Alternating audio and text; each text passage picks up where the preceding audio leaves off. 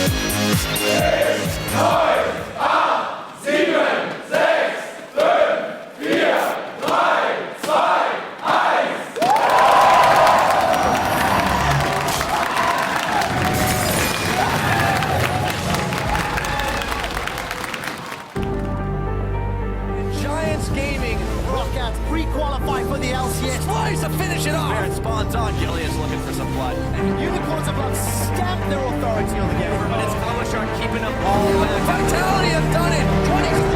H2K will not walk out without a fight. It's 4-on-1. They're focusing down the Nexus. Reckless does not have the tools to success. They're onto a Nexus turret. The crowd is running. That's the chance of getting fouled.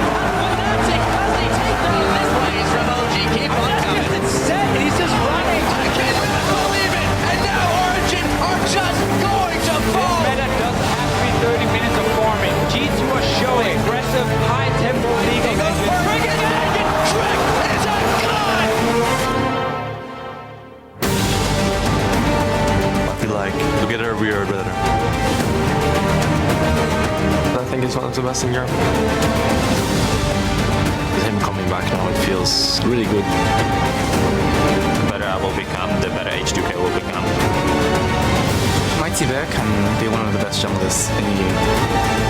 I've never been with such a connection with my AD carry. It's such a massive deal that we have Schalke behind our backs. Bottom tier teams have upgraded a lot. They all seem to be good right now. This split is gonna be a lot more competitive.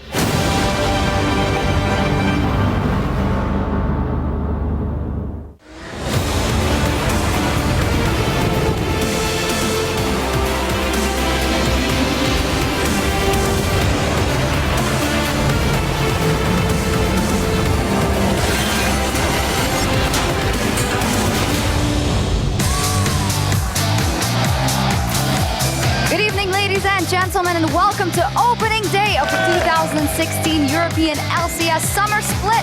A lot has changed here in Berlin, Germany, where we have our brand new LCS studio. But the ultimate goal remains the same as we continue down the road to Worlds, and you get a sneak peek of that studio over there where H2K and Roccat will be playing their first game. Our fans are present as well, cosplayers with Dragonfist, Lee Sin, and the rest very excited. A beautiful day here in Berlin, and as we see H2K with Freeze warming up for their first game, as well as our current Spring Split champions G2 with their new bottom lane, of course, as well as Origin getting ready on stage, where we see their bottom lane with Forgiven and Hybrid. Hello everyone, I'm Evie Supporter, excited to be back for another 9 weeks of heated competition here in Europe, where I'm joined by Mitch Kreppel-Voorspels and Andy Vedius Day, and of course a new member of the LCS crew here. Vedius, you've done Challenger, but what does it feel like to be on the LCS Summer Split start? It's a little bit nerve-wracking, but I'm really excited to see what these LCS teams bring out on this pretty amazing patch. Yeah, aren't we all? Now, with a new split comes a lot of changes to the European LCS. First off, while all 10 of our teams from the Spring Split have returned, the lineup of Elements has been acquired by the Bundesliga organization of FC Schalke 04. Now, the league itself has a new format, with the round robin now being made entirely out of best-of-2 matches. The teams will earn 3 points in the standings for a 2-0 win, while a draw will net each squad 1 point. Yeah, and there's also additional changes. We've changed how we honor individual performances. So back in Spring Split, we had the MVP system. We're switching right now, and also the OP5. We're switching right now to a player of the game system. So each match a player plays, they play 2 matches per series. So each match a player plays, one of the 10 players in that game gets awarded the player of the game. They tally up the points, then we can track as well who's doing the best out of all teams. And at the end of the season, it plays a part in the global season MVP selection. Multiple other sources will also weigh in their vote, and we tally that all together, and then we get to the eventual MVP. But the TLDR is every game we get a player of the game. TLDR 10 a day and 20 we can be able to look at the leaderboards, who is doing really well throughout the split. And to cover all of the competition across our 10 games that will be played out every day, we'll be beaming out to the far corners of the globe on 2 streams simultaneously. Each will cover the action in the LCS Arena on stream EU LCS 1 and the LCS Studio on EU LCS 2 respectively. Yeah, and the summer 2016 season will begin today with the match of the week, G2 versus Origin. That will be on stream 1 here in the arena. Then obviously we'll have H2K playing against Roccat in the studio. That will be stream EU LCS 2. Schalke will play versus Unicorn again in the Series 2 on stream 1. And then Splyce will play against Vitality later on stream 2. Yep, we'll see how that all pans out. At the end of the day though, Fnatic and Giants will be hosted on both streams, and that will be followed by the post-game lobby, which is our show where we wrap up everything that's happened in the day so far. And hopefully we see some excitement today. One of the things that's different, not in the format, but on the Rift, is patch 6.10. We haven't seen the LCS teams on that. Obviously, we had the big Mage update in 6.9. We've seen some other regions play it as well. And you've got some experience from Challenger, Vedius. What do you think we're going to see here in the LCS? Yeah, there's still quite a lot of priority on Maokai and Lucian. Right now, they are being heavily picked in the LPL, being heavily picked in the LCK, and we saw them throughout the Challenger series as well. Interestingly, though, they haven't had that much success in terms of winning. So we've seen a lot of interesting counterplay, and it's nice to see this adaptation with the teams. Personally, what I'm most excited for is in the bottom lane, because now we're seeing much more engaged AD carries in the form of Sivir, Ashe, and Kalista, and I think this addition from the bottom lane is going to make things really interesting moving forward. Yeah, and it'll also be a good time to see if that kind of range support meta that came to fruition in MSI was just an MSI thing, or whether it's an international trend. We're already seeing the likes of Nami over in LPL2, or just very highly rated Bard players overall. So the shift from melee support into range support is something we'll track. And also with the Mage update, while Ryze and Azir are still tier 1, we could actually see the likes of Vladimir come out in the mid lane, maybe Swain in the top lane. So we'll actually see some new champions here in the summer split. Let's hope so. Let's hope we see a lot of diversity. Also, a lot of diversity over in the roster and the roster changes. More specifically, 18 roster changes. That is 2 more than in 2015. Going up. Mid-split, going up, yay! But it has a different dynamic this time around, Vedius, because it's not like a lot of people moved over to NA. We just gotten an influx of a lot of new players. We certainly have. There are a lot of new players coming into the LCS, and we've got a lot of new Koreans joining us. Personally, I'm quite excited to see Parang from Roccat. I think he's going to be a valuable addition. And I know Defisher is super excited to see Mighty Bear on Vitality. Yeah, Defisher definitely Mighty Bear fanboy, although we need to see how he performs. But I think it's great because we got rid of some of the older names that weren't doing that well in some of these teams, and at least we get an influx of potential new talent They may not perform better, but at least we're looking at new candidates to shine in their respective roles. And it's not like we lost a grand amount of talent over to, for example, North America, what we've used to see. So for overall, the European split should be stronger right now. Yeah, actually, people coming back to Europe, yay for that. And as these new lineups get put to the test, we want to get your take. Hop on Twitter and tell us, who do you think won or lost the off-season and why? A lot of changes. Vedius, what do you think? Personally, I'm really excited to see Yellowstar back on Fnatic. I think that they did struggle last split. They didn't have a great regular season, and I think with Yellowstar being that leader once again, I think he's going to be a valuable addition once more for Fnatic. Yeah, and spoiler, almost half the tweets will be Sven and Mythy to Esports because they picked up the best bot lane in the West. They come as a unit, and a lot of these bot lanes over in Europe have changed, or at least maybe gotten some members back. Look at Fnatic with Yellowstar again. A lot of these teams just have to work on their bot lane dynamics, while G2 just imported the best bot lane in the West, so that should be definitely a candidate for winning the offseason. Yeah, we'll see what happens, but we also want to know what you think, so remember to send your responses at LOL Esports with the hashtag EULCS so we can see what you think and talk about that later on. For now, though, let's hone in on our first series of the day, a quick preview of the Spring Split finalists and a champion G2 up versus Origin.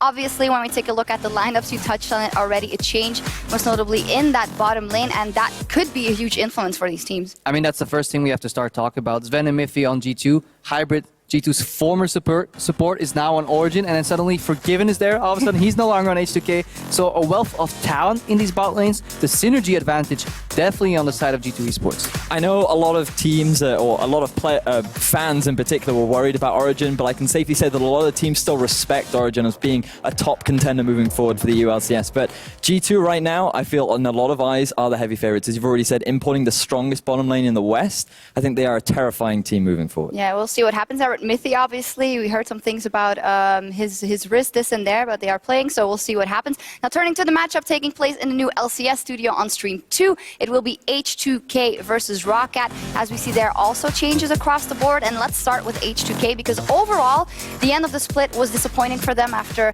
how good strategically they had performed throughout the split, and they've important Freeze. That is another European coming back to the European homeland, and a great addition for the team. Yes, we do have the return of Freeze from Renegades. Really excited to see him playing, because while he was on Renegades, a team that was sitting at the bottom of the NALCS, he performed phenomenally. He had one of the lowest deaths out of all AD carries. He was second in CS differential at 10, only behind Doublelift. And in terms of the amount of damage that he was contributing, in terms of what they could do, again, he was second only behind Doublelift. Yeah, really good stats there, and overall just a consistent player, really strong in the laning phase, couldn't really shine that much out of it, also because Renegades had a lot of issues, you know, with multiple roster swaps. What I like about Freeze, also from having played a couple of games with him, is that he's seemingly always happy, a great communicator, so even if you can argue Forgiven versus Freeze, where does it end in the skill department, I think what Freeze offers for the rest of the team will be fantastic for H2K. He should make everybody else better, therefore a better team environment, and that could be the thing that was separating H2K from actually being in that top two at the end of playoffs. A similar thing could be said for Roccat. Obviously, they have Perang and Raze in there, but also Steelback, who has always been solid AD carry, had a great split on the Unicorns of Love, but they finally have their hands on an AD carry that could definitely hold his own, hopefully for a good amount of time, and it could propel the team. I think when Steelback joined in the spring split after his brief stint in North America, a lot of people underestimated him, a lot of people put Unicorns of Love lower down. They came in and he overperformed. He was super impressive down the bottom lane. He had a very incredible KDA across the board, and while he had a bit of a reputation as the cleanup AD carry, he definitely had his fair share of plays. Yeah, he's just shown a lot of growth here, and we have to commend him for that. Hopefully he can keep growing as a player now in a lineup with a little more variables, but they seem excited and they seem confident. Talked to them in the room earlier. 2-0 is their prediction. Yeah, let's see if that happens. Well, we're going to find out right now. The teams are ready for their first clashes of the summer of 2016. So let's send it over to our casters and hit the rift. Thank you very much, Sharks. Hello, I'm Devin everybody, and welcome to the brand new EULCS studio. My name is Trevor Quickshire Henry. I'm joined by James Trace O'Leary in this awesome venue. Yeah, we're getting ready. H2K and Roccat, they're getting ready on stage as well. And you mentioned it. It is a brand new studio to supplement us here on EULCS 2. Twice as much action for you guys at home. Definitely the case. And of course, with the new best of 2 format here in the summer split, we're going to take a look at how these teams get themselves set up. It is, of course, H2K taking on Roccat. Let's start by taking a look at the lineups. Over on the blue side of the Rift, it will be H2K. Of course, W1D1 returns in the top lane, Jankos in the jungle. Ryu will be in the mid laner. Their new AD carry is Freeze, replacing Forgiven, Vander the support, and probably the returning coach. Yeah, of course. A lot of H2K have stayed the same. Over on the other side for Roccat, you can't quite say the same story because Roccat made a number of changes and they're going to be on the red side for the start of this best of 2. So looking at their starting lineup for Roccat, in the top lane, it is going to be the import of Parang. Airwax returns in the jungle. Betsy remains in the mid lane with Steelback coming in as AD carry and an old partner of Parang's, Raze, in that support role. 2 imports along with that coach, Grabs returning from last split. 2 imports, a new ADC, a new coach. I mean, I have to talk a little bit more about Roccat because they lost all their stars from the spring split, the players who were performing. Maybe stars is a strong word. It's the second time this year they're rebuilding. What are your expectations on the players and the team overall, Stress? It's one of those situations where there's so many variables that it could be a good upgrade. We have seen from the Korean imports, from Parang and Raze, fairly good performances over in Challengers Korea.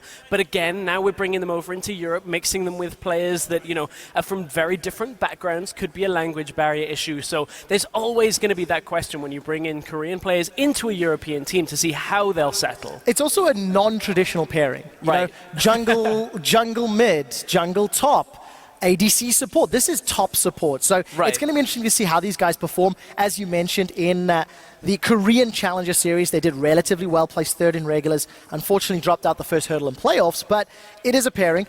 Of course, now looking at Raze, he's going to be working alongside Steelback, a man that Vidius was talking about quite extensively on the analyst desk. Steelback, cleanup AD carry or good AD carry? Where do you lie? I mean, in some situations, that's one and the same thing, right? It depends on the kind of play style you're running. If you're running a style where, your mid laner gets them low, you just clean up at the end with, some sense of a longer range carry. We've seen that work for teams in the past. I mean, you could start to attribute a lot of the Caitlyn players along that kind of route. It wasn't them doing all of the damage in teamfights. They're picking it up at the end. But for Steelback himself, there's no real doubt that he has had consistently good solo performances. You look at his time on Fnatic, maybe it ended not quite the way they wanted it. Unicorns of Love last split, he put up a good fight throughout the entirety of the split, and good voting in that All-Pro to put Steelback right up there. The problem is, it's a weird situation we find ourselves where Roccat have never really had a top-tier AD carry, and now they bring in Steelback, who you could argue has never really, after Fnatic, had that top-tier team to carry him through. Yeah, we have to find out just how top-tier Parang, Raze, Betsy, and Airwax will be, not only in the new format, but in the new split as well. We've talked a lot about now Roccat and Steelback, his opposite number, Freeze. He's joined H2K. He's joined this roster that, in theory, maybe should have represented Europe at MSI. There was a lot of expectation on them, and they faltered in playoffs.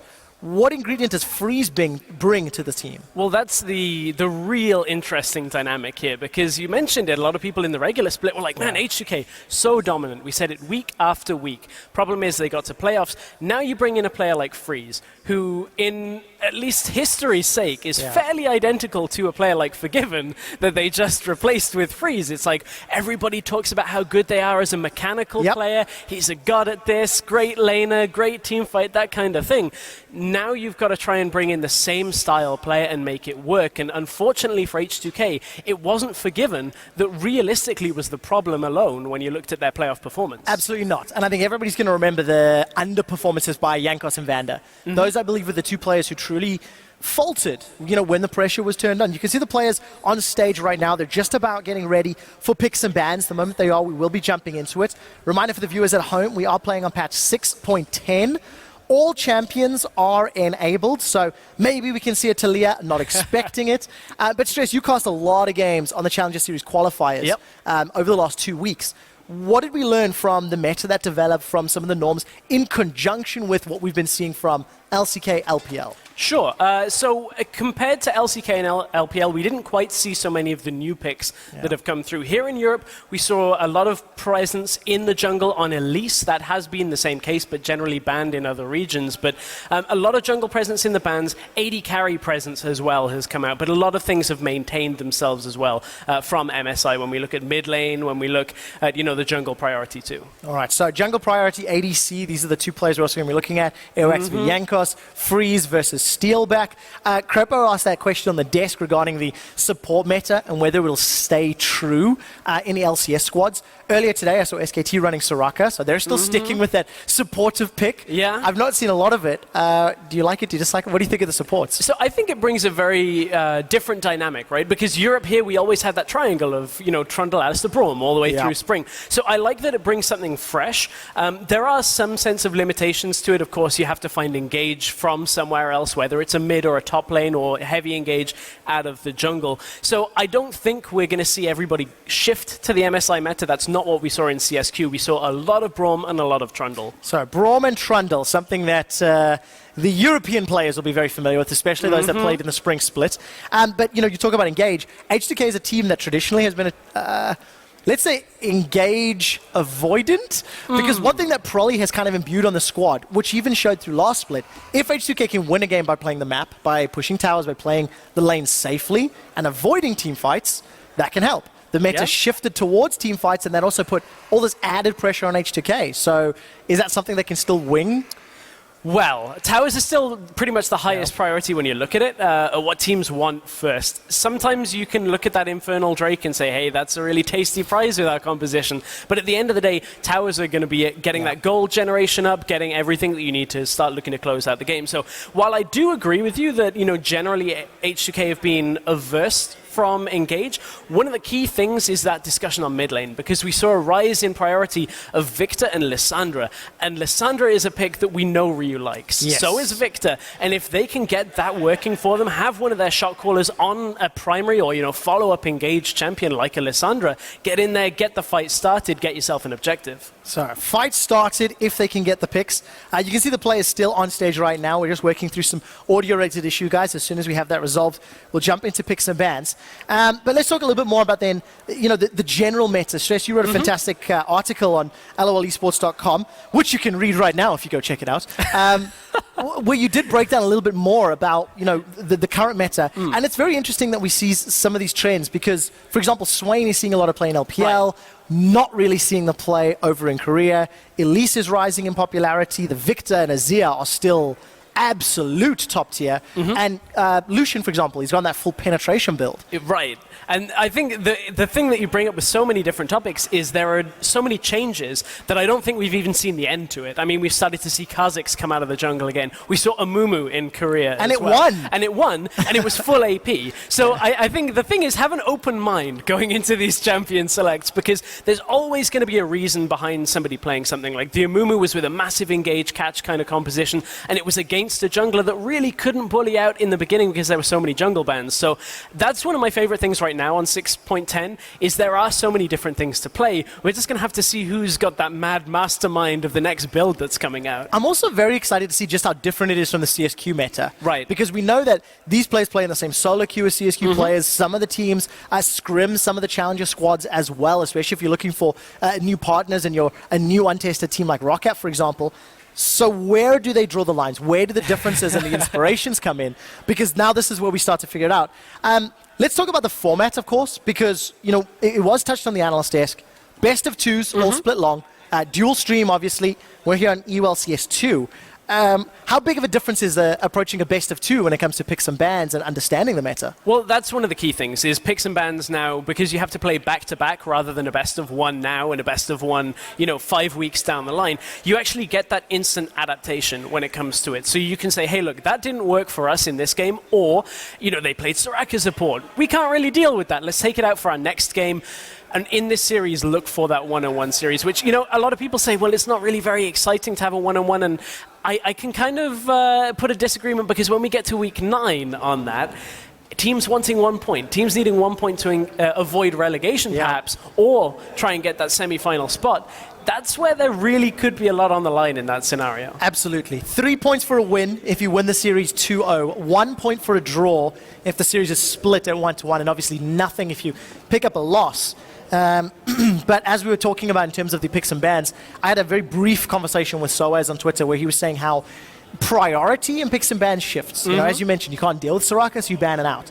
But what does it mean you let slip through? Right. And now I wonder if we get to see how much more diverse teams have to be in terms of player, champion pool, as well as team strategy to be able to pull different things out. And if you lose a key component, can you still pull off a certain strategy? Can you still work a certain angle in the game? Well, that's always, you know, the big question in that scenario. If somebody pulls out press R and win wombo combo comp, then they ain't getting that again in the game 2. They've got to come up with something completely different. So come up with something completely different if it doesn't work. We'll find out what does and does not stick, as the music, ladies and gentlemen, means we are jumping into picks and bans here on EULCS2 between H2K and Roccat. Straight out the gate, Vladimir banned, Azir banned. We saw a little bit of Vlad in CSQ, but I was underwhelmed. Yeah, Kassadar played it in one game. We also have seen it a little bit over in alternate regions. So Vlad's still a teamfight mage, has big burst potential off his E. Important one to note here, the Lucian ban coming out is because Lucian is pretty dominant when you look at his laning phase, and this new Black Cleaver build that hopefully at some point we'll get to touch today, not going to be in this game. Freeze says, I'm confident enough with everything else I've got in my playbook. I don't need Lucian in the game for this as a first pick. That does, however, raise first pick jungle priority right now, because H2K can leave either Kindred or Nidalee up and take it for Jankos if they should choose to want it. Kindred or Nidalee, two of Jankos' most played champions.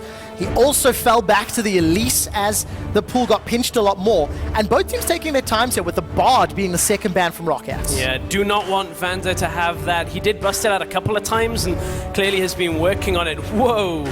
Okay, so that's kind of catching me by surprise to see a Jace ban come through. Unless I'm mistaken, I believe Parang also played that top a lot. And that's where I was about to go, Trevor, on that one. In the current meta, you wouldn't normally expect this coming out from a Jace, from a any top lane or a mid laner. But the Jace is Parang's champion. You talked about it. Not available for this game. Parang, famous for his Jace back in Korean Challenger Series. I think we saw it in LPL, but not a lot. It's not something that's super popular. You can't get a quicker lock-in than that. Rise instant there for Ryu in that mid lane is what we're expecting. So where do Roccat go? The jungle pool's not been pinched at all.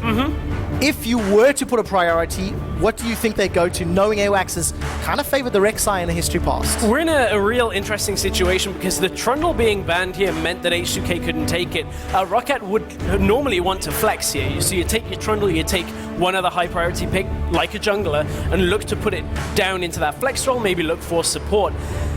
I think these two Hoverovers would be a fairly safe setup here when you look at the tank setup coming from top lane plus a carry jungler, and it is what Roccat go for. Yeah, so locking in, nothing really surprising just yet. Freeze is going to go for the Caitlyn ADC, got the traps for control, got some tower pushing power, and if you ever wanted to just play dominoes with the opponent towers, that's probably one of the best champions to do so. Yeah, at this point, you've got Caitlyn and Braum. That laning phase is pretty oppressive. Braum kind of sets himself up for an all-in lane, so you poke down with Caitlyn, then you go aggressive with the Braum, get the stun, trap goes underneath. Good luck ever getting out of that scenario. We'll see who Roccat look to go for. Ezreal has been a common pick when you look at picks to play into the Caitlyn. You kind of neutralize the lane, drop back, and don't really allow them to harass you down. All right, so we'll find out if that is the lock-in on the Ezreal. I'm dancing a little bit because Swain and Jhin are the lock-ins. Now, the real question, is that Echo mid or Swain mid? Because we've seen Swain top. Well, we've got the dual flex here. This is where H2K have to play this a careful game because they've also got the Rise that can go top, can go mid. Swain has seen a lot of play in sporadic bursts here in regions since 6.10. One game in LCK, a couple of games in LPL as well. Very difficult to kill as he goes later and later into the game. But the Jhin pickup perhaps is the most curious. Because this is a matchup that we saw yesterday in LCK, I believe, when we saw Jhin into Caitlyn. Jhin doesn't have a range advantage on Caitlyn. Caitlyn still has that longer range, and with the Jhin, you kind of have a lot of abilities that force you to stand still, so you're prone to getting trapped, and you don't have that W available to stun without getting locked down. So there are some tricky nuances coming into that bottom lane. All right, tricky nuances that Steelback will be navigating on his new team with his new imported support. And not something that we've seen just yet in Europe. The final lock-ins for H2K, Gnar in the top lane, Nidalee for Jankos in the jungle. I think a fairly well-rounded support. They've got strong, engage if Gnar can find a wall or if you can get a good flash rune prism, but it's difficult to pull off, I feel. But what I like here is this is H2K highlighting that Roccat have gone for predominantly tank-style top, regardless of what they go for. Whether it's the Swain, he wants to build tank, he wants to build resistance, is the same for the Echo.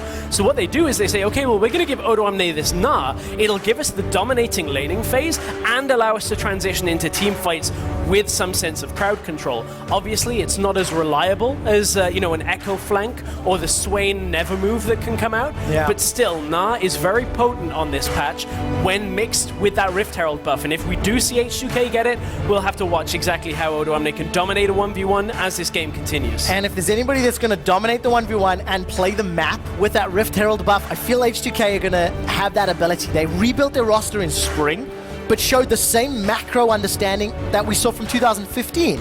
This time around, they've just got the one roster swap, and we'll see how well the team performs with Freeze in the role. There's about 20 seconds left before the cutoff timer for swapping is allowed, and as it stands, it's going to be a Swain mid lane.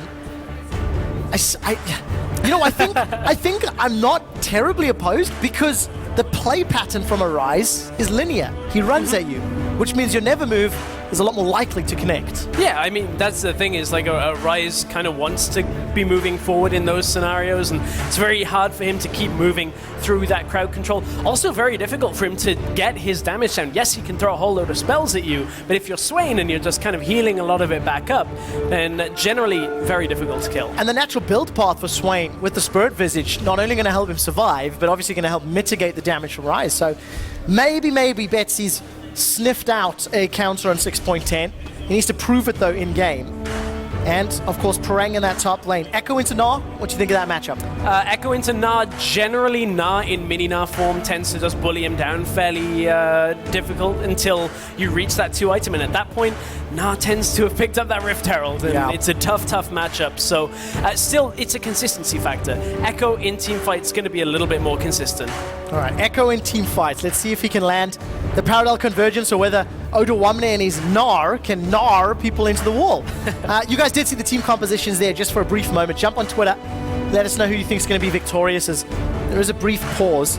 Load up into game one here on EU LCS 2.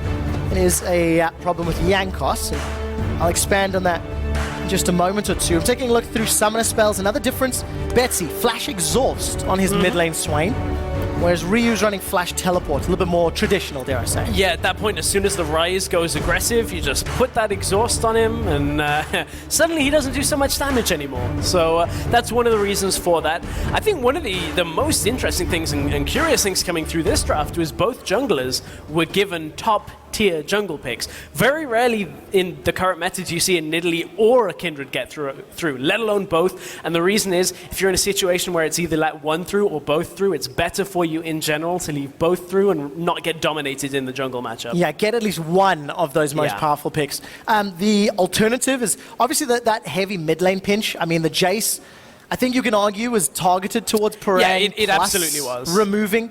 But it's not something that we were expecting. So untraditional bans from H2K.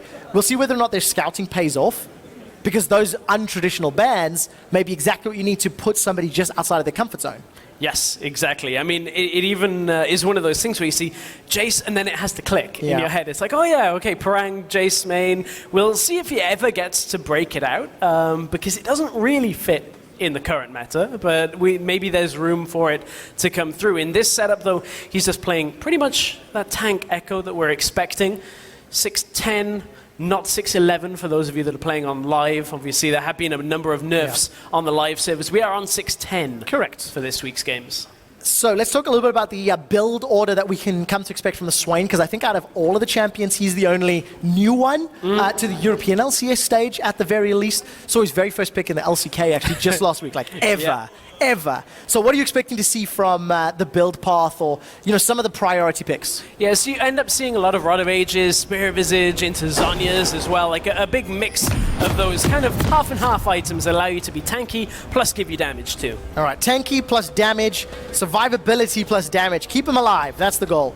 Ladies and gentlemen, we are finally onto the Rift here in Game 1 on EU LCS 2. H2K taking on Roccat. And it is a best of 2, so teams will swap sides after this, and they're playing for points towards playoffs.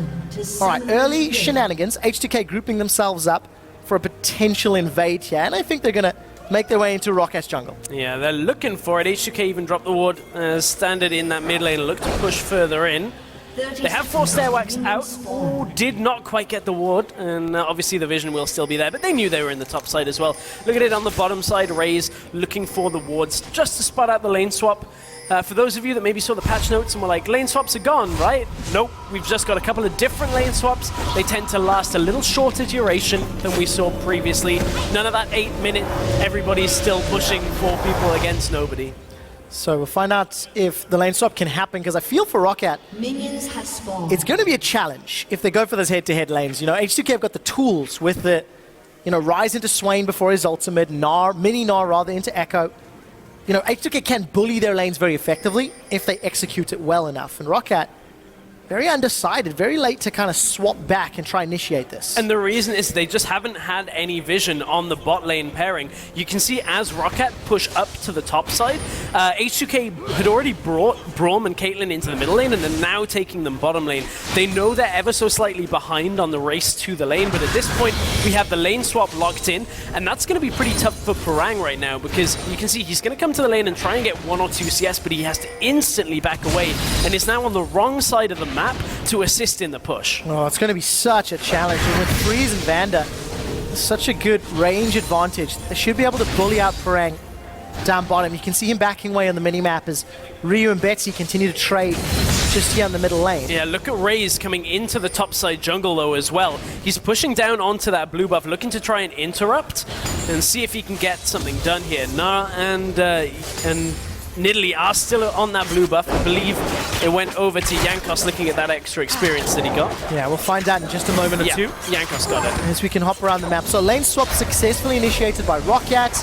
Despite Parang getting bullied out of that lane, it looks like both towers will be challenged at around the same time. And the reason is, so Parang just had to teleport up to the top side, and it forces Odoamne to teleport into the bottom lane and look to assist on that tower push. Right now, you can see Roccat have got some damage down on the tower, but it's been evened up very quickly by this H2K lineup. Keep in mind, Caitlyn can clear out the minions behind the tower very quickly, and with a Gnar and mini Gnar getting that added damage as well from just having ranged auto attacks very quickly to take down that tower, it's, about an even race between the two. Yeah, maybe a little ahead, actually, for H2K. Yeah, the question is, what do they do next? Dragon is up and available if H2K want to peel back to secure that one. And I feel like they may just have a few seconds tempo advantage. Minion Wave pushing up to this top tower, and even Airwax is starting to move up to this top half of the map. I think he can pick up one of his marks. Gonna double check that. Yep, on mark of the Kindred. And yeah, tower, very, very short difference between the two going down. So now the question is, do H2K send their duo lane back to the bottom side or to top side? Because we've started to see a little bit more priority on that Dragon now, obviously, with the change to the elements, and it forces people to come bottom side. It looks like H2K, with the movements of Caitlyn and Braum in the base, they're coming up to the top side, and they're actually going to give away all sense of Dragon control as we go through the first few minutes of this match. Oh, take a look in the mid lane. Ryu's in trouble. Jankos has come to land the javelin, immediately forced backwards. Airwax, that's a flash pounce forward. Jankos unable to pick up the first blood, and now he's in trouble. It's Airwax that gets the kill, continuing to chase down Ryu and Roccat. They're on the board. Roccat are on the board, catching Jankos as he looked to be going over aggressive in the middle lane right there, and now they've kind of dropped any sense of control they had over the beginning of this game, because now not only have you given away Dragon priority, you've also given away a death now in this middle lane over to the Kindred, and sadly for Betsy didn't manage to get an assist on that one for himself, but this is going well for Roccat as we start. A great start for Airwax, refreshes those double buffs, able to get a level advantage, a farm advantage, and obviously the gold and kill advantage in the hands of Roccat. This is not something that I would have anticipated coming into the game, considering how good Jankos was during the regular season at securing first bloods for his team. Yeah, that is a pretty difficult problem to fix here. As you can see, Freeze is lining up against Parang now in this top side. And Airwax down in the jungle on the bottom side. Jankos is here. Maybe he wants to try and catch him out. Airwax is in so much trouble. He manages to dance over the wall, but it's Jankos that picks up the kill. And that just looked all too easy. Jankos is going to get a lot of damage down to Betsy, and that was just overconfidence, I feel, from Airwax. Yeah, overconfidence completely. Jankos now going aggressive into the top side jungle. Hook doesn't quite hit the mark on the bottom side, and Odoamne hops and skips his way away from that one. Yeah, he manages to make his way out safely. Steal back and raise, doing the best they can to shove the wave down. So we've got standard lanes looking like they're going to get set up. No, excuse my ignorance. Yeah, it's Odoamne that's hanging out with Vanda because Freeze was pushing up to that top lane.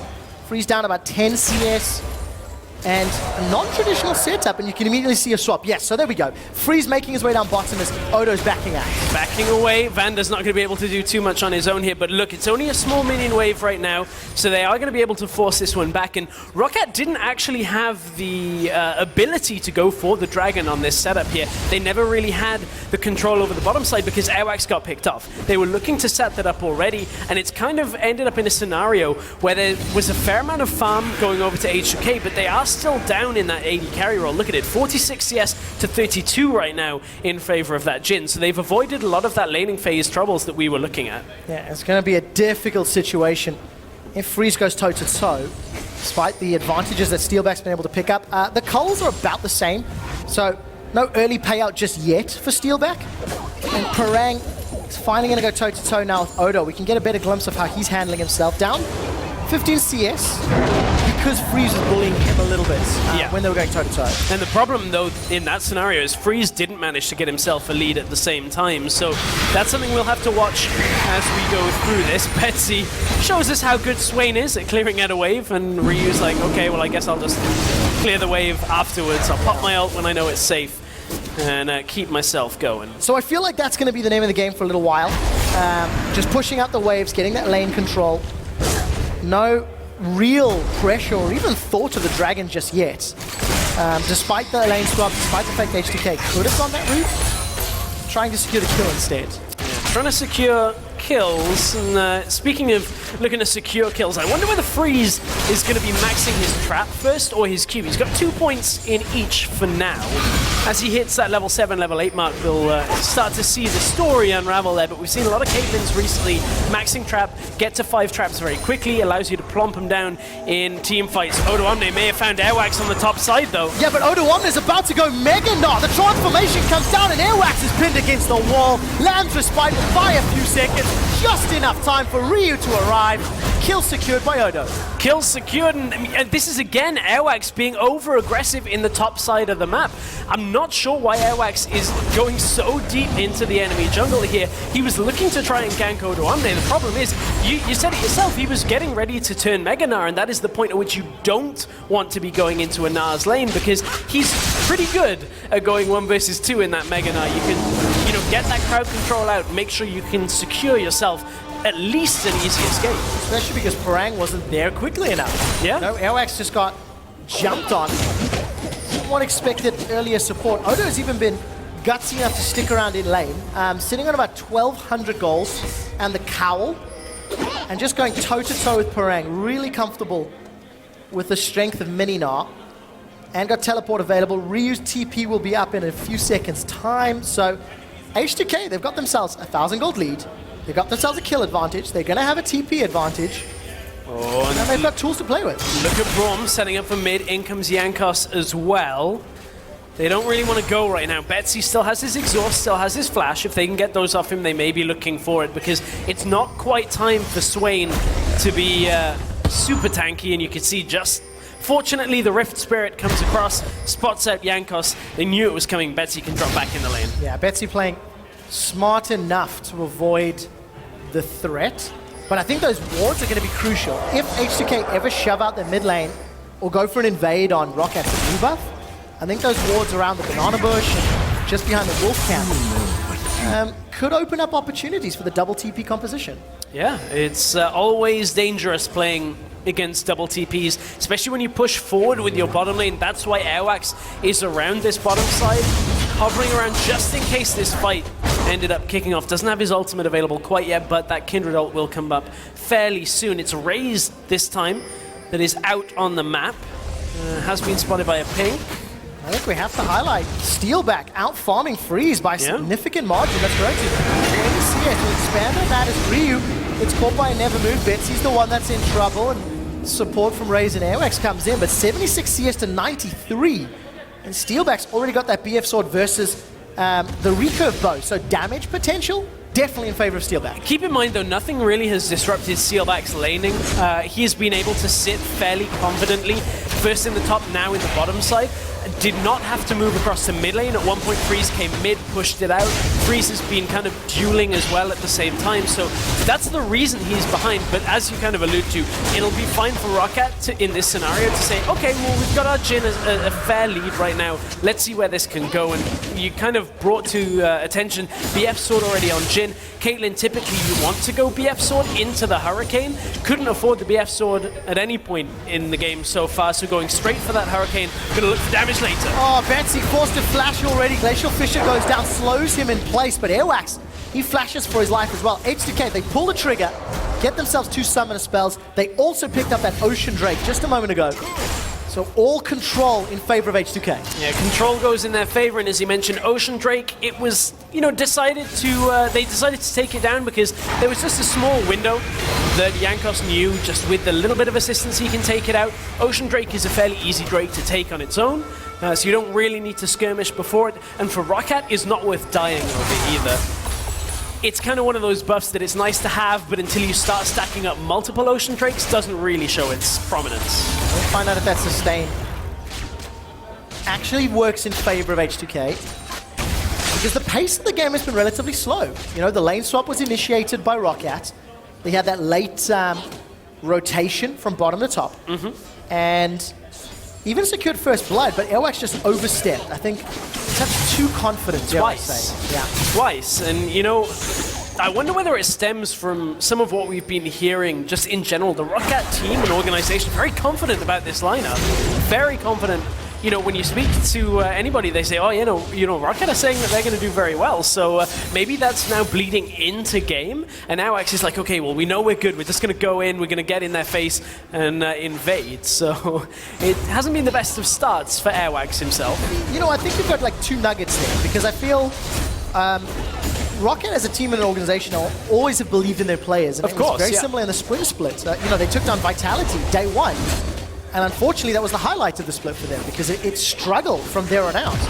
But Airwax as a jungler, he always found those opportunities. Well, think about him as Betsy's in trouble, has the support of Airwax, lands respite will buy some time, teleport comes down from Parang and will be equaled out by Odo. Defensive flashes by H2K until Odo arrives. Boomerang won't slow anybody. The curtain call hasn't been fired just yet. Steelback's looking for targets, shooting on the back line. Their sentence connects the mini Gnar.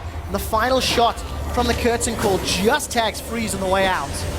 Nobody ends up falling in a fight. Everybody pretty much involved in this one. Odo Amne wasn't Mega Gnar, so couldn't really get any crowd control. Still, Roccat smartly conceding part of that fight. As soon as Odo Amne's teleport completed, the rest of Roccat shift back into their own territory. Say, we don't want to take this fight. It's not worth it at this point for us. We already have ourselves some slight leads coming out of the laning phase, so we're just going to drop back by a little bit more time for this Swain.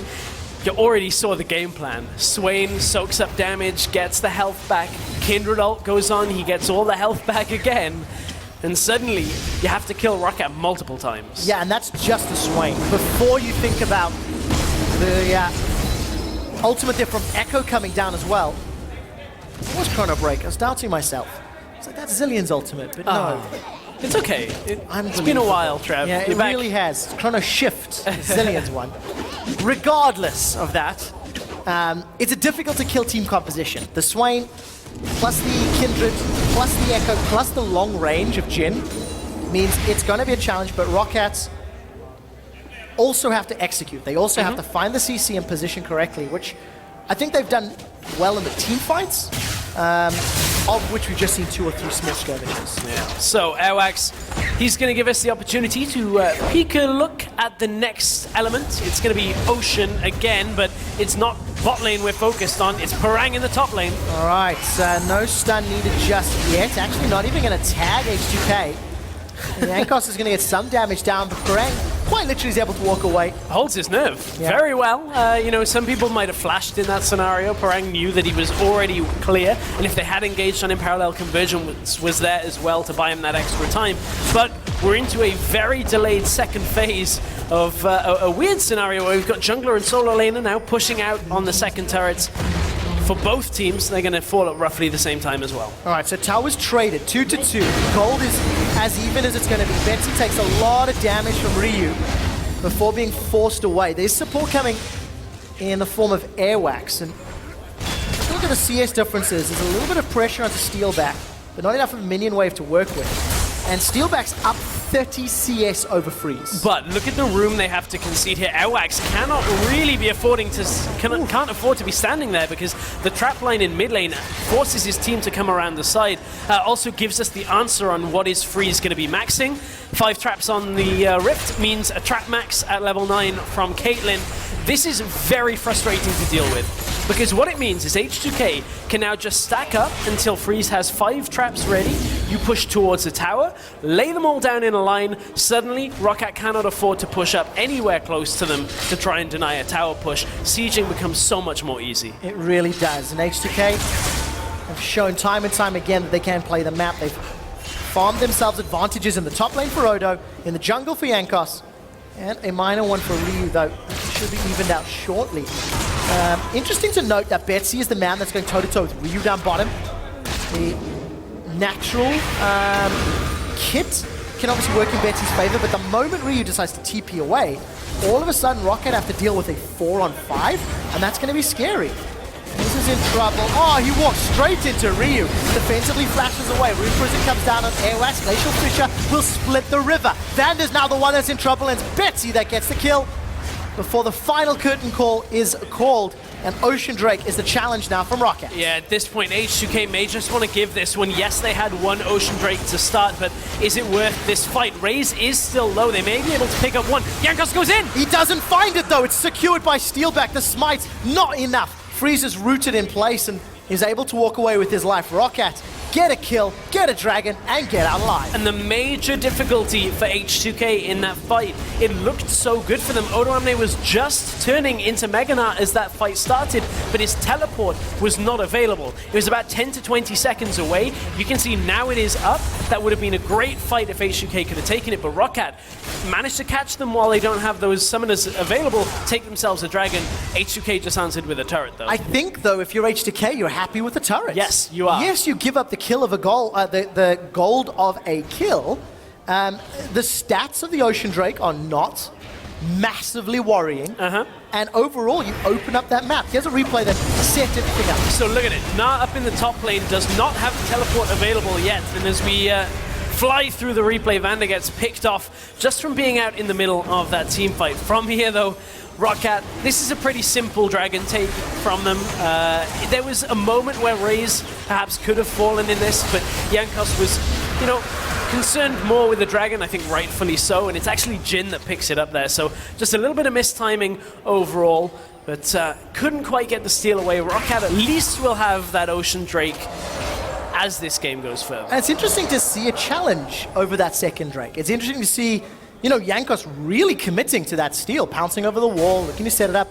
I would have expected if it was a different Drake, maybe. Right. But I guess if you start stacking that buff, the value goes up exponentially. Here's the thing, Trevor, is you say it's a challenge, but it's more H2K standing around just to give Yankos a little bit of support when he tries to make that steal. There was no real world where H2K were about to throw their entire lineup just for an Ocean Dragon.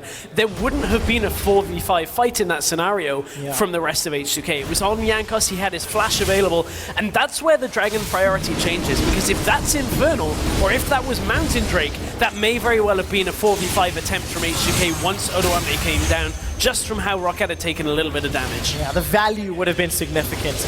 As we approach 20 minutes, Rift Herald has slain the Rift Herald and it's returned to the Rift Herald home, and nobody's picked it up, disappointingly. Right, and this is one of the things that we kind of have come to expect. There are some games where Rift Herald just goes untaken. The reason that I find that, you know, a bit weird in this game, just from how we saw CSQ evolve, was that when we saw Nars picked, typically you'd see it with a Black Cleaver, you'd see them pick up the Rift Herald, and you'd dominate a 1v1 split push style. For H2K, they've realized fairly quickly that that's not the role they want Odoamne to play here. They need him in the team fights as their crowd control. Roccat have decided that they just need the Baron at 20 minutes. There's 3 people on this. There's no vision for H2K either. H2K are too busy pushing in the bottom lane.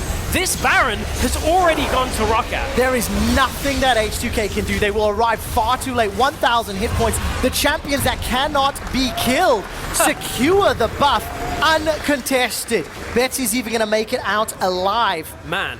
And that was fantastic. We spoke about confidence maybe bleeding into the game. That is an example of where it will pay off for Roccat. They say, hey, look, H2K, they've got people in the bottom lane. They've got their jungler down here. They're never going to be able to contest this if we start it. And the Roccat lineup are fairly tanky. You've got yourself a Swain. You've got yourself these champions that don't really take too much damage in these small, you know, exchanges. And natural sustain with as well. a Baron. Exactly, natural sustain. So get the Baron, and now you've got yourself in a situation where H2K really are going to struggle to push. So H2K have to deal with Baron-empowered minions. Freeze has actually picked himself up the BF Sword, Pickaxe, and the Executioner's Calling. Finally starting to get some attack damage to work in conjunction with that Hurricane, but Steelback, plus 40 CS. He's got the Reaver as well as a Rapid Fire Cannon completed, and it's Roccat that are sieging the middle lane, and Betsy'd already shoved out the top. And that Executioner's Calling is an important one, because that's to deal with the Swain. You have to inflict those grievous wounds. Yep. And I like prioritizing it this early. Freeze already knows that he's not going to be the main carry in these fights. Unless people are stepping on traps all the way through the fight, he just purely doesn't have the damage. So get the grievous wounds onto the Swain and stop him from healing while Ryu deals the damage in these fights. And maybe they can get later into the game when Caitlyn has 3 items completed to be able to deal with everybody. But right now, I like that smart itemization. And we'll find out if it works out, because there's a lot of pressure on Ryu to burn through a lot of Roccat HP bars. You know, Hex Drinker on Airwax, Sunfire Cape, and Cowl on Parang. I don't know, it's looking scary for H2K. And the other thing that looks scary here for H2K is the fact that they have to somehow deal with Steelback as well. And without a very good flank from Odoamne coming into these fights, somehow you've got to go past the Echo. You've got to go past the Swain, who's going to be dealing damage and slowing you all the way through that fight. So good luck getting to Jhin with Curtain Call active deep into the fight. So tough team fights coming out for H2K for the next 10 to 15 minutes. It gets complicated even more when you look at the ward line. Yeah. For the first 15-20 minutes of the game, H2K had multiple wards inside Rockat's jungle. Betsy was just jumped on there by Ryu, and Ryu gets a decent trade, but Betsy should be able to just sustain his way back up with that Ravenous block.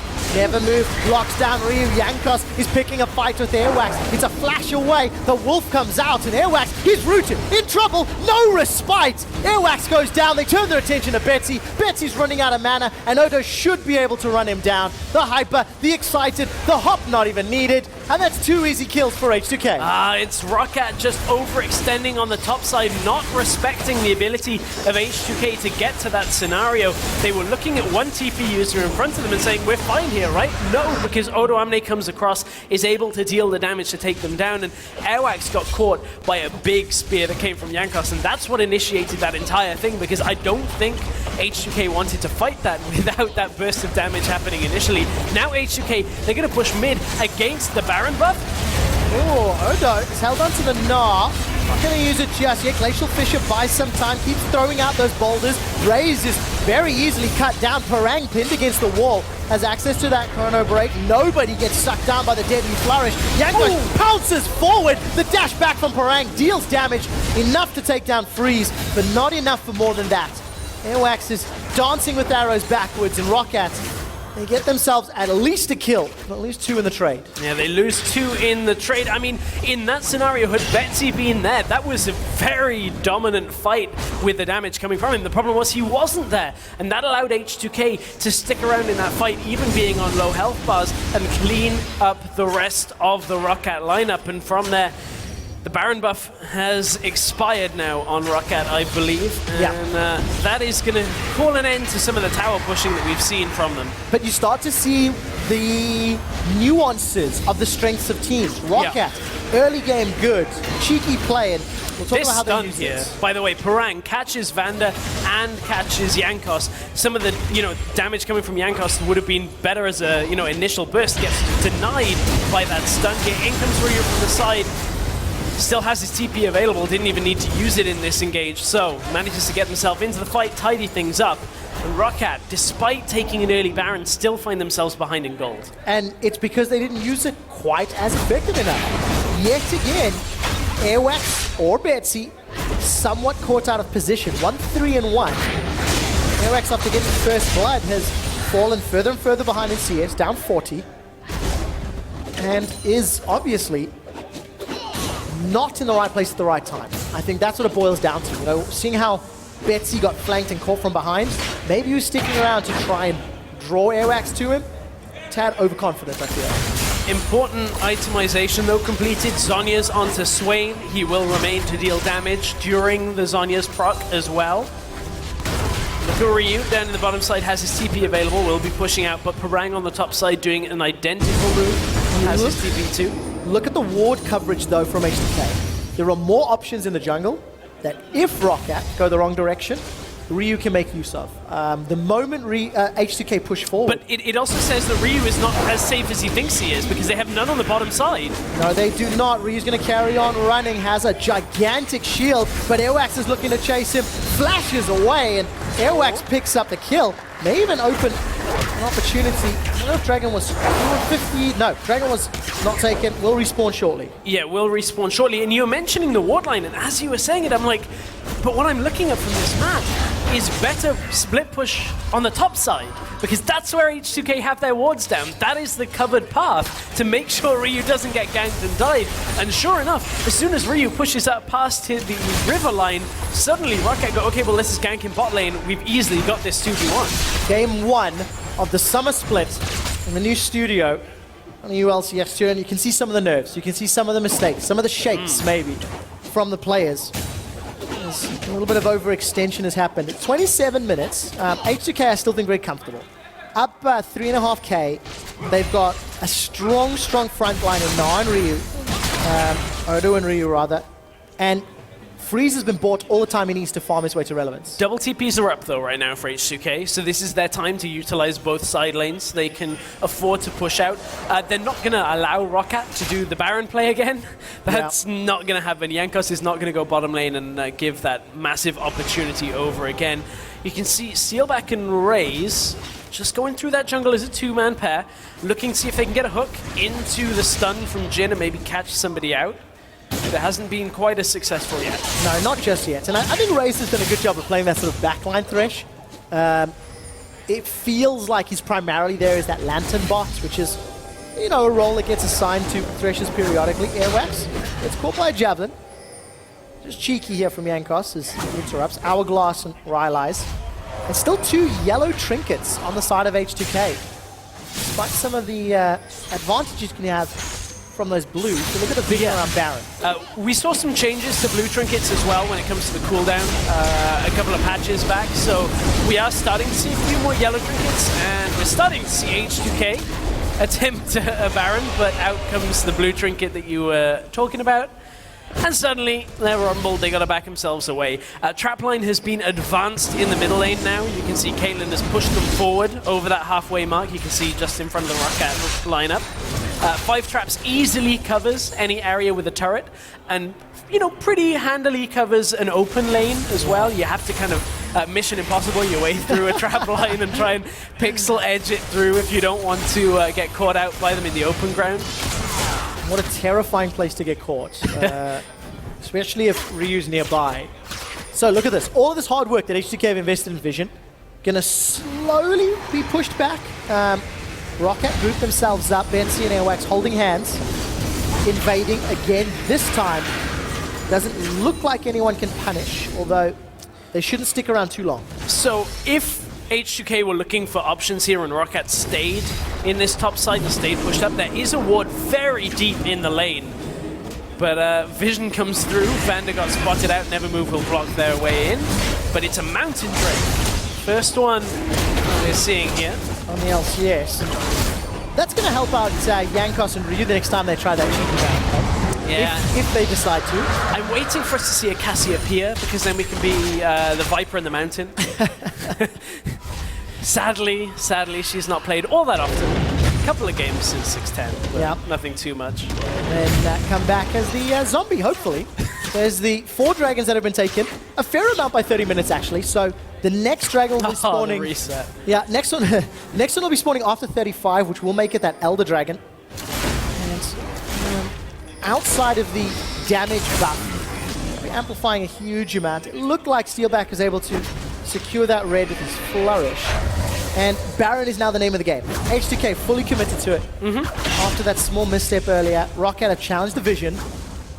And they seem content to just play the side lane farm. Yeah, the interesting thing about Baron compared to Elder Drake, I'm not going to get to say this, Freeze! Oh, the death sentence connects onto Vander. Airwax is looking for Freeze. Freeze is down already. Lamb's respite the moment after he's killed. That keeps Airwax alive. And Freeze caught out of position, taken down, and Roccat on the siege. Yeah, that's Freeze just being out on his own. Nobody was really around to keep him alive. Vander couldn't do enough, and the rest of H2K couldn't group in time. Roccat have got a very difficult team to deal with. Ooh, that was so close. Odo's able to literally hop over the death sentence. Vander's looking to push forward. No Fissure, no Flash, no Ignite. And Roccat in a 5-on-4 for another 15 seconds. They're content to siege. Yeah, H2K managing to hurdle the hook in that scenario. Betsy looking for a flank from the side, was trying to get himself in there, but look at it, Roccat being relentless in trying to get this tower. Parang catches Odo Amne right in the middle of his jump animation. Death sentence comes down, the box is out, but Raze is the one that bites the dust. Their focus turns over to Parang and Airwax. They're being chunked down over the line. A gigantic Gnar against the wall as Steelback has peeled away. Curtain Call will secure a damage, will secure a kill with the help of Airwax, and Roccat have got themselves 3. But here comes Freeze, trying to put Roccat on ice. Nevermove comes down, it's an ace. Roccat take down H2K. Roccat have so much damage in these fights. That curtain call hitting time and time again, and then Betsy comes in to clear up with the Nevermove. Rockat's composition has so much crowd control that it's difficult to avoid, that the damage is always going to be able to follow up, and that's going to allow Roccat to take themselves the first inhibitor of the summer split. On EU LCS 2, taking it down. Roccat in an advantageous position, gonna start the recall inside H2K's base. Stress, here's a replay of that fight. Initially, it looked like a lot of damage onto Roccat. Yeah, I mean, Raze just took the brunt of that damage here, and Roccat, they split focus at first on the turret. It's here as Steelback pulls back in the fight. Airwax is just dealing fight from the side, and here is what makes Swain so difficult to deal with. Betsy in the middle of the fight, taking all the damage from Freeze. Freeze could not avoid that, didn't choose to avoid it, and gets locked down with the Nevermove in for the double kill. So much credit to Steelback getting out of dodge, rooting Freeze in place, and this puts Roccat in a fantastic position. But they had Baron at 20 minutes, and we're still down on gold after that timed out. So Roccat have got to be a little careful. Gigantic minion wave in the bottom lane. I'm looking at teleports. Nobody has theirs up or available. And we're well into the late game now, as Airwax is going to get caught out. Lamb's respite, forced to buy some time. Ryu's pinned out of range. He's taken down with the help of Airwax. Now Roccat looking to put down more hurt. Final shot, turn their focus to Vander. He's taken down as well. Steelbacks 2, Watch for Betsy. 0 and 8. Betsy's looking for the flank. There's no flash. Never move into Crepify. Look for the root. They've caught themselves a Mega Gnar, and Odo's pushed them away, only to buy time. Airwax finds Freeze, sends out the Wolf, and takes him down. Airwax still alive. That's takes it! out Jankos. Roccat can win the game. GA is popped. They kill Odo Wamne, and Roccat may pull off the first surprise, if I can go that far. They're on to the Nexus, taking down H2K. And from the get-go, Roccat had a game plan. executed it well, and they pick up the first victory in the best of 2. Well, we heard from people that Roccat were being very confident about how they were coming into the summer split, and once again, first game of the regular split, and it's a big win already on the board for Roccat. Gigantic smiles on the face of Roccat. And there's going to be a lot to talk about from this game because Roccat had a very good call to take that Baron. You know, it was safe, it was clean, and then they made a mistake pushing it.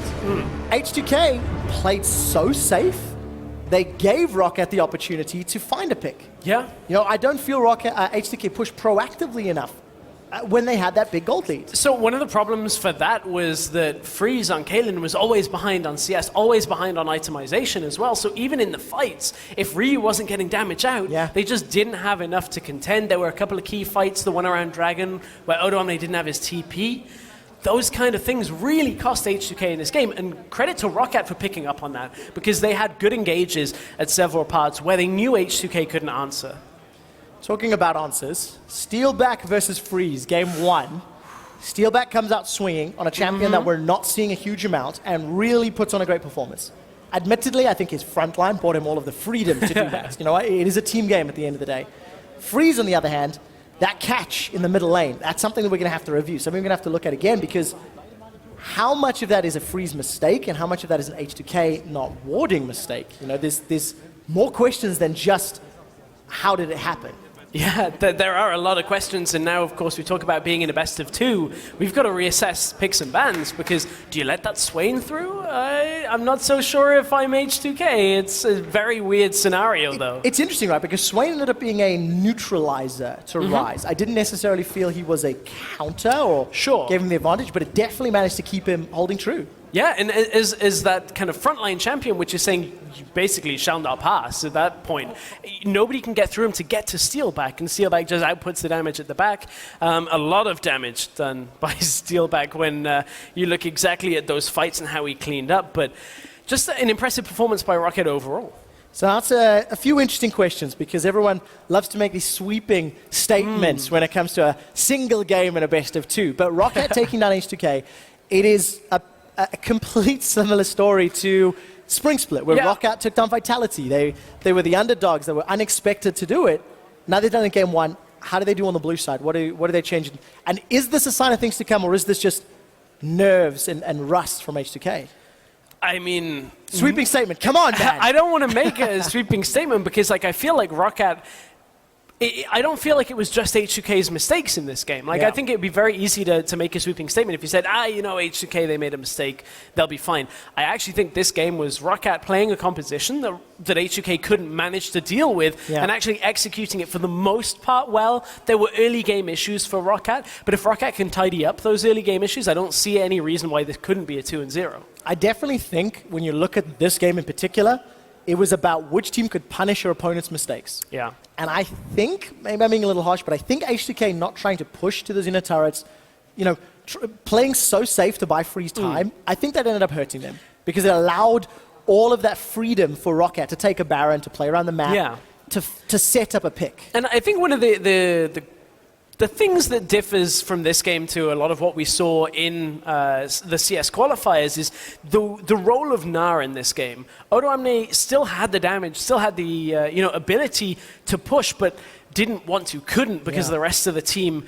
didn't really have that setup for him. So didn't prioritize any sense of the Rift Herald, didn't prioritize split push itemization either. And from there, it meant that you didn't have one strong lane that's already winning that can allow you to push.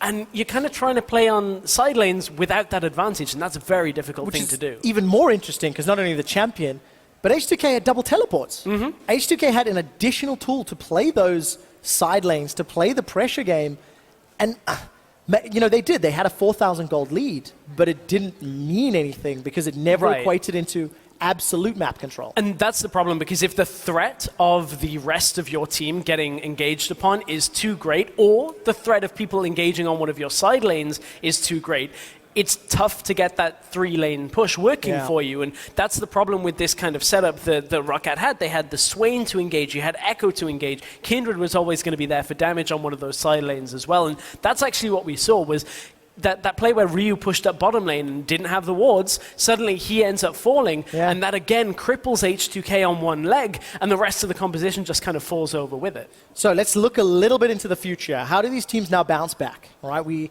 saw heavy priority on those mid lane champions with the Vladimir, the Jace targeted at Parang, Azir was off the table as well. So what do you see changing in terms of these picks and bans? Does H2K say the Jace maybe is more obscure than an Echo in top lane? I feel like the Vladimir and the Swain probably can swap. And the reason I would say that, they actually provide similar roles in the team fights. And I don't think that it's the role of the champion that was doing it, but without the crowd control, Vladimir is a lot harder to pull off and needs a little bit more time in the game. Yeah, he absolutely does. We'll find out how it changes. We will get back to this discussion in a moment or two, and we'll find out who our player of the game from game number 1 is. For now, let's head to an ad break. When we come back, H2K take on Roccat. Oh, take a look at the mid lane. Ryu's in trouble. Jankos has come to land the javelin, immediately forced backwards. Airwax, that's a flash pounce forward. Jankos unable to pick up the first blood, and now he's in trouble. It's Airwax that gets the kill.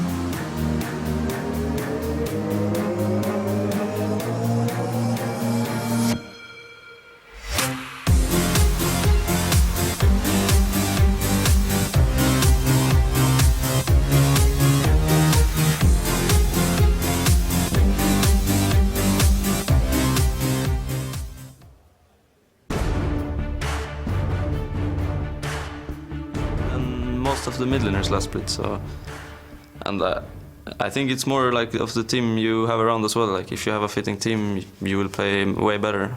And in Gambit, I didn't have that. So, and now I feel like I really have it. And even last split as well, just like playing with Aerox it feels way better than any other jungler like to play with. Yeah.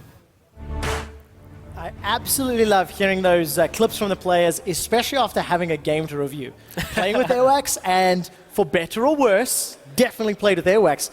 Congratulations to Betsy. It was a very good performance and a very good game. Yeah, we actually felt like he was the player of the game there.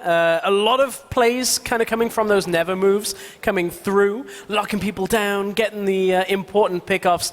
I don't think he's getting his hands on Swain, though, for game 2. It's one of those scenarios where I think there were a couple of players, like maybe it was Steelback for the damage. Where's it come from? But certainly a lot of discussion to be had on that one. Yeah, very well played, you know. Cleaning up very well for the rest of the team helping out. As a reminder, the player of the game is replacing the OP5 and MVP that we would award every week. And this time at the end of every game, we will announce a player of the game, somebody who stood out or performed exceptionally well. So that's for you guys at home. The players are now in the lobby for game 2, best of 2 here in summer, all throughout summer. You said you're not expecting the Swain. Yeah. So if H2K have to ban that, they banned the Jace, they banned the Vlad, and they banned the Lucian. Do you think they allow Jace through? So because we're now swapped on to red side, the problem is you're going to give them, that sense of, or H2K are going to have a flex pick available to them. Roccat will have the first pick. So now it's like, I don't think Roccat are ever going to value Jace as a first pick priority because it's never going to get picked away. So you have to look at it from that sense. Would Roccat perhaps prioritize flexing a Swain as a first pick? Potentially. Depends on what the rest of the jungle bans are. So we may see a big departure on the entire ban phase and swap up with the junglers. There are so many questions with Europe moving to a best of 2 that we're now like, how do teams cope? Do they just throw the playbook out of the window? Or? And I think it's important to note the picks and bans from Roccat, I think, gave them some wiggle room. You know, the survivability of Swain, Echo, Kindred, these are all champions where if you pick a team fight that's slightly suboptimal, you have tools to still win that team fight. And we actually saw it come true, especially in the latter stages of the game. So for Roccat, maybe they can gear themselves a similar composition. So jumping into picks and bans, it will be Roccat now on the blue side. They will have first ban priority. And once again, they take a 0 off the table. That's not a big surprise, considering how prominent he is in the current meta. Yeah, very prominent. We may even see the Rise follow up here because Roccat could look to steal that away from themselves and flex that as well. So H2K have got a lot of questions that they need to answer. And the first answer we're going to have is that they will not be changing up that Vladimir ban. All right, so no Vlad ban. Rise, however, is taken off the table. Somewhat unexpected on maybe the Roccat side, but that makes answers or life a little easier here for H2K, and they take Kindred off the table. So now Roccat can take Nidalee off the table and look to first pick Elise, or neutralize the jungle pool completely, leave none of them up with the Elise ban, or leave Elise and Nidalee. There are so many options in this triangle that Roccat could look to go for. But also Lucian is available, could look for first pick. Do you think it would be a departure though? Because we didn't see jungle priority in the previous game. No. And I think with the Maokai ban that answers at least some of that question. There was a long hover on Maokai before being swapped to the Gnar in game 1. And H2K, now they have to answer the question. Do they take a second jungler? Do they leave Lucian up and let Lucian get first picked for Steelback, who just got player of the game in his first performance here in summer? Betsy. It's okay. I got that. We possibly could have, but you asked the question, would Jace still be banned?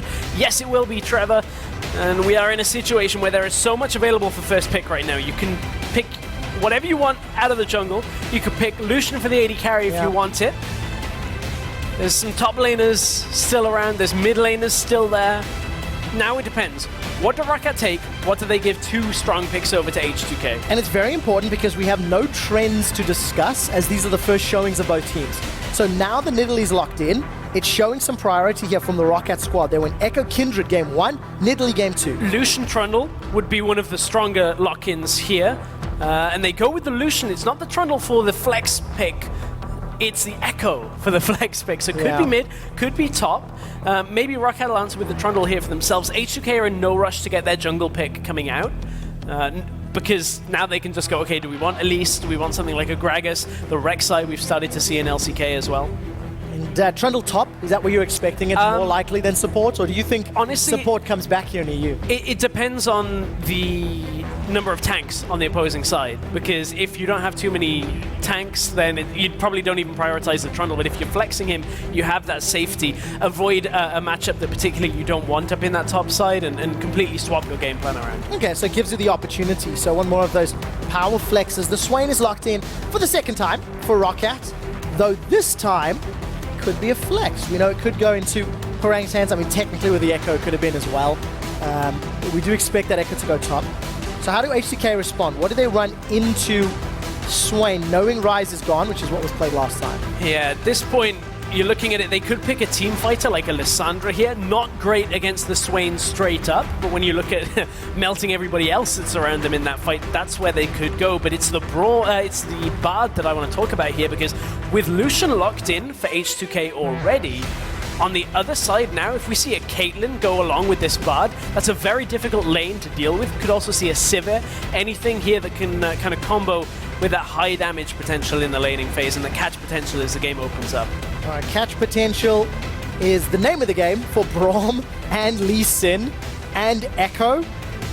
Good luck either running away or sticking to that group of champions, because they all have a ton of mobility in one way, shape, or form. Lee Sin was played by Jankos 5 times last split. He went 4-1 in spring. Had a very good showing, and this is one of the champions that he tends to go off on at times. If he can find his groove. That's the core, right? If he's able to get to a good start. 10 seconds there for Roccat. The Caitlyn is being hovered. It is something that we can expect, because it can do very well into that Lucian. It also gives Steel back. Again, another long-range champion. Didn't feel comfortable with the Jhin, considering, I think, all of the mobility on the side of H2K. Nautilus locked in for the top lane. That is something that here in Europe we've not seen in quite a while here. It's going to be Parang that is playing it. Has been played in the LPL. 957's been playing that for World Elite. Just a handful of games since they've restarted for the summer split. So we'll see. Had mixed success for 957 in their best of 2 against, I believe it was Royal Never Give Up. So this is an interesting team comp from Roccat. Yeah. You've got fairly strong engage from the Bard, the Nautilus. You've got very long range with the Nidalee, the Caitlyn.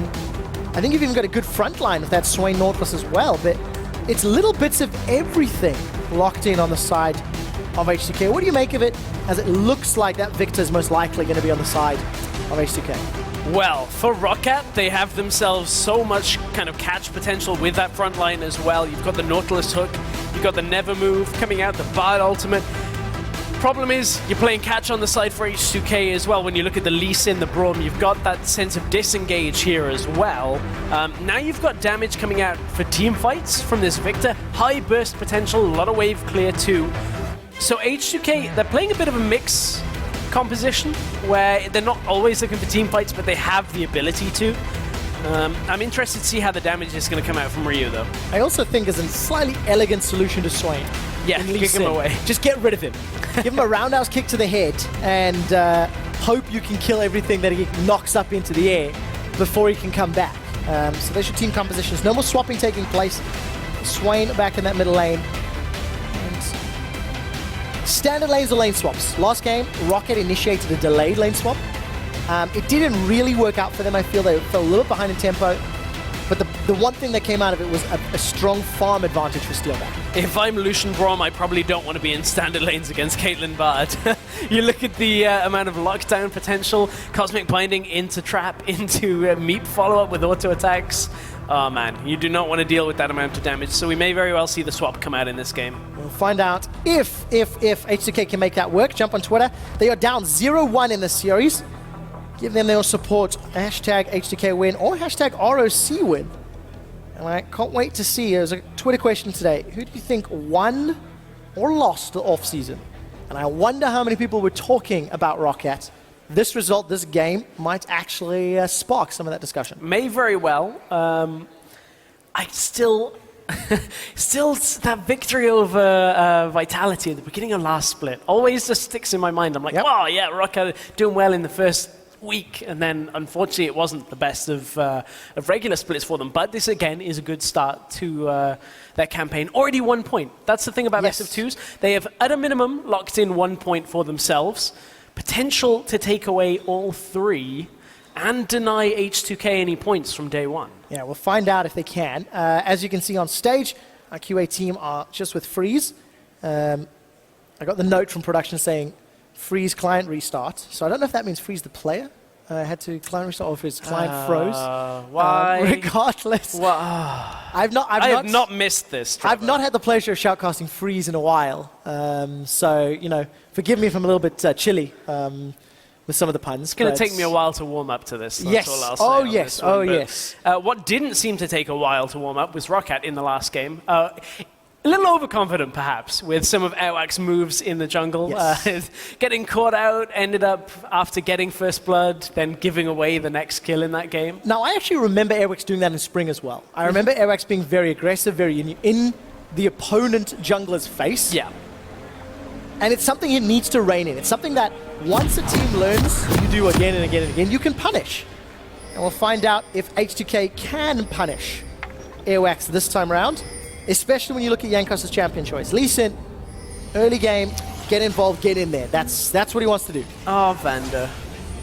New split. Oopsie. The nerves have set in.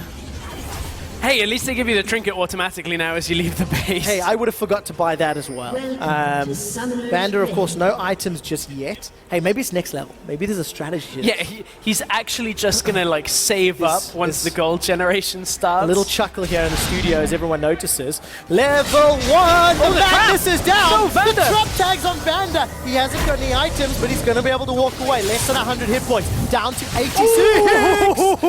Javelin toss. Almost finds Vander. Oh, there was some clenching there, I think, from the H2K side of things, getting Vander away from that. I mean, he would have been able to get back to buy. Let's not joke around too much about that, but at the same time, now, hey, it forced him back. Lets him get his items. He realizes... What it does do is avoids any of those deep wards as well. Did you miss me, Trevor? I do indeed, Stressy Poo. The lack of deep vision means it's a guessing game if they're going to go full lane swap. So, do H2K call a bluff, or do they double bluff and actually not do anything and therefore avoid the Australia standard lanes? So at this point, Roccat, they're blind swapping, anticipating the swap to come out from H2K. There is one thing about blind swapping right now that actually can be favorable to you. And generally, we're seeing a lot of teams just do it because either way, when they have the stronger 2v2, they're going to be able to hold on to things. And you can see Steelback, they have the stronger 2v2 with the Bard here as well. But what this is going to allow them to do is swap back to get some sense of Dragon control. Either they get Dragon priority, or they get the beneficial 2 versus 2 in this top lane. So they are going to be able to swap after the first turret goes down, after they get the push. So, find out if they can get that tower and how they work around it. Find out if anybody gets their hands on the Rift Herald that plays with it a little more effectively, though Parang might have less of a use, I feel, with that wave clear duty. Hey man, he gets a damage reduction when he's on his own. Hey, damage reduction on that melee minion as Odo's actually TP'd into this one. Not 100% ideal. But look at it, Parang was already on his way up to the top side, so it actually means TP advantage is heavily in favor of Roccat, and that's because H2K did not have vision on where Parang actually was on the map. So yes, it gives H2K the push now, and a fairly fast push when you look at this as well. This is already well ahead of what Roccat were doing. But still, how does that TP now affect the next phase of this? Look at it, Odo Omni level 2, Parang still level 1 here as well. Roccat are behind the tempo. Now, do H2K go for the Dragon here and recall for standard lane bot side? The answer to that is no, because Freeze is already recalling. It would have lost them too much tempo. Absolutely would have. It's another Ocean Drake, same as actually game 1. We saw quite a few of those. Tower still yet to fall for Roccat up top. Let's take a look at the hit points. Not many will most likely die on this wave, especially with all 3 around. I was cursed, by the way, during EU Challenger that the first 5 games I had was all air drakes, cloud drakes to start. Maybe it's ocean ones today. We'll find out. We got 2 more games after this one, and we can keep track. And actually, the tower doesn't fall, so this is a big mistake on the side of Roccat. Mid lane. Also use the exhaust already. Javelin connects onto Ryu. Oh, they cancel TP. The advantage that Roccat had from not using TP has now completely gone down the pan. They didn't even get themselves the tower, and now H2K can clear this out. This is a big blunder for Roccat as this game starts. Monumental mistakes. Down 1,000 gold. H2K hold on to their top tower. They also get the exhaust and the TP. So, additional summoner spells here for the mid laner. Luckily, though, Betsy didn't overcommit. Still has flash if he gets caught out. And a lot of people may at this point be thinking, well, you know, you're speaking about how Caitlyn Bard has this preferential lane here in the 2 versus 2. The problem is H2K had the ability to go back and buy. They purchased additional items now. You can see the cull, extra potions and that coming out from H2K. So Roccat really needed to get that tower down and recall to either even it up bottom side now or go back to the top side and force a 2v2 where they did have the advantage. Instead, though, the pressure is on the middle lane. Betsy should be going down. Flash forward from Jankos. Airwax tries to put pressure down, but it's Jankos, the king of First Bloods, that secures it. Yeah, King of First Bloods manages to get Betsy down, and that is going to hold the Swain a little bit more. That does also allow Roccat a little bit of freedom in the top side, but it's a consolation prize compared to what H2K just picked up from mid lane. Vanda's going back up to the top side, is going to join Lucian and be able to hold that 2v2. Oh, take a look at this. The tower advantage, the kill advantage, there's a CS advantage for Ryu. It's already 2,000 gold by 5.5 minutes. That is a massive lead here for H2K. And at that point, if you're forced to flash away from Gravity Field this early on, that tells you you're too far pushed up in that lane looking for that harass. Typically, the lockdown from Gravity Field is fairly easy to avoid. Freeze takes the damage. Damage there from Steelback and Raze, but they're still on the defensive. They've yet to buy. Steelback sitting on 1,300 gold. So if he continues to survive a little while longer, may be able to come back with additional combat stats. Yeah, and that was just good knowledge from Ryu in the mid lane, knowing that he was forcing a flash either way from the Gravity Field because Betsy was being over-aggressive and gets punished for it. Betsy also didn't have his ultimate available, neither did Ryu, and Ryu still doesn't either. So this mid lane is still teetering as we reach that level 6 mark, but Ryu, with the Victor, is going to have teamfight presence way before Betsy is going to be able to sit in the team fights and deal damage. It's going to be interesting to see whether or not Betsy can sustain and survive the burst that Victor puts down.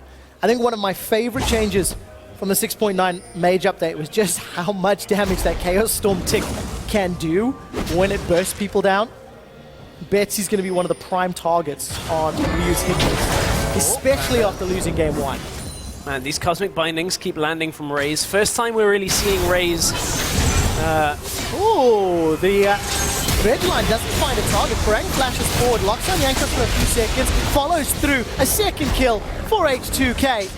And it's picked up by Jankos. And we spoke coming out of game 1 about how were Roccat going to fix their early game because there were issues here, and you can see they're having similar problems again.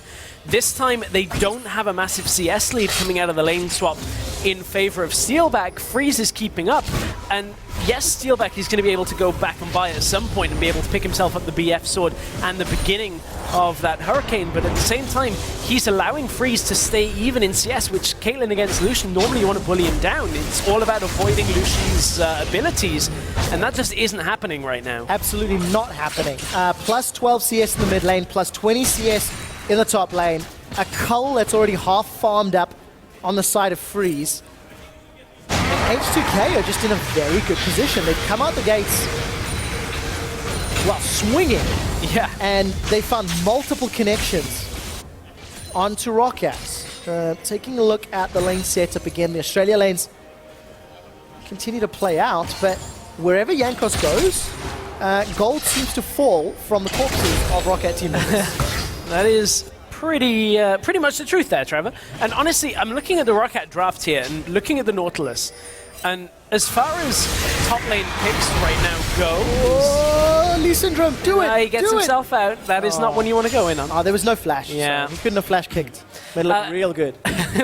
Yeah, wouldn't have looked great at the end of it at that point. Parang is on a suboptimal champion right now. When you look at typical meta picks, he wants to play the tank role, but his own team banned out the Maokai away from him. That obviously was not available at that point. There were other options if you wanted to play the Na that we saw Odoame play in the last game.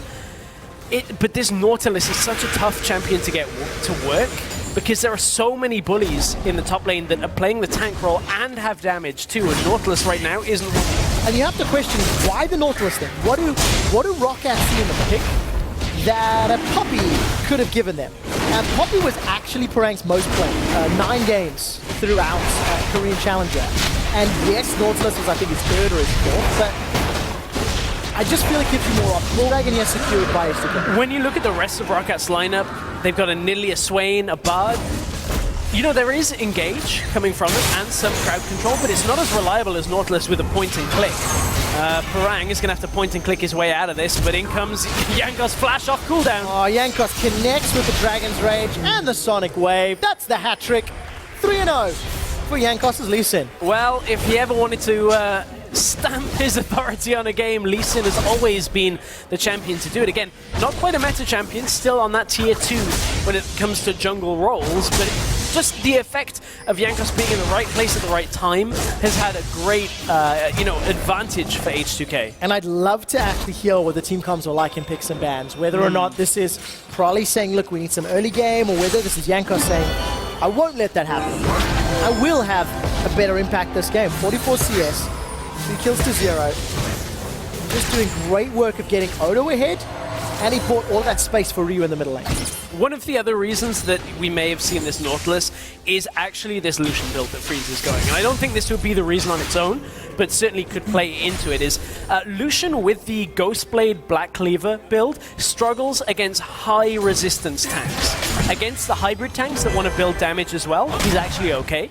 And the reason for that is you actually need the percent armor reduction plus the crit strike chance that you don't get from this build to chunk through a lot of armor on super tank targets. So as Freeze goes through the game, he may start to struggle against the Nautilus, and that's if Parang can get himself items. Right now, they've put the Nautilus really far behind, and it's not really going to be until late in the game that Roccat are going to have that advantage. Yeah, 2,500 gold down in 11 minutes. Only the cowl, only the corrupting potion, and repeated love taps from Jankos in that lane. One gentle love tap up top takes down H2K's top outer tower, and that took 8 minutes longer than should have. Yeah, 8 minutes extra than they really should have had that tower. And you can see Jankos maybe looking to get himself some of Swain in the middle lane, but you can see that bird is a little too tanky right now. That's a Catalyst, the Protector. He's able to output damage. Airwax gets a max range Javelin toss. That chunks down Jankos. He's only got long swords and a warrior enchant to deal with, so no tanky stats. Look, there's a party in this middle lane. Everybody's invited. He's starting to group up. So he's got over the wall as Vander's just playing defensive duty. Ryu stepping forward, clearing the wave with that Death Ray, already upgraded that Hex Core to Mark 2. We've even started to see the Mark III rush come out, and the reason for that is the additional movement speed that Chaos Storm gets. A lot of people were going Mark II into either Abyssal or Morello's, or that first other item that Victor wants.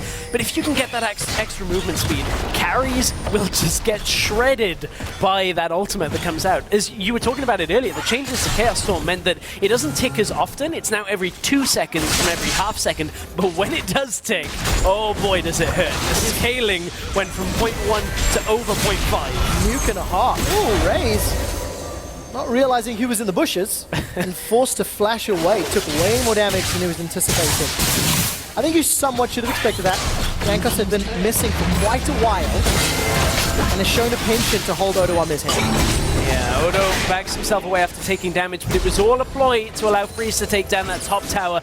Again, H2K are in the lead on the tower push. Traps are going down. He's going to zone H2K away here, but Odo jumps in. Jankos says not got flash available. Tempered Fate locks up Jankos and Steelback. That'll buy some time for Vanda to put a Fisher down. Knocks Raze to the side with a boot back under tower. They've got the first kill onto Parang. It looks like Roccat are trying to get one back. Ryu has already used the Chaos Storm. Death Ray takes down Raze. Javelin toss into Ryu means Airwax gets at least one for Roccat as Vanda's able to back away. Roccat look like they want to siege the tower though. Hang on though, Freeze is coming down to this tower here with the Braum still beside him. Roccat have to be careful because of that damage that's going to come from this Ghost Blade Lucian. If he can get an ult channel off, it would be devastating for anybody that remains on Roccat, but at this point they concede back away from the tower and again behind on the second phase of this tower push. Yeah, beyond 4,000 gold behind. Every single lane is winning. Here's a replay of that fight. I think a good kick from Jankos actually. Send Parang back off that TP. Yeah, Steelback, you know, getting the damage out from being as far forward as he can be there. Dancing around the tower aggro, doesn't want to end up taking that, but gets caught ultimately by some of the damage from Ryu, and that forces him not to be able to stick around too much longer in this fight once Freeze shows up. For a long time, Steelback was unhurt there, and maybe could have stuck around to do more. Yeah, I think it felt like Ryu had actually used that Chaos Storm earlier in a trade with Betsy. Jankos on Raze. Jankos found Raze, so Raze will die. To go back to what we were saying, CS advantages for everybody. Take a look at that, plus 10 top lane, plus 10 mid lane, plus 15 or 20 for ADC. Freeze is doing to Steelback what happened to him in the previous game. And H2K are now playing proactive enough to just run away with Z. Yeah, they've got leads everywhere, apart from the jungle CS, but at the same time, that's way evened up by the 4 kills that are on Jankos. And we spoke a little bit about Victor itemization, nice little dash by Jankos, but it cost him his flash ultimately. We're speaking about Victor itemization, so picked up that lost chapter. That's the blue book you can see in his inventory. What that signals is he's going towards Morellonomicon. He wants the Grievous Wounds, doesn't want to allow the Swain to heal back up. This frees up Freeze from having to go Executioner's Calling, but Betsy, he's not free at all. He's not. Ravenous Block will buy some HP. Odo backs away with Chrono Break. And H2K used their get out of jail free card. A tad over ambitious under the tower. And that will allow some movement onto Dragon. If I look at that correctly, that looks like a Mountain Drake. Yep. So it's a little bit more valuable with fighting over when you consider those sneaky Barons that were tried by both teams, actually. Game number 1. Also more difficult to take, though. Higher resistances on Mountain Dragon and a slightly higher max health. Luckily for H2K, they've got the damage to make up for Yeah, they do. They certainly do, Trev. So that Mountain Dragon may be, you know, started after a skirmish.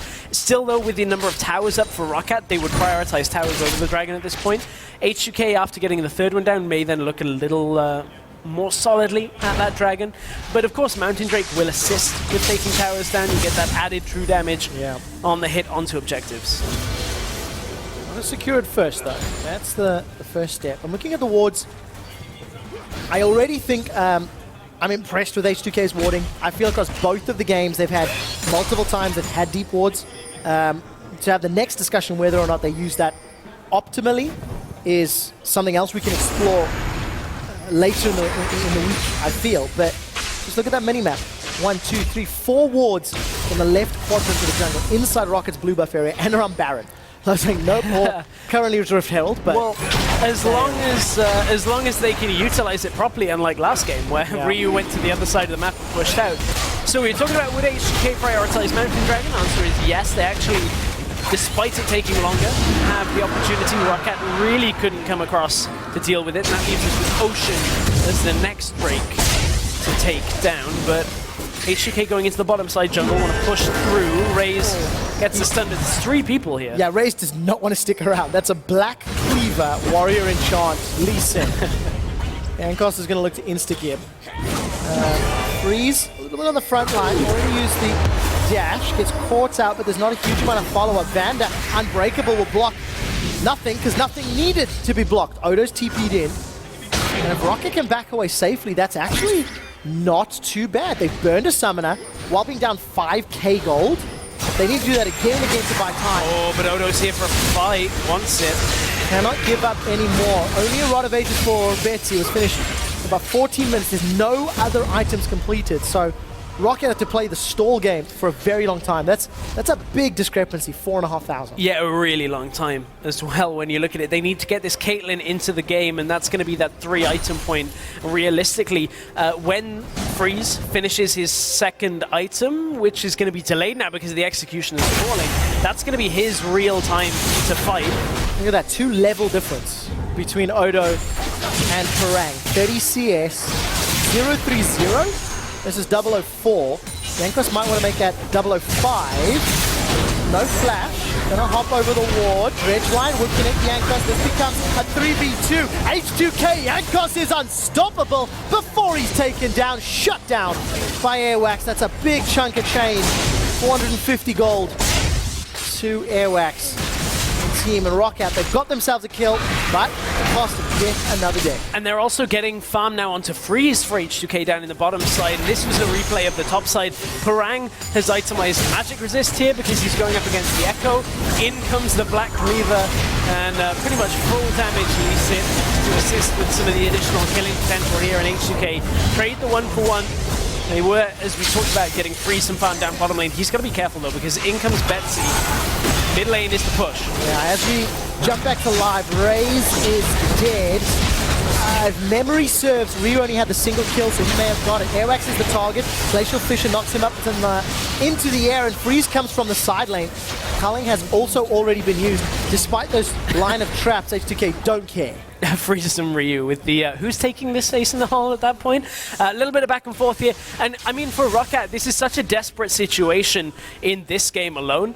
I mean, they've somehow got to deal with Freeze, who's going to have a lot of damage. Ryu's going to have a lot of damage. This was how Raze got caught out, just Odo Amne with one big auto attack to finish him off. And as this fight continued, you could see that Freeze had enough damage to chunk through Parang because Parang hasn't been able to itemize proper armor yet. He's got the Ninja Tabby now, but still, Freeze is going to be able to shred through once he gets that Black Cleaver completed.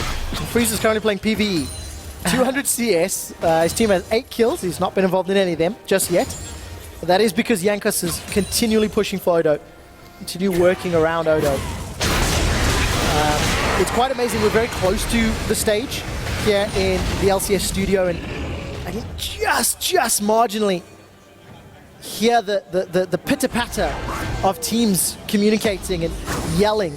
Yeah. Very animated speakers. We're standing very close to the H2K side. Yeah, you can't make out the words, but you can make out the urgency in which the calls are being made. And for right now, H2K, nowhere near as urgent as the last game. No. There was a lot more noise coming from them then. But now this is where H2K have to fix the mistakes they did in game 1, and by that, play more proactively. I distinctly remember during Spring Split, a number of teams saying, if you're not pushing the map and playing proactively, you're losing the game.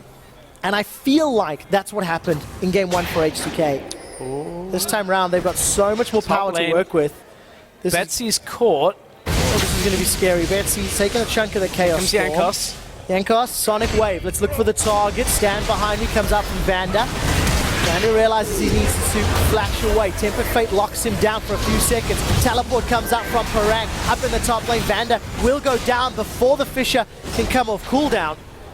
H2K punished for being slightly over-aggressive. But H2K on the bottom side have Odo Amne now pushing a turret down. Caitlyn is trying to come in to stop that, but look at the damage that's already come down. This turret is going down, and Odo Amne is not really going to be deterred by just the Caitlyn here. He can just skip out and take that turret down. So again, the trade goes over to H2K. So tower number 4 extends the gold lead to 6,000. And like we said, if you... Yes, they gave up Vanda's life, but they got a teleport cooldown from Parang. They got an inner turret down bottom, and Odo's got TP advantage. Worth at that point. I mean, H2K, to give 1 kill for a turret is always going to be worth, and when you're ahead like that, it's, you know, an unfortunate situation that Vanda flashes first, and then the Bard ult comes out because they know he can't dodge it, but I guess at some point that's life for supports. Absolutely the case. Also, if you're buying time, you know? Yeah. Yeah, you lose the cooldown, but luckily for H2K, if they want to wait until that flashes back up the fight, they have the lead to do so. Yeah. So that Black Cleaver has been finished by Freeze. Welcome to 6.10 Lucian and a couple of other AD carries. The reason for this is Black Cleaver got a cost reduction by 400 gold. And actually, when you compare it to the old Essence Reaver build that we used to see with the rapid fire cannon, has more flat damage, doesn't have the crit strike chance, but equal attack speed and a little bit more when you pop the active. It's an equal cooldown reduction on that build. So it just means that Lucian's abilities, his ult, his Q, everything hurts more than old Lucian will. His auto attacks slightly less until the armor reduction is stacked up from that Black Cleaver. Alright, so let's find out if he can get a good culling down, because that 0-0-0, most amazing build in the world, is not as effective as when you're hitting people with it. That's true. Dragon number 3 secured by H2K. That was the Ocean Drake, so that's the second one they've been able to pick up. A lot of swimming going on today. Maybe it's because the two teams' traditional colors are blue as well, giving them some good vibes here on stage. And Baron is most likely going to be the vision objective, I feel. That quadrant of the map, there's an inner turret still standing there. And we've already seen just how much time has been invested by both teams in the last game and a half. Yeah, a lot of time as H2K look like they're gearing up perhaps to collapse again on Betsy in the top side. Last time didn't go so well for them. This time, can they make it work? Oh, big chunk from Siphon Power. But Jankos holds on to the aggressive play this time around. And they're not able to punish Betsy effectively because of the vision that Roccat have right now. H2K aren't able to come down through the jungle and look to box Betsy in. They have to cut in from the side and hope he overstays. And at that point, it's very difficult to actually deny the Swain just walking away. You see Betsy in both of those didn't really even have to use anything to get himself out. Meanwhile, the 1v1 is not really going Parang's way in the bottom side. No, absolutely not. Parang still down. A lot of CS, got a couple of cloth armors and Balmy Cinder, but it's against an Iceborne Gauntlet, Sunfire Cape, and 5 stacks on that Dark Seal for Odo, so got a little bit of AP thrown on the side. Very comfortable. And H2K at 25 minutes, extending their lead. Very good dredge line. Odo's got Chrono Break available. Depth Charge is going to follow him. Airwax decides to back away. Look at the rest of the team. They're on Baron. It's because Airwax just showed bot side. They look to pull them in for Baron, but H2K don't actually make the play straight away. They go into Betsy. Oh, Betsy's going to die. Tempered Fate will buy some time. Chaos Storm. Tick will come down. Flash away from Betsy, and Freeze is on the board. Gets his first kill of the game. Ace in the hole, actually not fired there by Steel Backball.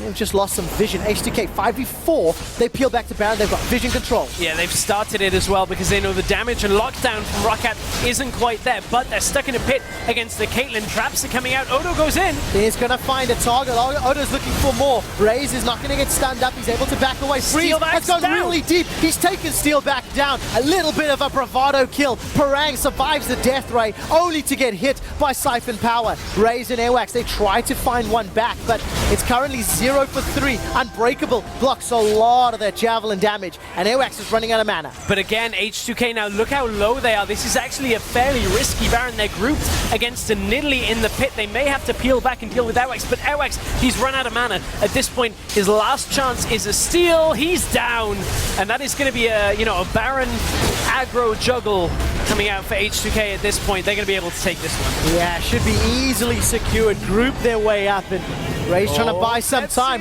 Turn their attention. 4 members of H2K. They're looking for more. Never move. Locks down H2K and allows Roccat to escape. No one from H2K is taken down. Yeah, H2K at this point 5 members strong with the Baron. This was jumping out into the fight. And keep your eyes on how Steelback takes so much damage there from the aftershock after the death ray. Freeze is able to pop the wall, take him out. Dash is in on low health. Aftershock takes out Parang there and really deals with the rest of it. This is H2K's lead just compounding again and again and again, and they're so far ahead right now. 10,000 plus Baron plus James Bond in the top lane. Odo. 6 stacks on that Dark, so rapid fire cannon to back up the Executioner's calling. Black Cleaver. Now that Freeze is getting involved in the fights, you can see just how actually quite a brave he is playing. He's always the size of the lead. He's always been known for that. Yep. I mean, we think back to his days even on Copenhagen Wolves and some of his previous teams. Always the aggressive player. Always wants to be on the front foot. And it used to punish him. because sometimes the rest of the team just weren't ready. Well, let's find out if Roccat are ready this time. Odo's used Chrono Break. Jankos has kicked Parang backwards. That's his 6th death of the game. And it's Odo that picks it up. His first. Javelin toss tags Odo and does literally nothing. Wasn't the longest distance though. In H2K, they can use this numbers advantage and the Baron advantage to push anywhere they want. Freeze trying to push in the mid lane now has Vander to step on some traps and maybe at least use that shield to drop the headshot auto attacks that come through. Odo goes in. Diving onto Airwax. Timewinder will do some damage on the way out. But tower, that's the objective. Swain's AoE wave clear is going to be so weak against Baron empowered minions. There's the laser birdie. Pew-pewing.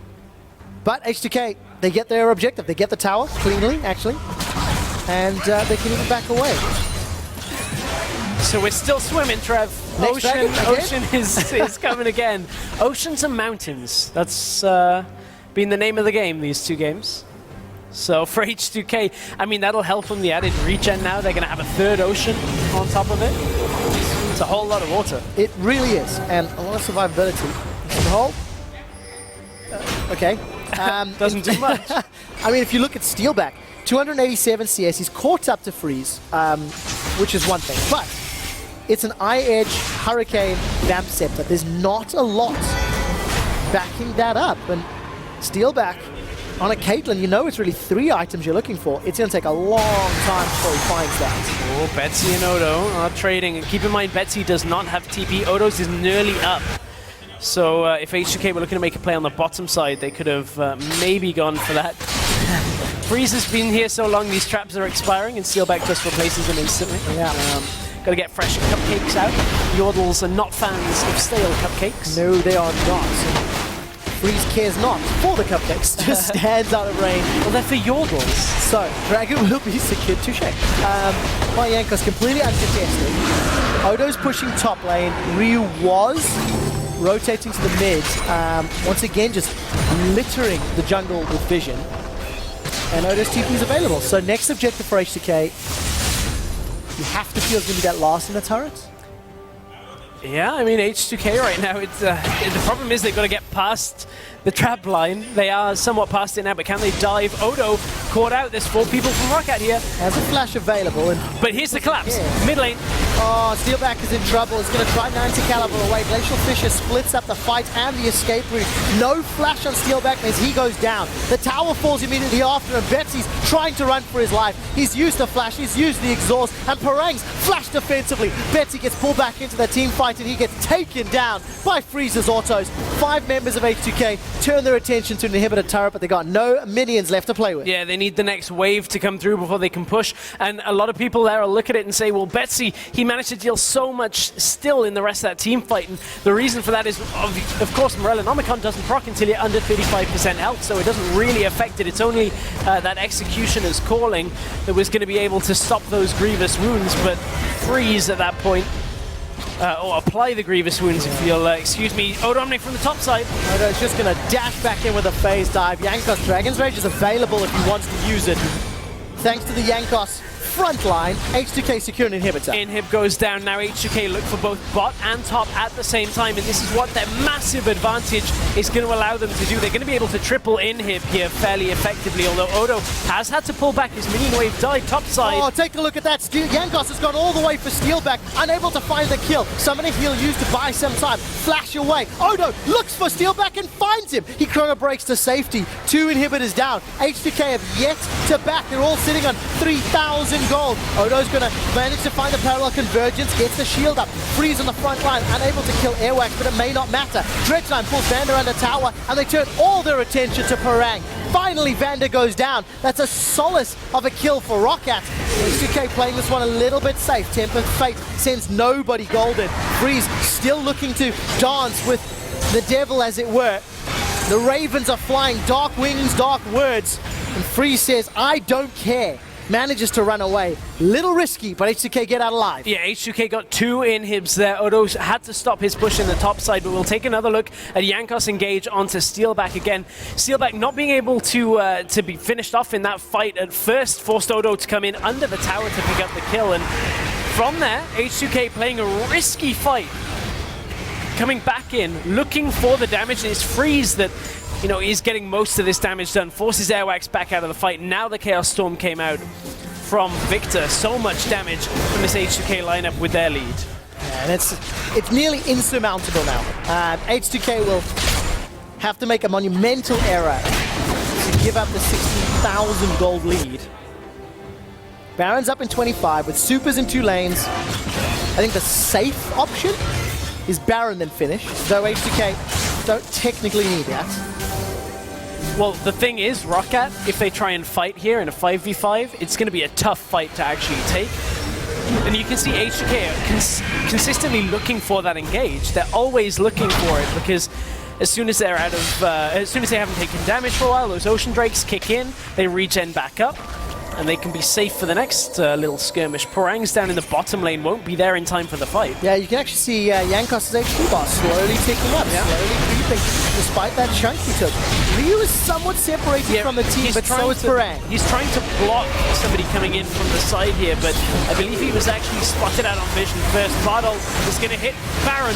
Manages to delay it for now. Parang teleports in only to be chunked down. The culling takes him out. First victim of the fight as Betsy goes golden with the flock flying around, and he gets disintegrated under the damage of H2K. Taking a magical journey, Roccat will be sent back to the fountain. They take Vando with them, but it's an ace, a quadra kill for Ryu, and H2K set their sights in the base. H2K are going to look to salvage a point from this series here, and you can see how much it means to Roccat right there.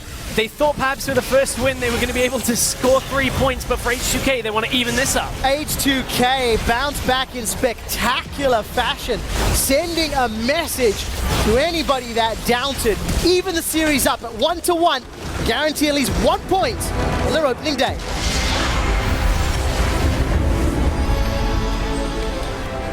Bittersweet, isn't it? When you see the performance of Game 2 and you think, what could have been? Yeah, I mean, the adaptations came out this time for H2K. They got themselves onto a very strong laning AD carry. Freeze did a good job just in general in getting them through it, but you've got to talk about the difference from Game 1 and Game 2 for Jankos, really. I mean, gets himself onto the Lee Sin. It's not even the top tier jungle pick that we saw from Game 1, and suddenly... I would like to explain that before we came on air, the teams were discussing who shakes whose hand in the event of a 1-1 series draw. And it appears meet in the middle was the decision by H2K and Roccat. Good to see some smiles on the faces and hugs going around, because it is a point to side grabs, and probably, of course, chatting about the game to respective coaches from H2K and Roccat respectively. But I think the backpack of the Lee Sin Jankos, at least in the early game, it just set everything up. Oh yeah, I mean, Jankos getting the first 4-5 kills, normally you'd be a little bit worried about Lee Sin getting that, because that's when you can start looking, oh, are they going to go too aggressive? Is it not going to be enough to just have that damage coming through? But eventually works out all right for H2K. They're able to take themselves a point from this series, and you got to look over at the side of Roccat from what was a very good first game. Parang in the second game, maybe not quite the same, picked that Nautilus. Yes, so I think the Nautilus pick is one you have to go back to the drawing board. I'm slightly more inclined to forgive the performance, because I feel Jankos and Odo just did such a good job of shutting him down. So it's one of those scenarios where, like last split, where Steve got camped in his debut day and really had a lot of pressure, and you're like, look, there's an element of player mistake, but there's also an element of praise to the opponents for punishing. So I think we have to figure out the balance, right, as we see more games. Yeah, as we see more games. And honestly, I just feel like the Nautilus was a bit too much of a hamstring. It's just not a great tank setup in the top lane. I can see why and what they were trying to do in that top lane, and Nautilus in days gone by is a viable champion, but right now doesn't have the damage to stand up against a lot of other top laners at the same time. Yeah, it doesn't have the damage, doesn't have the ability to stay on that front line. That very last team fight, I mean, he got 3-shotted by Freeze. Now that's a little unfair because, of course, they were down 10, 12,000 gold, but in the bigger picture, Roccat showed they have some potential, but they just need to shore up the edges, I think, in that pick and ban strategy. Yeah, certainly so. I liked what they were doing, though, bringing a slight different edge to the series. Game 1, I thought, was a good performance by them. Yes, absolutely great game from Roccat in Game 1. They unfortunately lost Game 2. We do need to announce our player of the game for the second game today. And, of course, I think it's a pretty obvious one. It's going to be Jankos. Yeah, I mean, how can you really argue against what he did in this game? It's like he carried the early game. He did everything that H2K needed him to do. Getting in the mix, that Lee Sin, getting himself in that carry roll, 6-1 and 15. It was fantastic. I'm taking a look at damage dealt to champions. He dealt more damage than Freeze. Now, that doesn't. It's a little unfair when he's been involved in 11 Freeze of the was kills. playing PvE and Jankos is playing straight up PvP. But it still counts out. So, you know, it is a player of the game. It is awarded to Jankos there for that fantastic early game. Because he set up the snowball that allowed H2K to finish. Yeah. And then I also want to step back and say, right, where was that level of decision-making in Game 1? That's fair. Why did that not happen? Yes, the lead wasn't as substantial, but why? What were the mistakes? And I guess that's something that we'll start to hear from the players and the coaches as we continue to play out these games and progress through the split. Yeah, and having the back-to-back games as well, you can see that H2K weren't shaken by Game 1. They were upset right at the end, but you know, you go back with your coach, probably would have said to them, like, this is how to settle, and at that point, they come back stronger and take a dominating Game 2. I think that's incredibly important to note. If this were best of 1, it would have been the win in Rockat's pocket, but H2K are able to pick themselves up a point. For now, we're going to head to an ad break. When we come back, we'll jump into our second series of the day. It's Splyce taking on Vitality. Betsy should be going down. Flash forward from Jankos. Airwax tries to put pressure down, but it's Jankos, the king of First Bloods, that secures it. But Airwax, he's run out of mana. At this point, his last chance is a steal. He's down. Okay, taking a magical journey. Roccat will be sent back to the fountain. They take Vando with them, but it's an ace. A quadra kill for Ryu, and H2K set their sights in the back.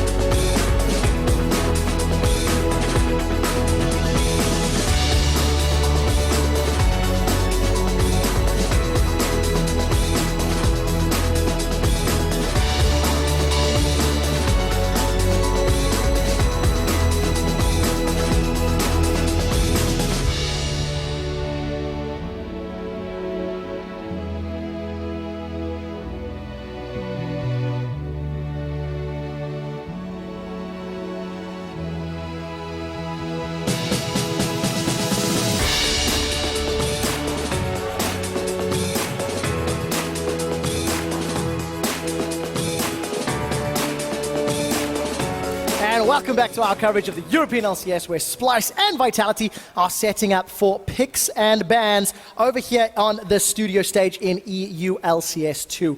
Let's start by taking a look at the roster for Splyce, who have made a roster swap here coming into the summer split. And we'll get that on your screens in a moment. You can see the teams setting up on stage. And all right, let's talk about the players for a moment. We can. Well, what we can say about Splyce is they did make one change in their lineup. Of course, sticking with mostly Danish lineup, they've also picked up Mickey in the support role. And as somebody who, we've both worked on Challenger Series over the past year, this is not a guy that has got a Challenger Series pedigree when you look at it. He's not somebody that was like, hey, this guy did really well on X Team and Challenger and suddenly he's here. But he's just coming through into this Splyce lineup and getting picked up alongside the rest of the team. No longer 5 Danes. No, not this time round. And the question is it enough? Right? Is the support upgrade enough? Your H2K and the man on your screen has been responsible, of course, for developing the team. And something that we'd spoken a lot about throughout the course of the spring split was just how high was the ceiling of the Splyce squad. Had they hit that ceiling, early on? Because as a team, we kept hearing them saying they're trying these different things, but we never saw payoff. We never saw it giving dividends, as it were, as the split played out. And to run you through the whole lineup, it's Wonderwear, Trashy, Sankux and Cobby have remained. You'll know them from last split. As we said, Mickey coming in as the support, and again, their coach. You can see him on stage. It's Yamato Cannon. Exactly. So. All right, well, take a look at how well they can perform and how well the substitute change will work out. Sankux, of course, he had 1 or 2 big plays, but didn't really live up to the preseason hype. Right, and it's not only just Sankux as well. You can look at it and say that none of the players that we listed really stood out in their individual roles. Sure, sometimes we'd see like that quadra kill that came from Sankux, a big solo performance. But honestly, we didn't have any superstars coming from the lineup on Splyce, and that ultimately meant that unless the sum of their parts was greater than their opponents, which didn't happen very often, generally they weren't winning games. They did not prove to be Voltron, unfortunately, in the spring split. We'll find out if that case is going to be different here in summer. Let's take a look at their opponents today, because on the other side of the rift, we've seen a few more pre- or mid-season changes on the Vitality squad. They've got the returning top laner of Cabo Shard in the jungle, import Mighty Bear, Nuke Duck returning mid lane, imported Police in the AD carry role, replacing Hyonet, and of course to support Kasing. The Kasing effect, something that is much talked about, and of course Sean's their coach. Let's talk about the swaps. Shook and Hyonet out, Mighty Bear and Police in. What's your take on these 2 guys, and what do you expect? So when you look at these guys, you look at Mighty Bear, he's got a little bit of history when you look at some of the teams he's been on, Positive Energy and Newbie in the LSPL as well.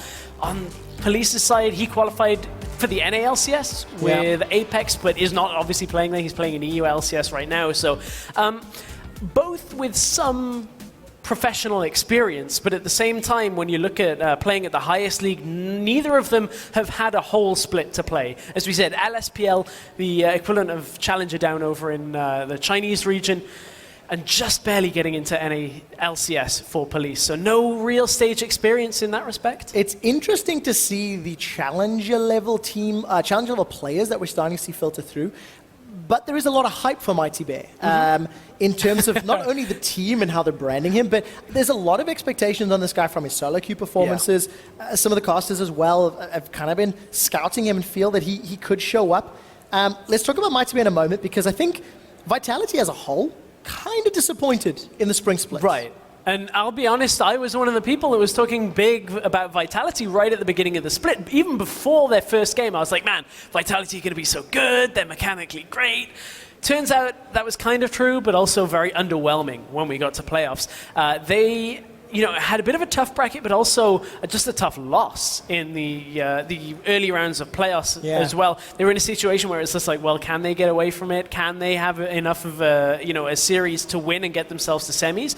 And finishing in the 5th, 6th spot for them really was not a good start to their campaign in the LCS. Especially when you looked at how they lost those series. Right. Because they had an over-priority on Azir in terms of how they played around it and how their players made use of those champions. And we're starting to see some of these players in terms of how they can perform in the regular split versus how they perform in the playoffs. And there are discrepancies that need to be addressed. So what are we expecting now with the addition of these new players? What do you think in terms of, play style? Will there be more aggression? What about communication? How much does this complicate things on a team that already, had some problems in the spring split? Well, the old adage for Vitality was shook camps for Cabo.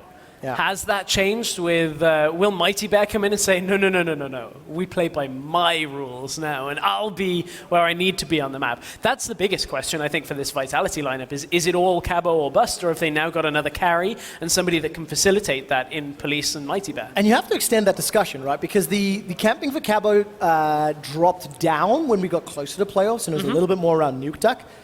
Also because the meta moved away from the team. Right. As you got later and later into the spring split, the tanks became more prolific, which means Caboshot's impact became less prolific.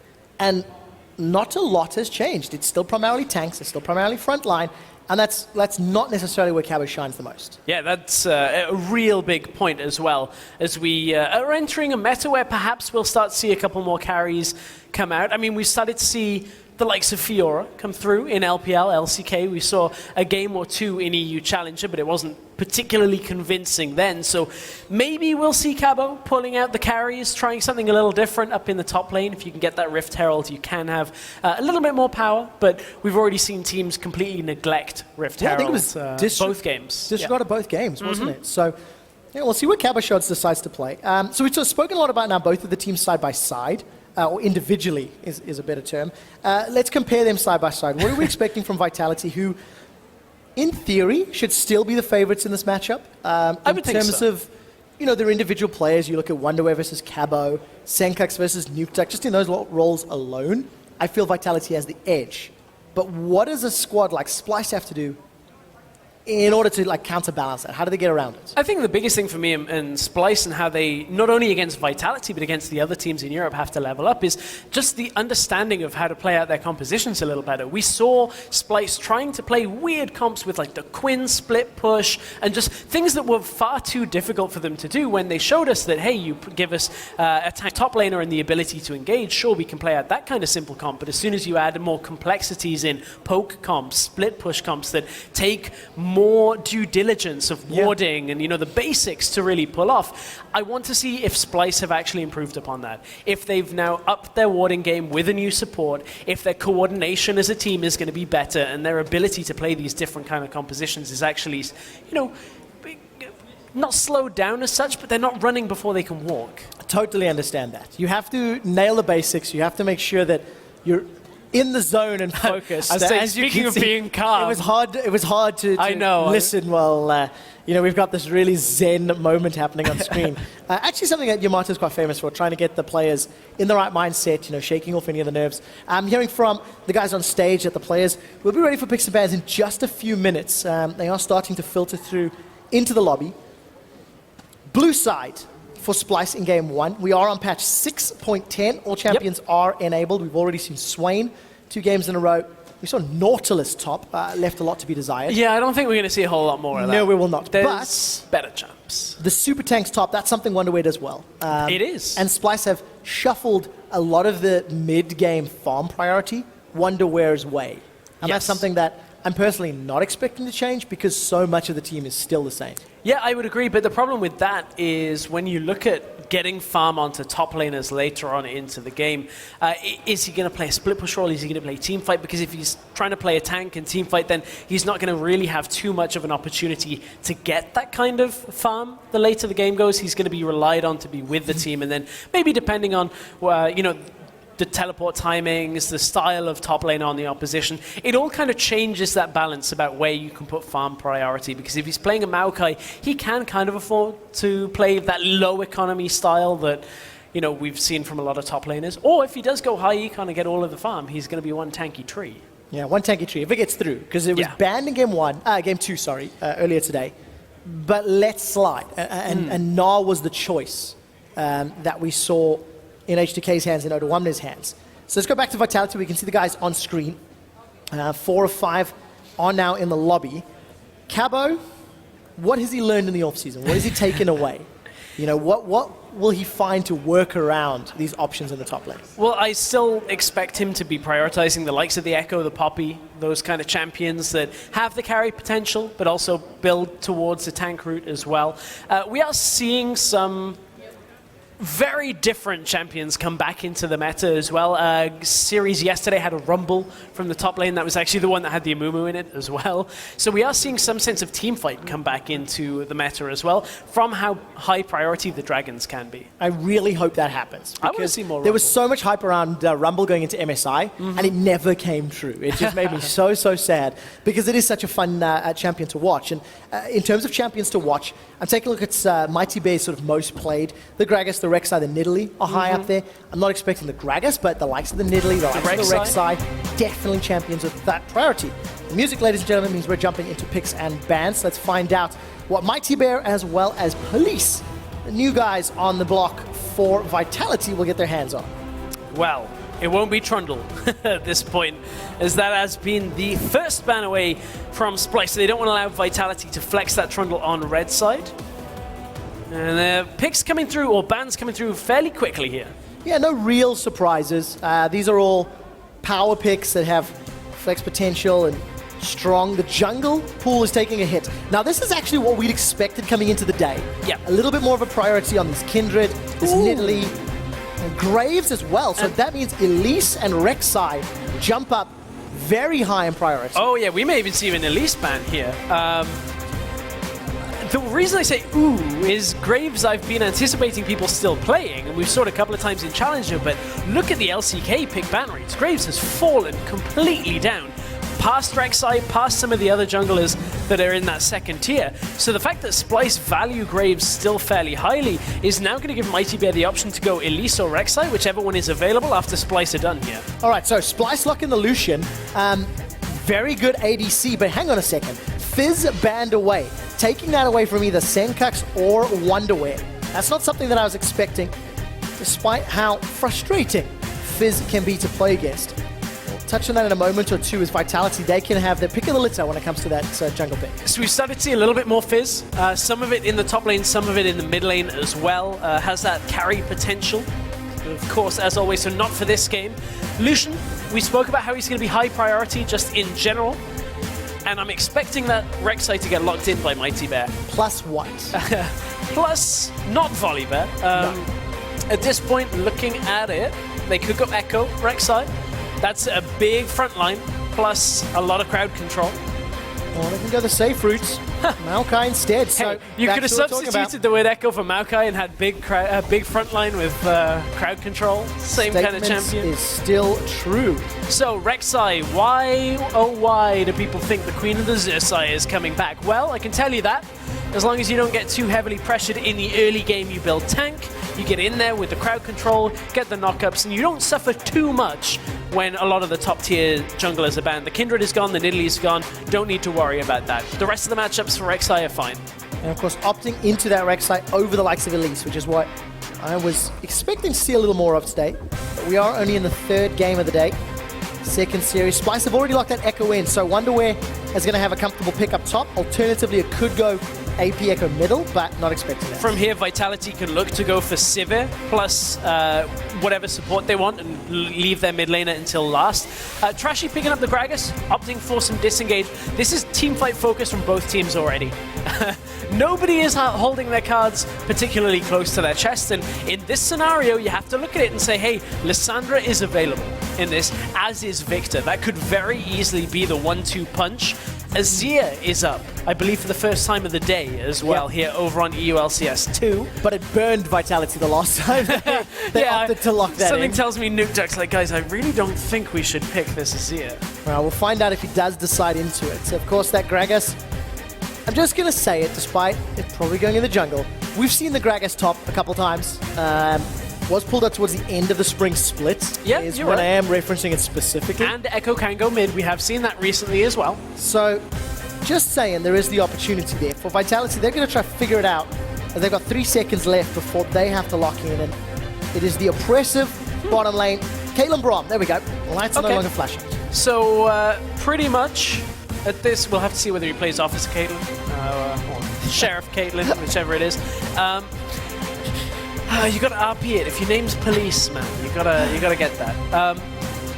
What I was gonna say though is seeing they already have enough engage as it is, they don't really want to opt for the Sivir into the Lucian matchup. It's not the best matchup into this new Lucian build either, just because of how squishy Sivir is. And sure, you can spell shield 1, but as soon as he hits you twice more and stacks up that black cleaver, you are pretty dead pretty quick. That's definitely not something anybody wants to do. No. Especially when you're one of the new players on the squad. That is Police, of course. So Splyce have got themselves 10 seconds before they confirm our suspicions of who goes where. Oh, hello. Vlad locked in. Trevor, we talked about team fight. Again, another team fight pickup in this game. Vlad, his E does insane amounts of burst damage right now. You get that channel up with, you put the Hemo Plague down, they get the amplified damage, channel up Tides of Blood, and pop people. Now, will we see something like a Lissandra come out from Nukeduck, or will he opt for something that maybe can scale alongside the Vlad? We've seen the Swain come out. There's a lot of options available here to Vitality. The Zillion Hover, by the way, something Kasing does every single time, despite the fact they actually have played a composition. And it can be viable. It could be. I just wondered to myself, the Azir could reset team fights, the Lissandra can lock somebody down long enough to kill them, alternatively, protect yourself from that Hemo Plague. Something that Nukeduck has played multiple times, instead going to go the aggressive route. Lock in the LeBlanc, so daring Splyce to fight. So one of the things that Vladimir has as a weakness is his inability actually to lane against stronger lane opponents. Vlad needs to really hit those later levels where you get 8, 9, 10 before he can actually sustain up. And you're forced to trade your health in order to CS fairly effectively early on. So with Nukeduck taking the LeBlanc now with the Ignite, you're just saying, okay, well, I'm going to go aggressive. Every time you're low, I'm going to jump at you. You can't afford to utilize your health to trade for minions, and that's going to give me a laning advantage. What Splyce will have in their advantage, however, right now is a double teleport setup, plus scaling coming out from their AP threat the later this game goes. A lot of AP, and then, of course, if Lucian goes that Shred build, slightly non-traditional AD, at least in terms of the big scene on the grand scheme of things. So Coach is stepping off stage there, Yamata Cannon and Shawns. I'm interested to see how Splyce handle this, because this double teleport composition with all the AP, with all the team fighting, it's going to put their running before they can walk theory to the test. How complex is it to pull off an Echo Vlad team fights? You guys at home going to let me know. Jump on Twitter, hashtag SpyWin or hashtag VitWin, whoever you think is going to pick up the first game in the series. Well, I mean, for the first game here for Mickey, he's got to play the Bard. We know how difficult that can be, so we'll see if he can cope with it. For the side of Vitality, they've added Caitlyn and Rek'Sai as their newly added players, champions at this point, so we'll see how that goes as well. Rek'Sai building tanky with the Maokai building tanky is going to be problematic, perhaps, for Kobbe on the other side with this Lucian, but if you can get enough of a lead, we just saw H2K do this into a tank and be able to destroy it. The only thing I do fear, and I use this term very, very loosely, on the Vitality side, is the amount of damage Maokai will put out versus the amount of damage that the Echo can put out. I think the bases are quite different. So if Vitality ever falls slightly behind, there can be a part where Echo can avoid LeBlanc burst, the pools of blood from Senkax, he can avoid the burst from LeBlanc as well. So there are options here for Vitality. That is fair. When you look at the isolated matchup, though, it's kind of evened out to be a fairly neutralized lane between Echo and Maokai. It used to be that Echo would dominate, and then kind of Maokai's realized, okay, they just have to build a little bit of magic resist in their kit, and they're okay from that. So generally, it kind of is an even lane. You know, we talked about would Kawashad bring out more tanks. It's not really the answer we were looking for in game one, but I like the composition that Vitality are looking to run. Yes, and let's see how Kabo handles this Maokai. Obviously, as you guys can see, there is a pause in game. We are just restarting one of the clients as we get the guys back into it. And then we will jump up onto this one. Gives you some time to vote on Twitter. And also let us know if you think Vitality or Splyce are one of those teams that have won or lost the offseason. Of course, Mikey, the support change for Splyce. Game one of the series here on EU LCS 2 between Vitality and Splyce. I'm embarrassed to admit I'm looking at the Officer Caitlyn skin. Yes! That police is running. So happy. I had fun with Freeze, so I'm not going to do it with this one. I'm not going to do it. I am, but I'm just going to try not to tread. It's a long season, and I'll save some of the police puns for later in the split. Just don't save them too far for playoffs, because last time that wouldn't have paid off too well on this side. But I think Vitality this time will take that. Yeah, I'm sorry. That's a little close to the line. Spit in the face of the law apparently at that side. But for Vitality, they've rebuilt. They're looking to play, seemingly a little bit more of an aggressive game, I would imagine, with this kind of setup where they want Nukeduck to carry fairly hard. Cabochard's looking for those engages. They got the Rek'Sai there as well, looking to get in the mix of things. So they're relying on Police for the late game. Will they need that from him? Will they need to get there, is the question. Yes, that is the question. And the current lane assignments somewhat imply the lane swap will be happening. So let's see how practiced both of these teams are at your traditional summer split lane swap. But what I do like from the Vitality team composition is it's relatively simplified. Cabochard and Mighty Bear just stay on the front line, protect and peel for Police, buy as much time as you can, and let Nukeduck find opportunity. Let Nukeduck look for poke and look for engages. So, it simplifies the communication and the objective. Trash and Wonder, they're going to be trading back and forth. Yes, has been picked up here by Trash. He's got some damage down, but it's going to be enough to zone and force Trashy away. But Police also took the small one from that bot lane trade, so it does make it a little bit trickier as Kasing got himself into the mix as well. So Vitality with the disruption on the Krug start. Now Wonder takes a bunch of damage, but Wonder did manage to cut the wave.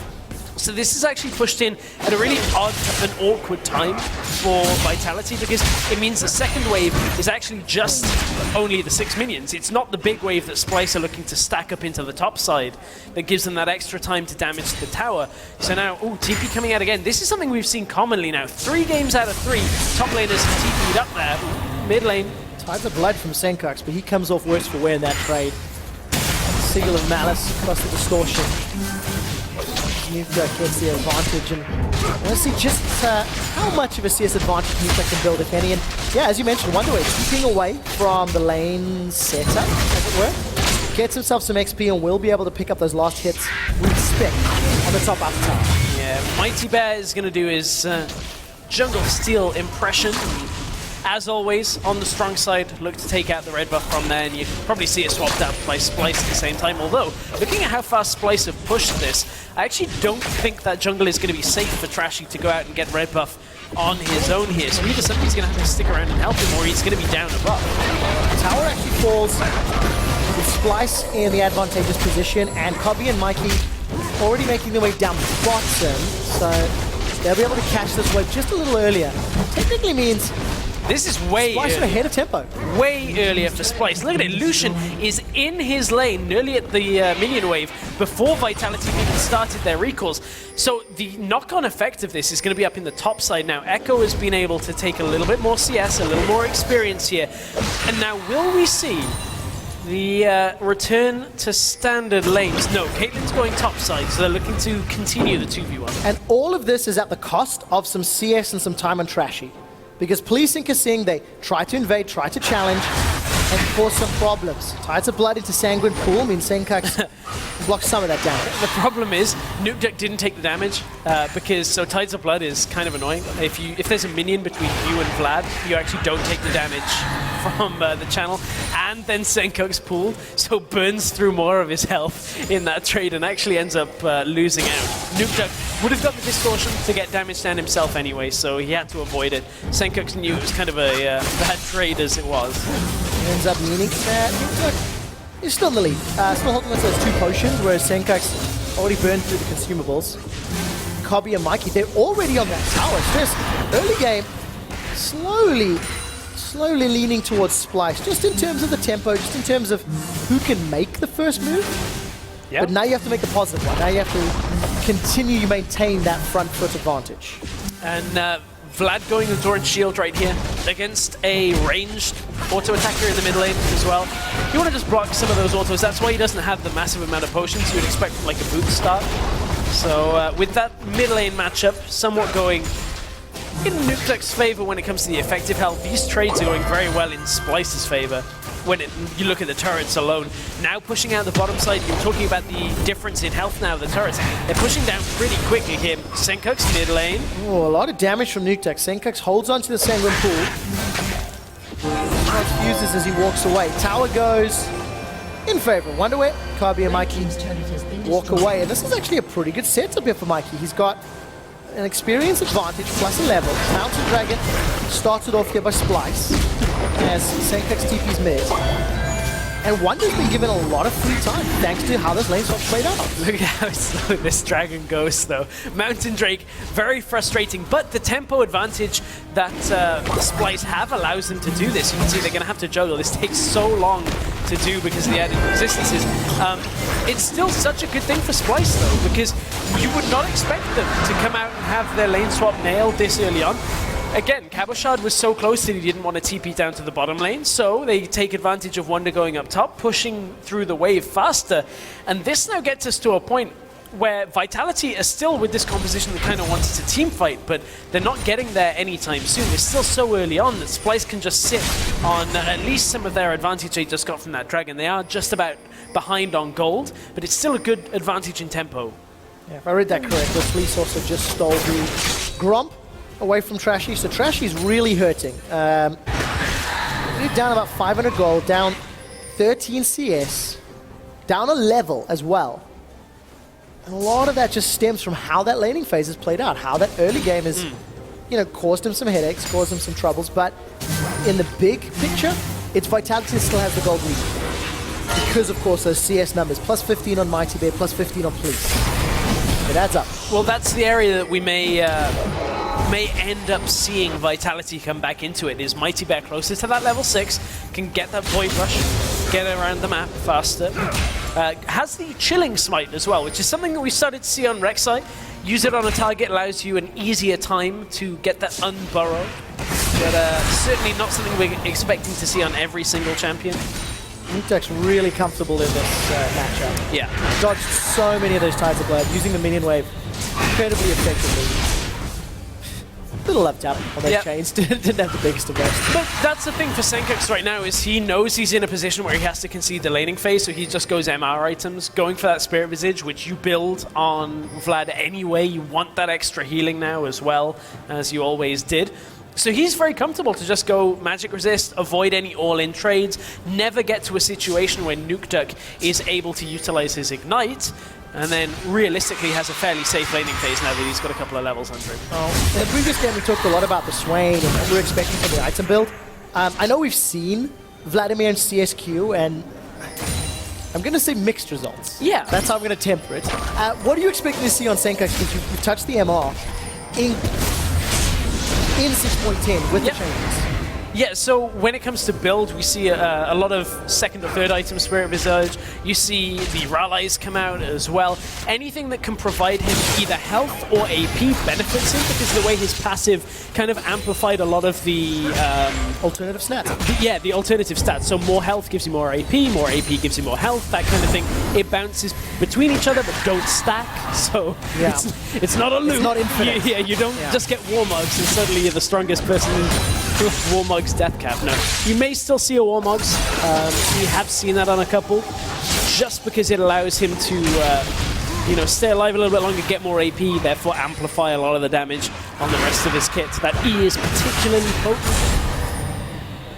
Let's see what Senkux decides to prioritize, because we're hit 10 minutes. Jungle interaction is incredibly limited thus far. Trashy's just fighting for scraps, and Mighty Bear is really running wherever he pleases. Got a pretty good network of tunnels.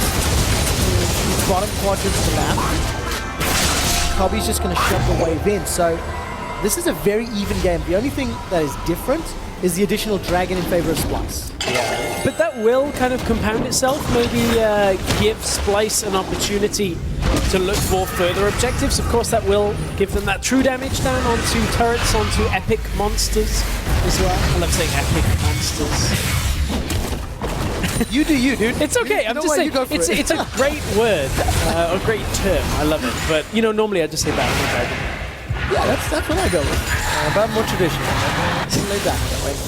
This game's very laid back, I'll put it that way. It is. No kills yet, 10 minutes in. I want to see what Nukeduck does about that. He's got himself the Abyssal Scepter, which I think is a very, very good purchase into the Echo Cracker's Vlad. Even Bard, to be fair. A lot of ancillary magic damage that's going to come in. Alright, you do you. Yep. Whatever you want to say. Try. You say epic, I say ancillary, you know what I mean? It's just, we're different like that.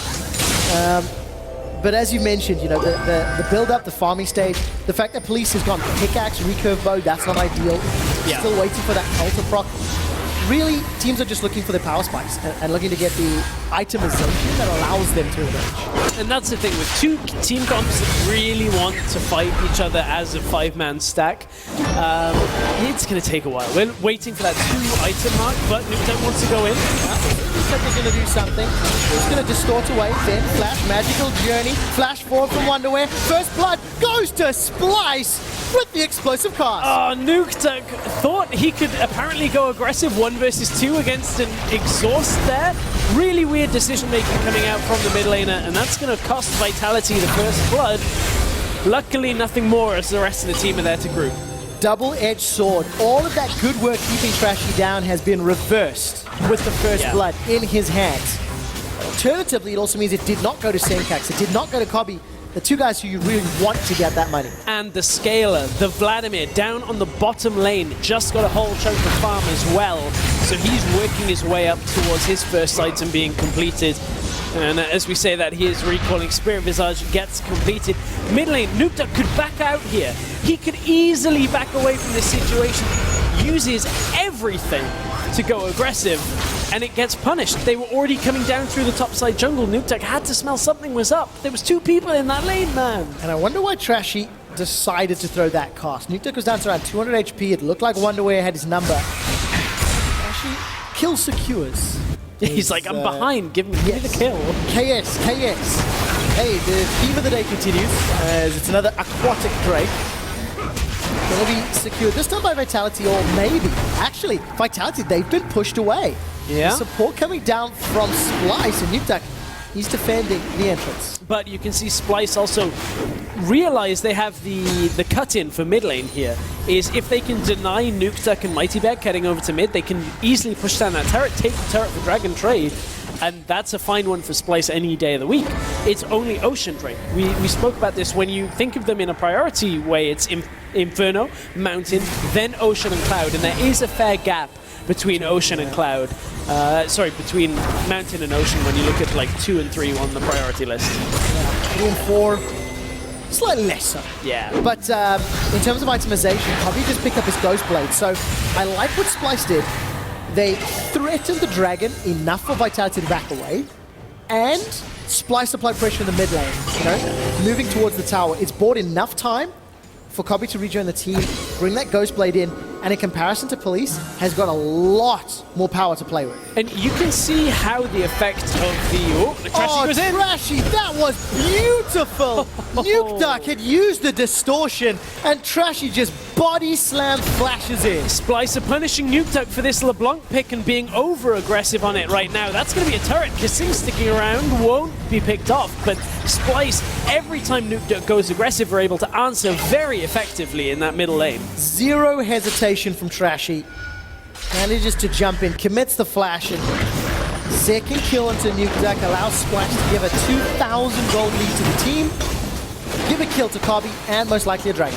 Realistically, this is what we see when a player is desperately trying to kind of solo carry. Top lane, there is an engage on Wonderwear. Oh, Cabo Shard's looking superb. Teleport comes down from Senkax. Mighty Bear and Cabo Shard, they're running away. Cabo, oh, looked like he was in trouble right now. Managed to get out alive. Clawing away at those puns. I can't believe you, Trevor. I'm going to leave it. It's fine. At this point, I'm kind of frustrated by what Nukeduck is doing in this game. And the reason he's kind of overextending, looking for these plays, is because he needs to buy time for Police. Police is behind on his item build. As you spoke about earlier, going pickaxe into the Hurricane is pretty damning for Caitlyn, because now you've got this point where Caitlyn has to wait for 1,300 gold for the BF sword. Normally you want to go BF into the Hurricane. That is the best route that you can go. Vitality are being sneaky though. Tremor Sense is going to help out. Magical Journey allows Mikey to get away. And at 15 minutes, it's 1,500 gold advantage to Splyce. Wonderwear is really far ahead of Cabo, plus 30 CS, plus a level as well. Senkux is out farming Nipta, and despite the deficit for Kobe on Police, he's actually ahead in gold as well. And that's the benefit that these lane assignments and the matchups have right now, is the natural progression towards magic resist for both top and mid. The Splyce neutralizes again Nukeduck's effect on this game, because Police isn't going to be really in fights until he gets to that 2-3 item point. So having the magic resist as Mikey fires off the Tempered Fate, got the flash from Police from it. Having that magic resist now really reduces what Nukeduck can do. And of course, this is a matchup that Vitality and Nukeduck opted into. Yeah. There was a last rotation LeBlanc into the Vladimir Echo. The Gragas, you know, is going to be very tanky regardless. Mighty Bear is going to be forced to manage to get that Fury Spike down onto the red buff. And I mentioned this right at the beginning of the game, and I think it's becoming even more apparent.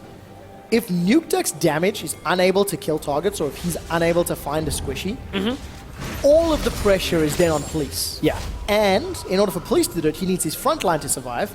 But Mighty Bear's falling behind in kills, and Cabo's falling behind in farm. And the fact of the matter is, Senkux on this Vlad is going to be doing very well against even the front line of Vitality. He can bypass most of it just by either pulling under after the Hemo play, get some of the damage and avoid the crowd control, or, you know, just kind of walk through. And he's a Vladimir. What are you going to do to try and stop him? He's going to take a while to kill. One of the drawbacks normally for a Vlad is that he has no self-crowd control. He has nothing to actually allow him to apply damage if his targets can just run away. You pair that with an Echo and a Bard, people that can lock people in place for you then to put down the Hemo play, get that Tides of Blood. That's where a Vladimir can be effective, and that's exactly the setup that Splyce have right here. It's relatively simple to follow as well. Relatively. It relies on Mikey and Wonderwave finding some of that CC, you know, actually, which is challenging. But for the time being, Splyce, very, very comfortable, holding on to their lead, pressing their advantage further. I think a big upgrade here in damage, BF Sword, as well as those Berserker's Greaves for Police. And now it's going to be up to him to find a way to get it down with those Hurricane Procs. Yeah, well, you can say for certain that time for that is not right now, but Vitality are going to push out in that middle lane. Police, you can see getting those headshot procs more often from that Hurricane. It's always nice to get a headshot in the middle of a fight. When you hear a trap go and you're like, headshot time, and you overstep and die because you step too far forward. Chasing the dream, as it were. Looking at the minimap, Police could be in trouble. Oh, that's a lot of trouble. Senkux with no flash, body slam connects, the barrel as well, and it's Mikey that secures that one.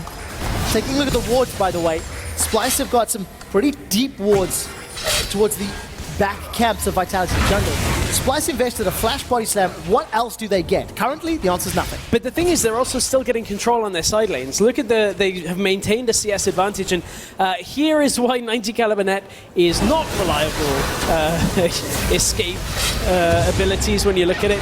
It's so slow. If you don't have flash available, it's like, oh, I'm already dead. 90 caliber net is not going to be able to keep me alive.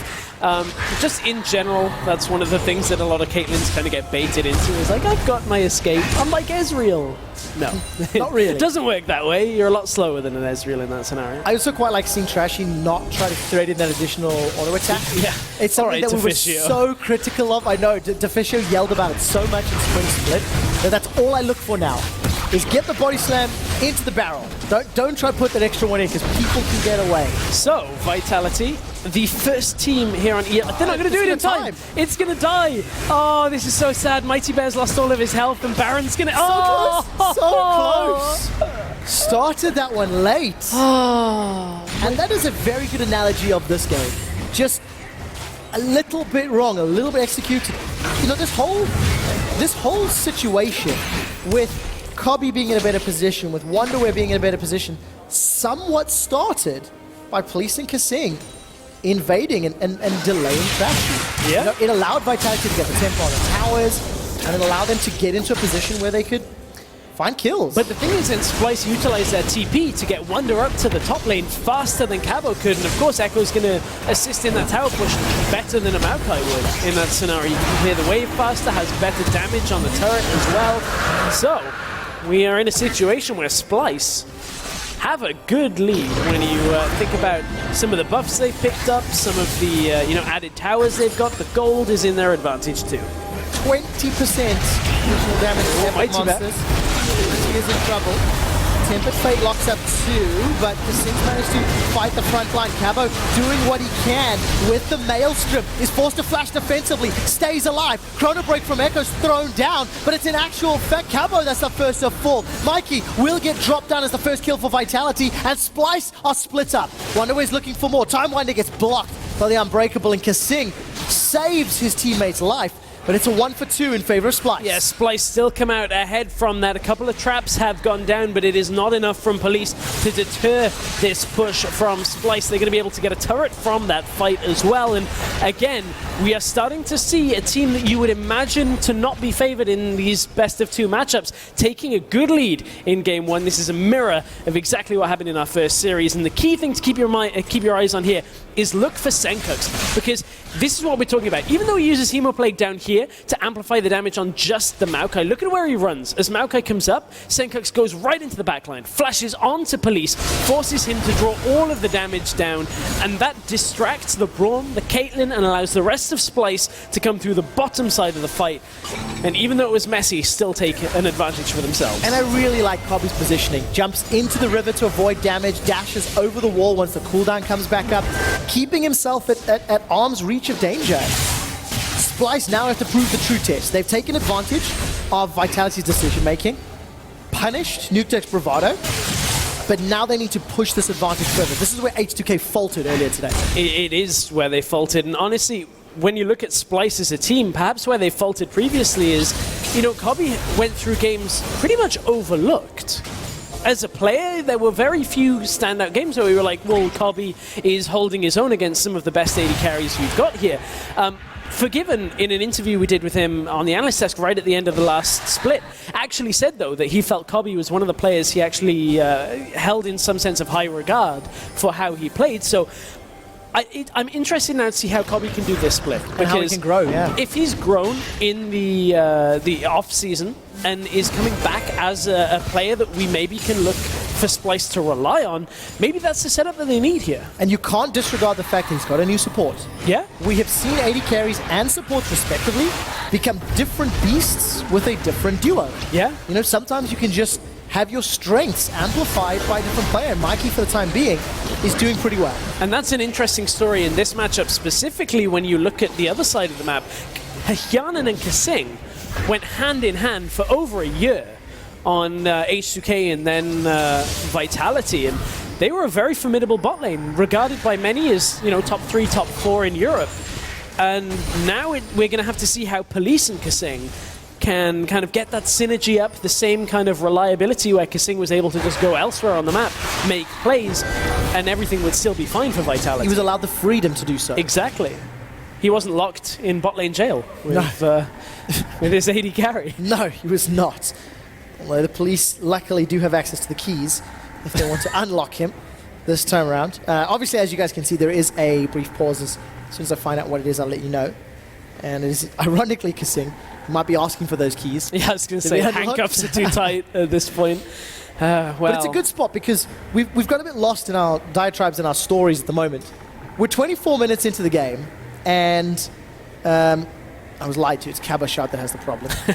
I'll forgive you this time, production. But to get back on topic, 24 minutes in, yeah. Splyce have got 3 consecutive dragons, unchallenged. They're 4 towers to 2. They've got a 3,000 gold lead. Everything just looks very good for Splyce. I feel they've played the game very well. They've made limited mistakes, and even of the few that are there, they've not been as game impacting as, say, Nuketek's mistakes or the lane swap, play out. I mean, I look at this game and on paper I was thinking, well, Splyce, you know, they're probably a team that they're fighting to avoid the bottom of the table, look for that safe spot, maybe make it into playoffs. But right now they're looking actually pretty good, just in general. And I know we've said that about teams coming into the split and then they've disappointed. You know, we spoke about Roccat last split as well. I feel like, again, it's Splyce making a lot of good calls as opposed to just Vitality dropping the ball in certain scenarios. So I like what Splyce are offering. Trashy, after his rough start, has actually picked it back up. He's been in the right place at the right time and has been a bit of an instigator for this Splyce lineup. Great combos. Yeah. I mean, the 2 flash body slams we've watched have resulted in kills and an advantage for Splyce.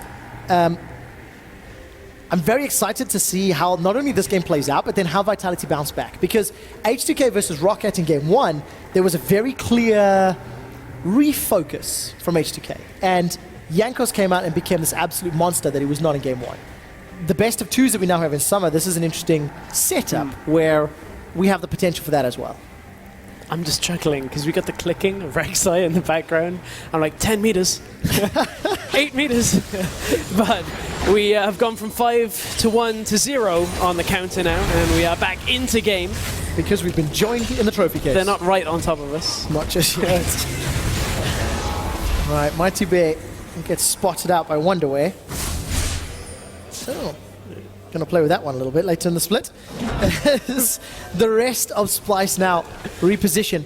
Just before the pause happened, Vitality were clearing out wards in and around the Baron pit, and it looked like Splyce were trying to set up to work for that one, but didn't work out this time round. So, there's an interesting kind of difference in this Splyce perhaps and last split Splyce. And I wonder whether it's to do with the actual meta shift. But in this game, Splyce got 3 dragons. In the whole of last split, they only got 19.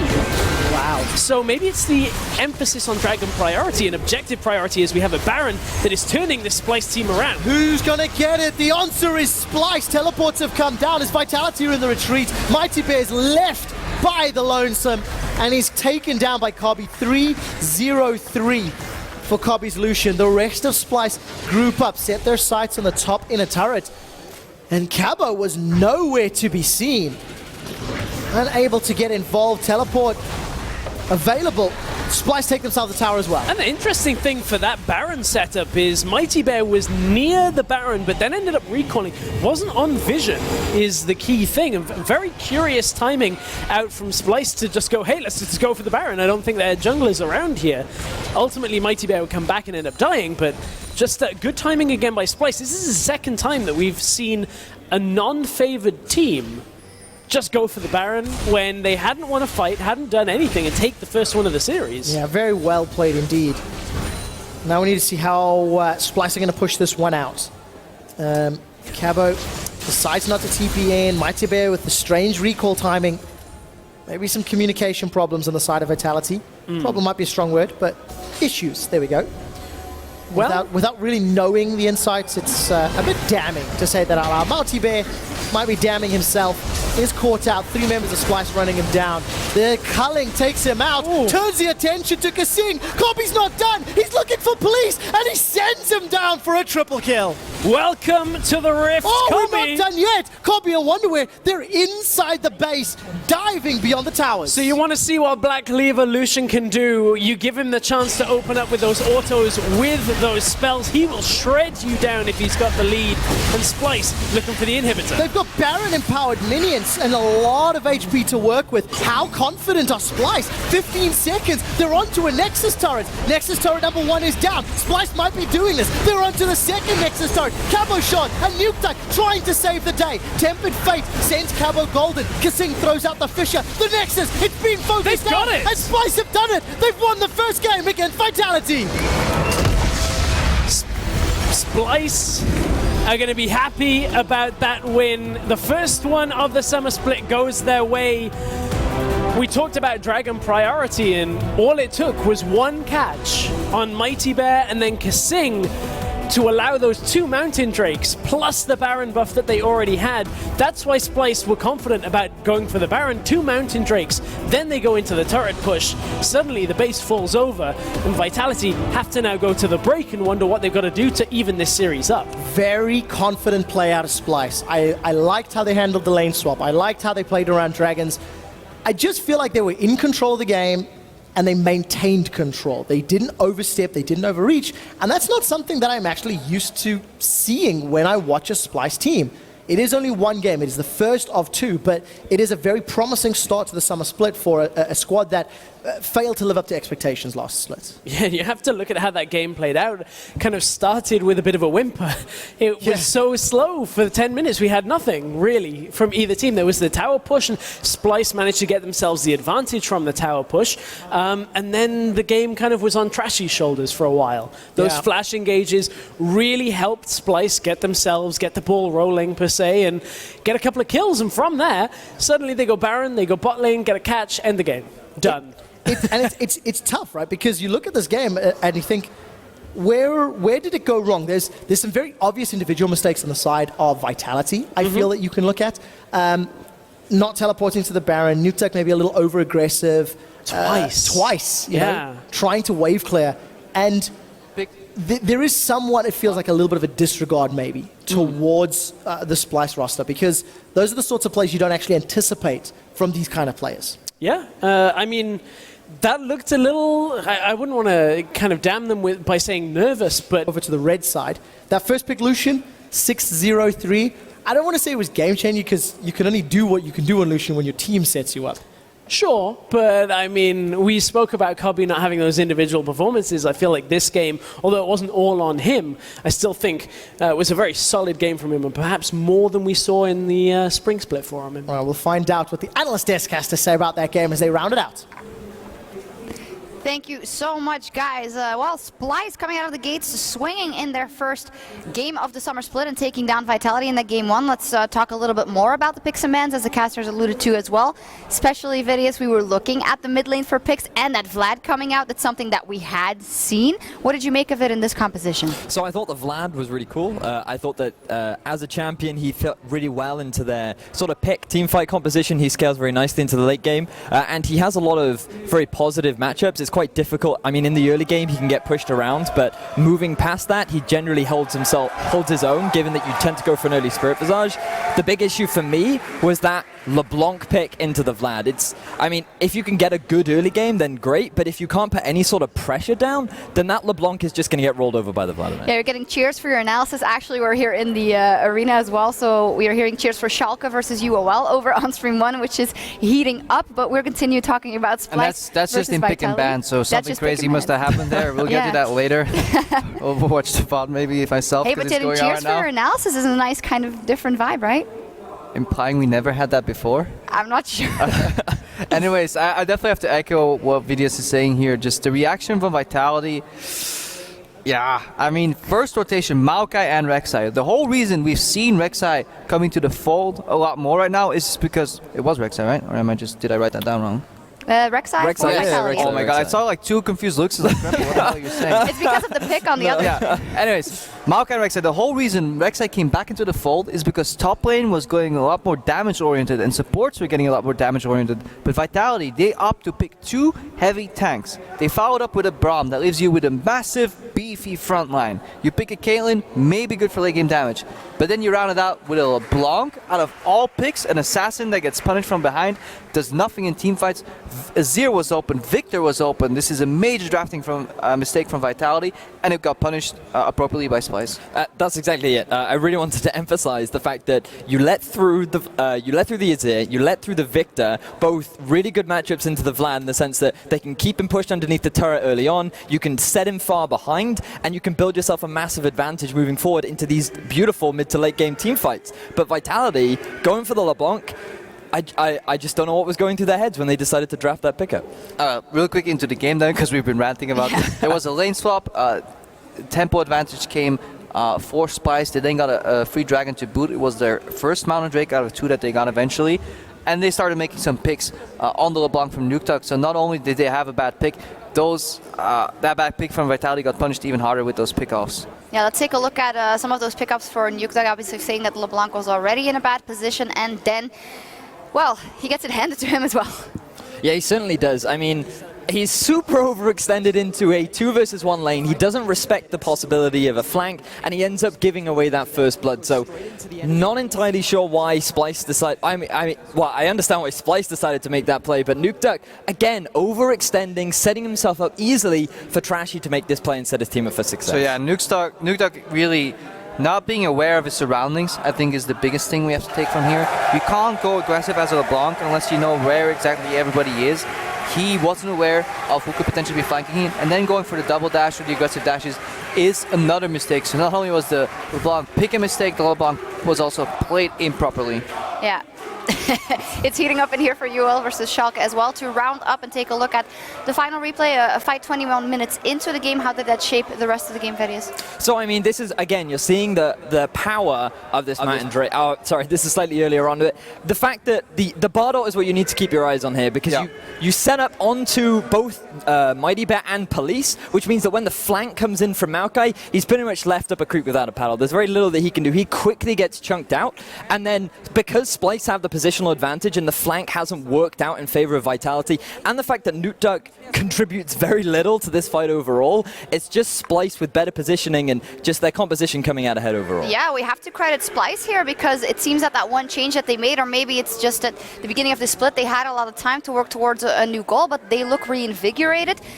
And the player of the game for us is Kabi, which is not something that I had expected to announce at the end of this game, because he hadn't been the most flashiest player on Splyce whatsoever. There's obviously debate. Kabe stepped well into the room that was created for him. Yes. For me, this was a really tough one to call. So there was a lot of doubt going on, like do we have Trashy? You know, maybe Mickey had a really good early performance. I think the Splyce operated as a team. That was their mantra last split as well, but they lacked some individual talent, especially in support. I mean, Nisbeth just wasn't the greatest player, and Mickey definitely showed up, showing that he can also play the Bard. And that's the thing I really want to emphasize. During the downtime, we were wondering whether or not, or how much Splyce will have developed, and the fact that they come in against Vitality, where there's so much hype around Mighty Bear in particular. Nukeduck has been a praised mid laner for a very long time, and the fact that Splyce come in so convincingly, and Vitality not really stepping up to be the team, is just a really overall very impressive performance game one. Yeah, we'll need to see what happens when Vitality actually drafts properly. Yeah.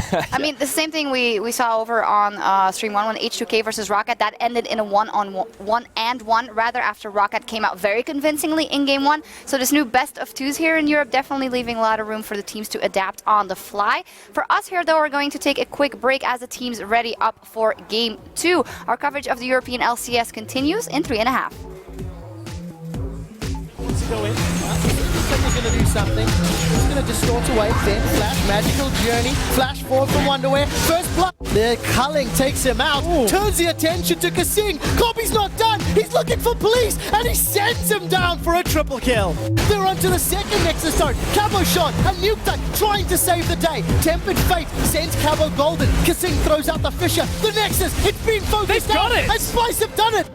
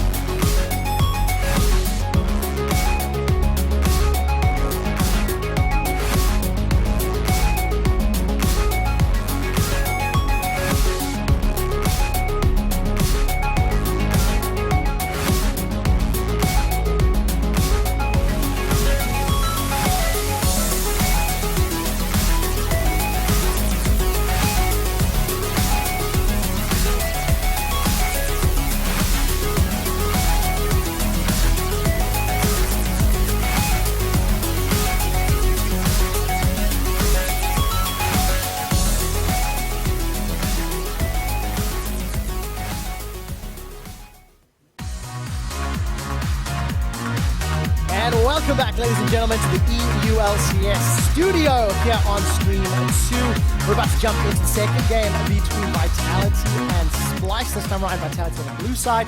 Maybe the pick and bans will help them out because the LeBlanc last pick didn't do a lot. And the Maokai on Cabo Shard, he never got into it. He was down in CS, fell behind early, didn't teleport in, so it was a tough game for Vitality. Yeah, and Krepo broke it down on the analyst desk. The reason we've seen Rek'Sai come back is you've had more damage coming from top, more damage coming from supports. It allows you to just go, a lower damage, less carry-focused jungler, but when you pick like Braum and then Maokai, it's like, well, you got no damage outside of your assassin, and then... Especially if that assassin then falls behind. Right. You can't afford to make those over-aggressive plays and gets punished when you're one of the only damage sources. And that's the frustrating thing is Nukeduck, a lot of the reason why he ended up behind was because of his over-aggressive plays. So it's not like he naturally was like, oh, well, I've lost this lane as it is. There was still potential for him maybe to look for kills elsewhere. Problem is he oversteps in the mid lane, isn't really able to make those aggressive plays and gets punished for it twice. Yeah. Two key moments in that game. Absolutely massive. And then for Splyce, of course, very calm, very collected, very controlled. Despite flash body slam engages, or body slam flash engages rather, from Trashy, it always felt like Splyce were on the same page. They were, in control of the game in the right way. So that was impressive to see. We're about to get ready for picks and bans, so let's touch on what we're going to expect. Kindred, Graves, and Nidalee were all taken off the table. Do you think that jungle priority will stay the same? I think it'll stay the same, and if Mighty Bear doesn't want the Rek'Sai again, go the Elise route. Yeah. Because it will give you another option. It'll give you some damage. It'll give you the catch. That's if they want Cabo still to play that tank role in the top lane. But, there's a lot of places that could be adjusted for Vitality here. But for Splyce, I mean, maybe they just play the same. It worked well for them in the last game. Hey, it worked. They had the control. They had the lead. They closed the game out in 27 minutes. It was quicker than our first series of the day. Yeah. So let's jump into the picks and the bans with Vitality on the blue side. Fizz, the fishy business, is gone over on the blue side. Rise is banned out once again. This time around, it is by Splyce, not Vitality. So already some small changes in what we're going to see. This is just a red side kind of swap-up thing. Rise is going to be one of those bans that red side, for the most part, are going to be punished with having to ban, unless the blue team don't want to ban it away. I like the adaptation here, though, by Vitality. Take away the Vlad. Don't allow Splyce to set up a composition where they can maybe pick that as a last pick, because I don't know whether Vitality then would prioritize it themselves and just go, okay, well, we'll just take the Vlad away. I don't think that would have happened. All right, so first jungle champion is away. With Fizz and Vlad banned, Vitality had Nidalee, Fizz, Rise. You've already mentioned Rise somewhat that red side ban. So what's next? Kindred, Graves? I don't drop the Graves? I think the Graves gets dropped. Because Graves, his impact in the early game is fairly negligible. He does have damage, and if you line up the Q, it's great. But he's a kind of a farm-focused jungler that gives you that damage, ultimately. So I actually think you can drop the Graves ban. Kindred will probably come out here from Splyce, and then we're in an Elise Rek'Sai kind of setup. And what a respect there from Vitality. Taking away Mikey's Bard. Removing it after that first game, after feeling the impact. Yeah, first game on your LCS debut, and game 2 you get a target ban. That's a fair amount of respect coming out. One of two reasons. Number one, you're a true threat on that one. Yeah. Or number two, they don't fear your next tier champion is as threatening. And with the Bard banned away, with Kindred and Graves still available, Braum is then the reply. So, what is the first pick here? Lucian would be available if Police wants it. That is one of the ones we've commonly seen here as the first pick. Also, Elise, Kindred. Now, would you give Kindred over? If you take Lucian, give Kindred Echo? It's tough because now it's a priority thing, right? For the junglers is, do you feel confident and comfortable in giving away a carry jungler if you can get something for one of your other lanes? And that's been answered very, very quickly with all 3 picks getting locked in. Kindred on the side of Vitality. It's Echo and Lucian getting taken for Splyce. No real surprises there. Okay, so now the no real surprises is done and dusted. Yep. Where do we look to next? What's the next tier? You know, Maokai is up and available if Cabo wants it. Cabo could go for the Maokai route again. Like, that actually would now not be a problem because you have got yourself a more carry-focused jungler. Does Police still go the Caitlyn? I actually don't think the Caitlyn was the problem here, and Caitlyn into Lucian is fine.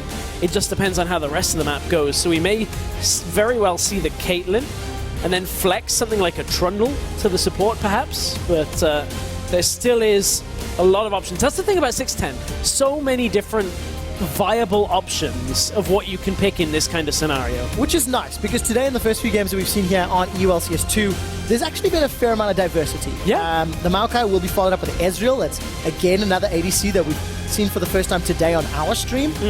And I like that as well, because as the game scales, it just gives you so many more options with those Iceborne, Gauntlet-empowered Mystic Shots. Yep, and it's a lane neutralizer. You can just now play away from the Lucian. Very difficult for him to actually kill you. If we do see a Trundle setup, Ezreal Trundle is fairly difficult to kill. We may even see a ranged support come out. Something like a Karma come out, kind of provides that Sivir-esque play style where you kind of burst everybody forward. But still, we're waiting on those last two picks. Sivir-esque. It's like budget Sivir. But I prefer budget. Budget Sivir is better, I think. Better describes it, I feel. That's fair. But a lot of options there for Kasing.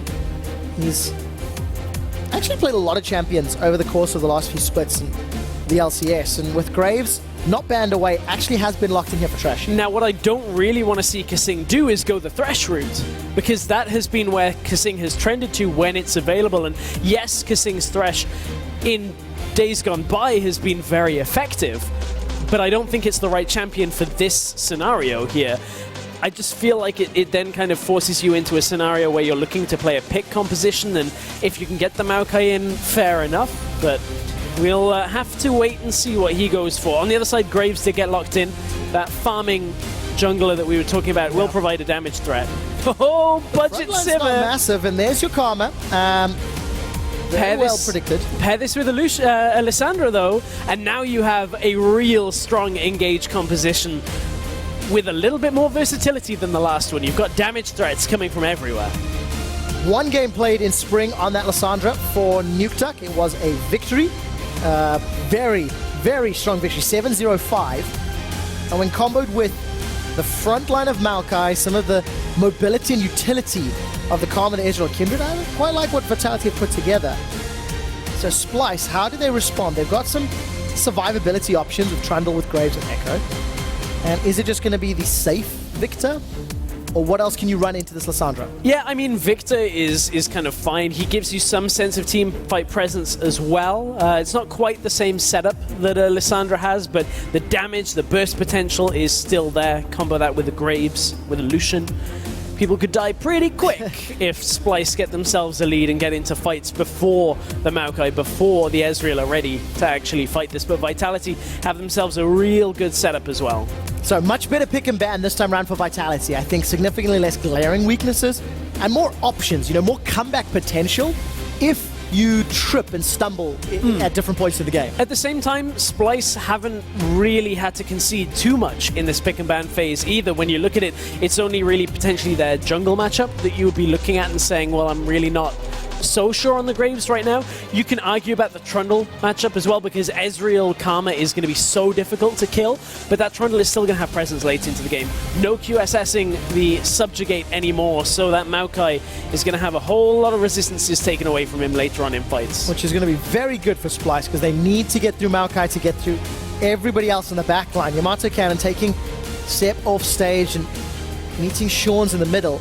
As we load up for the second game here between Vitality and Splyce. And, you know, as always, we can take a look at this team comps in a moment or two, but I want to see how this early game plays out. I want to keep my eyes on whether or not the lane swap plays out, and more importantly, whether or not Splyce can once again generate an advantage and a tempo lead just from the opening few minutes of gameplay. Yeah. Because that is a true testament of a team cognizant and aware of, you know, their strengths and weaknesses. That is very true. Well, we're going to have to wait for the first few minutes as we get into the second game. That we are. Splyce this time around over on the red side, while Vitality loading up right now on the blue side. We have two split series on EULCS 2. 1-1. we can revive the old meme, the old adage. You know EU loves their ties. No one knows better than you, Stress. Let's see if that meme has 9 lives as we load into this one. Vitality pushing through the bottom side jungle. Something tells me it's going to get old way before then. Trust me, I've already killed it. Yeah. I have already killed it. I was trying so hard to avoid the Super Police Trooper reference in Game 1. And Cobby and Mickey are trying so hard to avoid a 2 versus 2 in this game because they've done one of the old ways of not giving the lane swap info over to anybody, and that's to send your duo lane right up into the bush in that lane and get yourselves into the lane on your own. All right, we'll find out what they do and whether or not they get that advantage. Cobby, Mikey, nice and safe, no threats here. Although, Police and Kasing, they have recalled and they have made their way up top, so we should see the slightly standard lane, which I think will give a headache to Cobby and Mikey.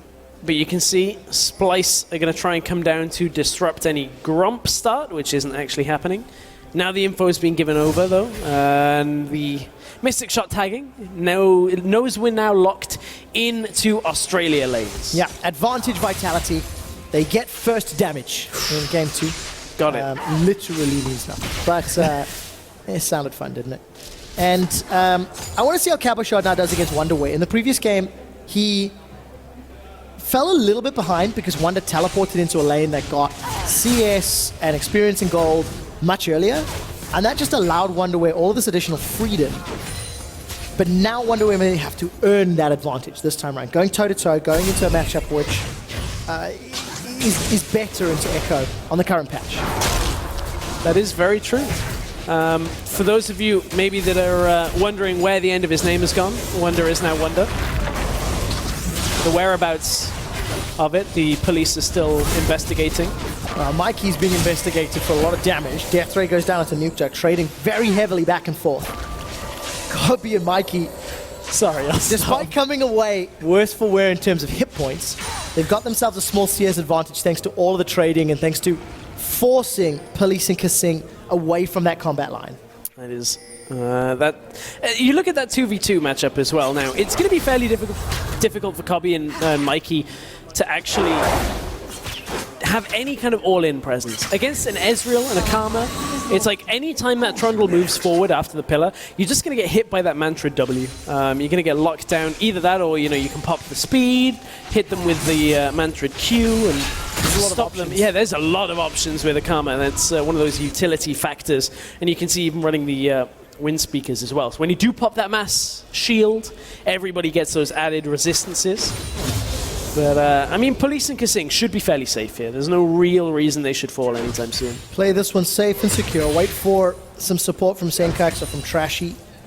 And I think it's important to note that this time around Vitality have got the double teleports. In the previous game, Nuke Duck obviously ran that LeBlanc, didn't have that same global presence.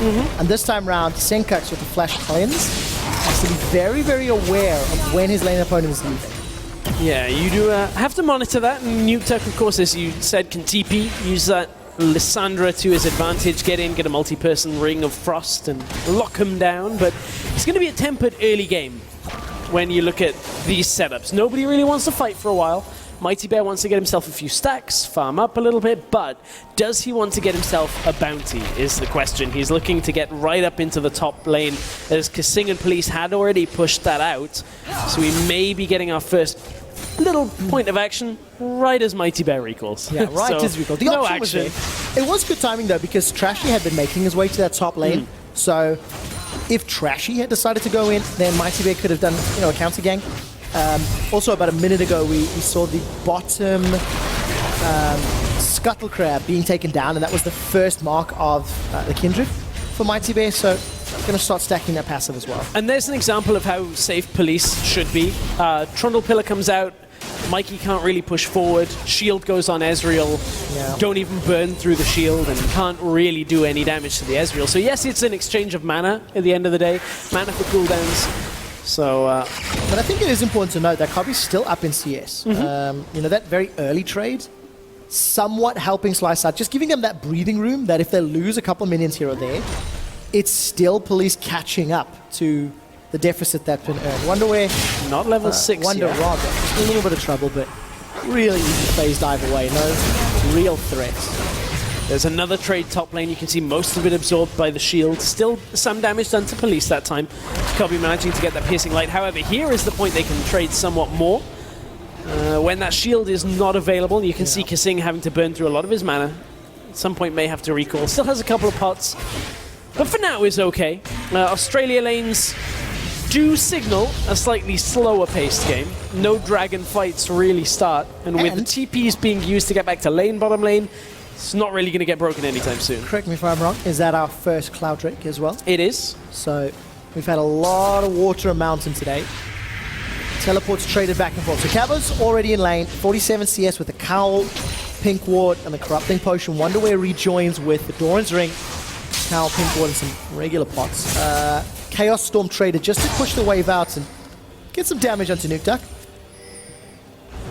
Not really doing a whole lot more than just that for Senkux. Nuke Duck trying to interrupt the recall of Senkux. I believe he even used the Claw just to stop him from going back, but knew he was safe. Knew that they'd had vision on Trashy in the top side.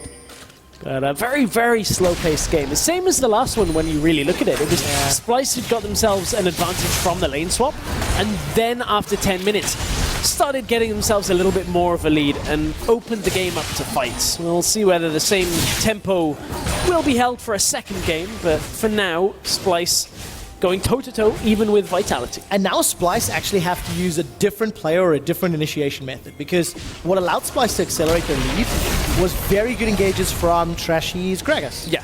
And you do not have anywhere near the same level of impact on a Graves. So now it's going to be, actually if you look at it, you don't have anywhere near the same level of engage. I'm going to say full stop. Yeah. You're so reliant on Wonder getting on with that parallel conversion. Yeah, what you're looking for here is a Trundle Pillar as kind of that soft engage, plus then a flank advantage for Wonderwear to come in from the side, drop that parallel conversion and get a multi-person stun, but that is difficult to do compared to what Vitality are running, which is, can we engage somebody engage? Yeah, point and click on Karma, on Lissandra, on Maokai. Trashy though will get some good damage onto Nuke Duck. We're going to cut down bottom. Wonder is being forced away. Despite Cabo playing very aggressively, Wonder's just basically ignoring him and farming away. Yeah, Wonder knows he's got his ultimate available, so there's no real kill pressure from Cabo on that Maokai. Kasing wants to stop the recall. Gets Mikey's recall stopped. It's going to be a frustration. Resolve. Not going to be able to get the root down. True Shot Barrage just for effect, I feel. Police, Kasing, shove this wave in, allow them to back safely and shop. Yeah, it was just allow them to push the wave fully in. Trundle on his own can either choose to sit there, get some of the farm, or sit there, hold the farm, because he's going to recall and get all of his health back anyway. So we may see one of the two here.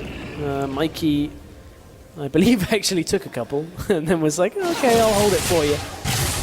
But nevertheless, Kobe did get his recall off, got his first few items, as did Police. So fairly even setting top lane. Yeah. And of course for the actual, you confused me, it's top lane, but it's ADCs. Yeah, sorry.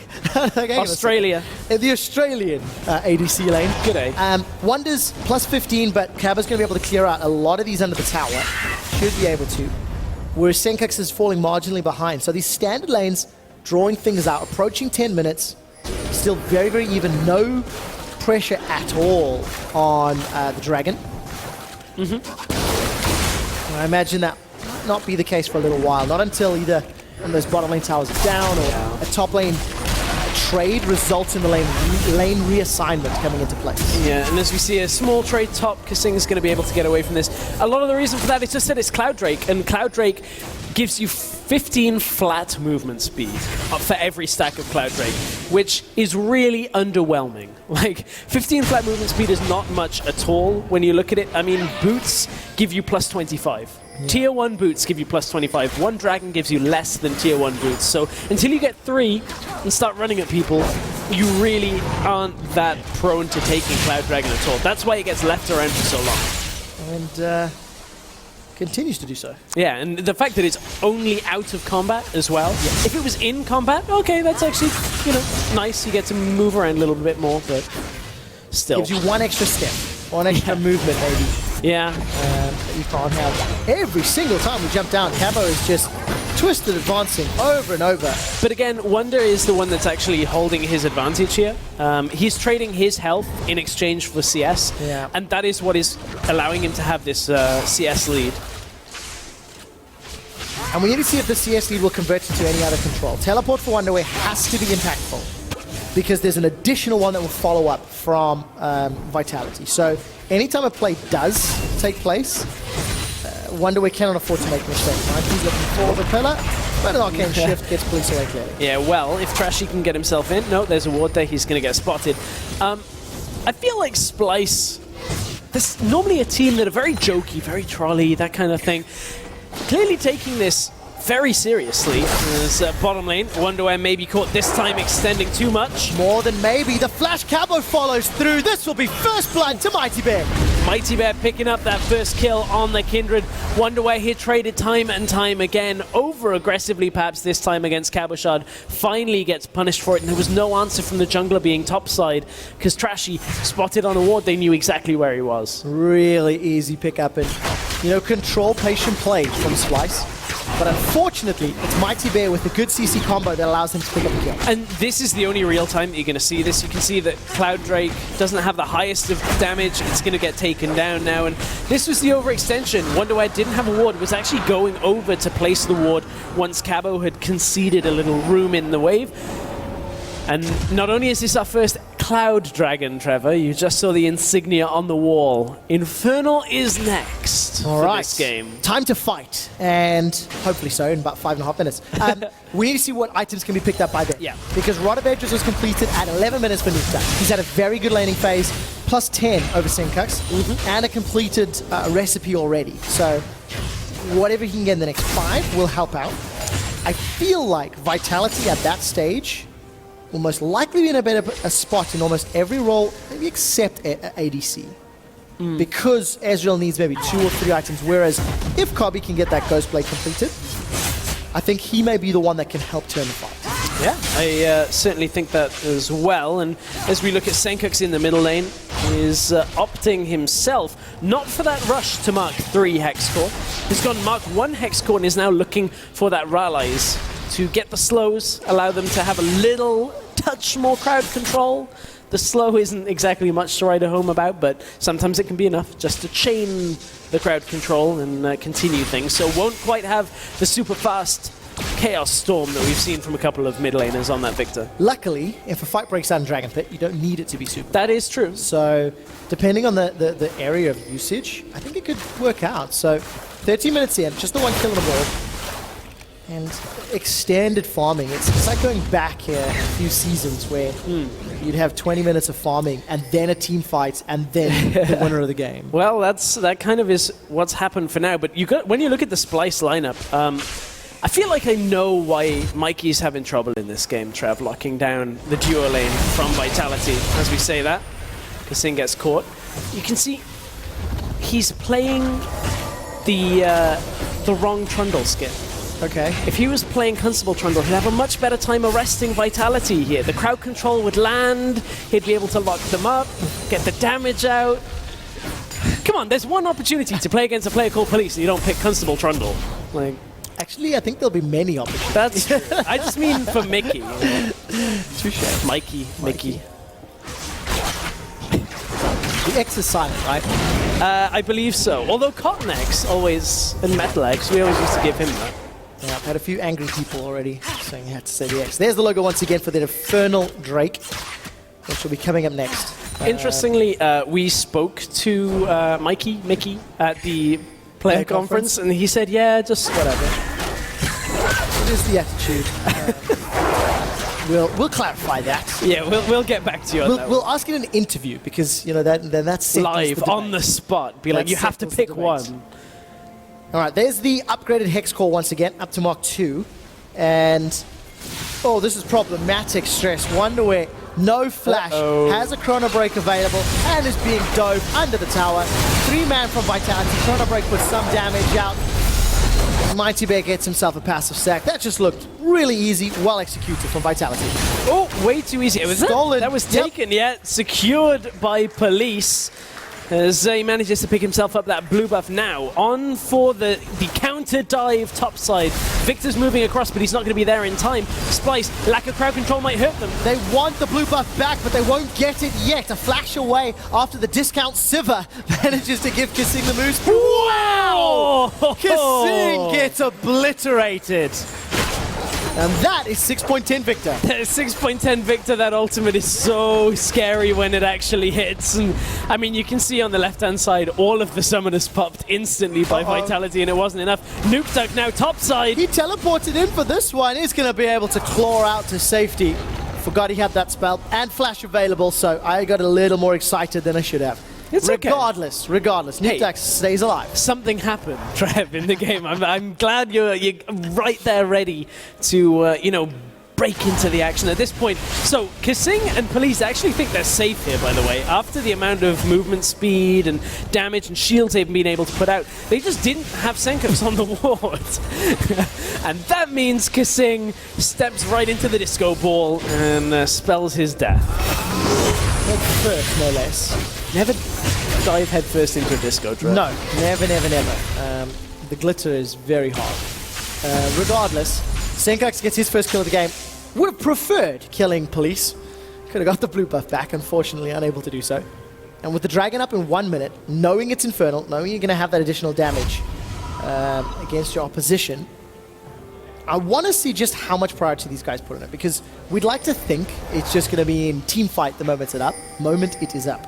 But truthfully, you're going to need a couple of wards, and you need the teams to agree that it is worth that level of risk. It's still also fairly quick to take as well. Infernal Dragon is the most comparable to the old dragons we used to have, where, you know, doesn't have really any particularly special combat stats or added resistances. It's basically the same. Cobby caught down by Nukeduck. Cobby's in trouble. Ghostblade will give him just a few extra seconds He's to put damage accepted down, fate. but the kill will be secured by Cabo Shard. 15 seconds before the Dragon comes up, and Splyce losing some focus, losing some control this game. And look at how far Cobby was up without the right wards, without a tower as well. And that spells the end for him. And that's going to be the first Infernal Drake pretty much going over to Vitality. Mighty Bear's going to start it on his own. Wonderware's going to push topside at the same time. Should trade tower for Dragon. And kill. Splyce will be okay with the gold secured. No, very clever. Mighty Bear's in some trouble. Trashy's looking for the steal, but it's secured by Vitality. Infernal Drake picked up. It did cost an ultimate though. And Cabo Shard looking to get away. Nukeduck and Mighty continuing to run, while the rest of Splyce may be able to siege on this middle lane. If Splyce can get themselves a second tower, maybe they come away in a better position, but that is asking a lot, because there's simply no minions to play with. Of course, that is now Ocean and Infernal for Vitality right now, so trying desperately to become the Avatar. Unfortunately, you can't get all 4 elements in a game, so yeah, not going to happen on this one. But for Splyce, it's a tower push again, so maybe 2 turrets for a Dragon. That is definitely worth at this point in the game. So, after a falter in positioning by Cobby, Splyce rebound by grouping and forcing Vitality's hand. Remember, Splyce chased Vitality through the jungle to delay that recall. But the reason is a knock-on effect from Nukeduck having to, Nukeduck choosing to TP top earlier. It meant he didn't have his TP available to get back to mid lane after getting chunked down. He recalled out and then wasn't able to defend his tower. And now Splyce are on the back foot, but the tower is so healthy at this point, the Vitality can't realistically push it down. All right, so Splyce are able to defend. We have a very good game brewing. 3 kills to 1 in favor of Vitality, but 2 towers to 1 in favor of Splyce. I'm looking down the CS numbers, and Cobby is once again doing a very good job. He's out farming his opposite number, getting very close to completing his second item, and Vitality are now grouping their way up. So, 4 out of 4 games, Rift Herald has returned to the Void. 3 out of 4 games now, nobody's attempted it. Yeah. Unfortunately for Vitality, last game they started it too late. This time they're like, we're close to the timer, let's get the turret instead. Much more beneficial. He is alone in this top lane, but at look, risk of being dove. There's no way Splyce can group in time. They have to concede this. Looks like Splyce will be giving it up. A lot of damage coming into the tower. Maybe Cobby can at least trade back. 2 versus 4. Here comes Mikey. Chrono Break has already been used, and Wonder decides to re-engage. Cabo's down to 1,000 hit points. The tower still stands. Cobby was able to shove that wave down. Senkux was trying to cut up through the jungle, and that's why Vitality did not want to stick around anymore. Cobby didn't even finish his recall, so Splyce may have been able to kind of rectify this situation slightly.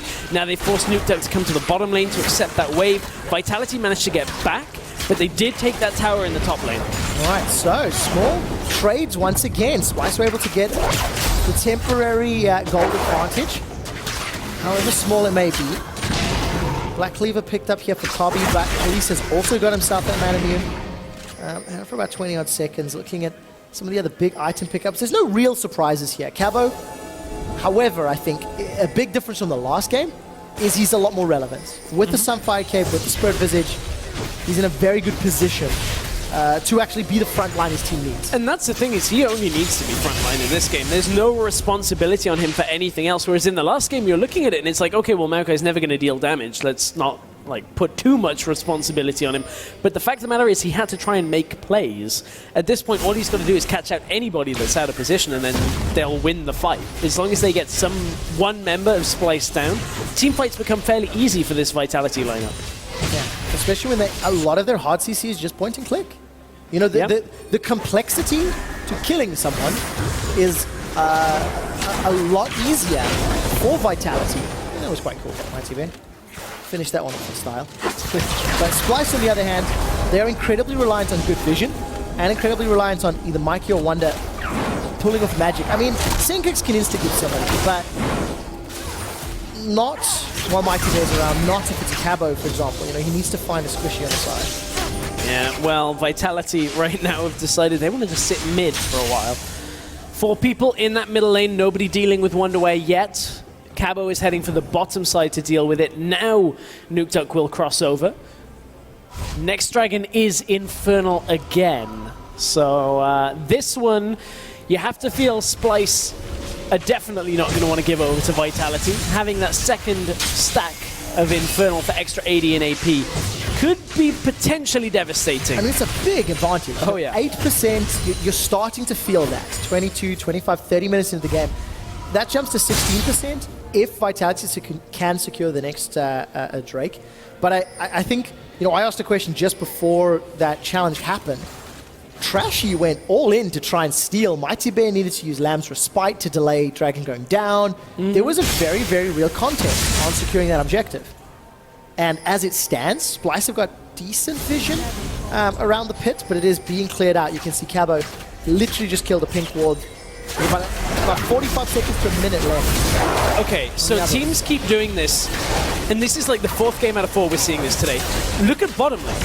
Graves and Lucian have shown on Ward's bottom side, and it allows Vitality to take advantage of this. They know there's no way of anybody on Splyce actually arriving in time.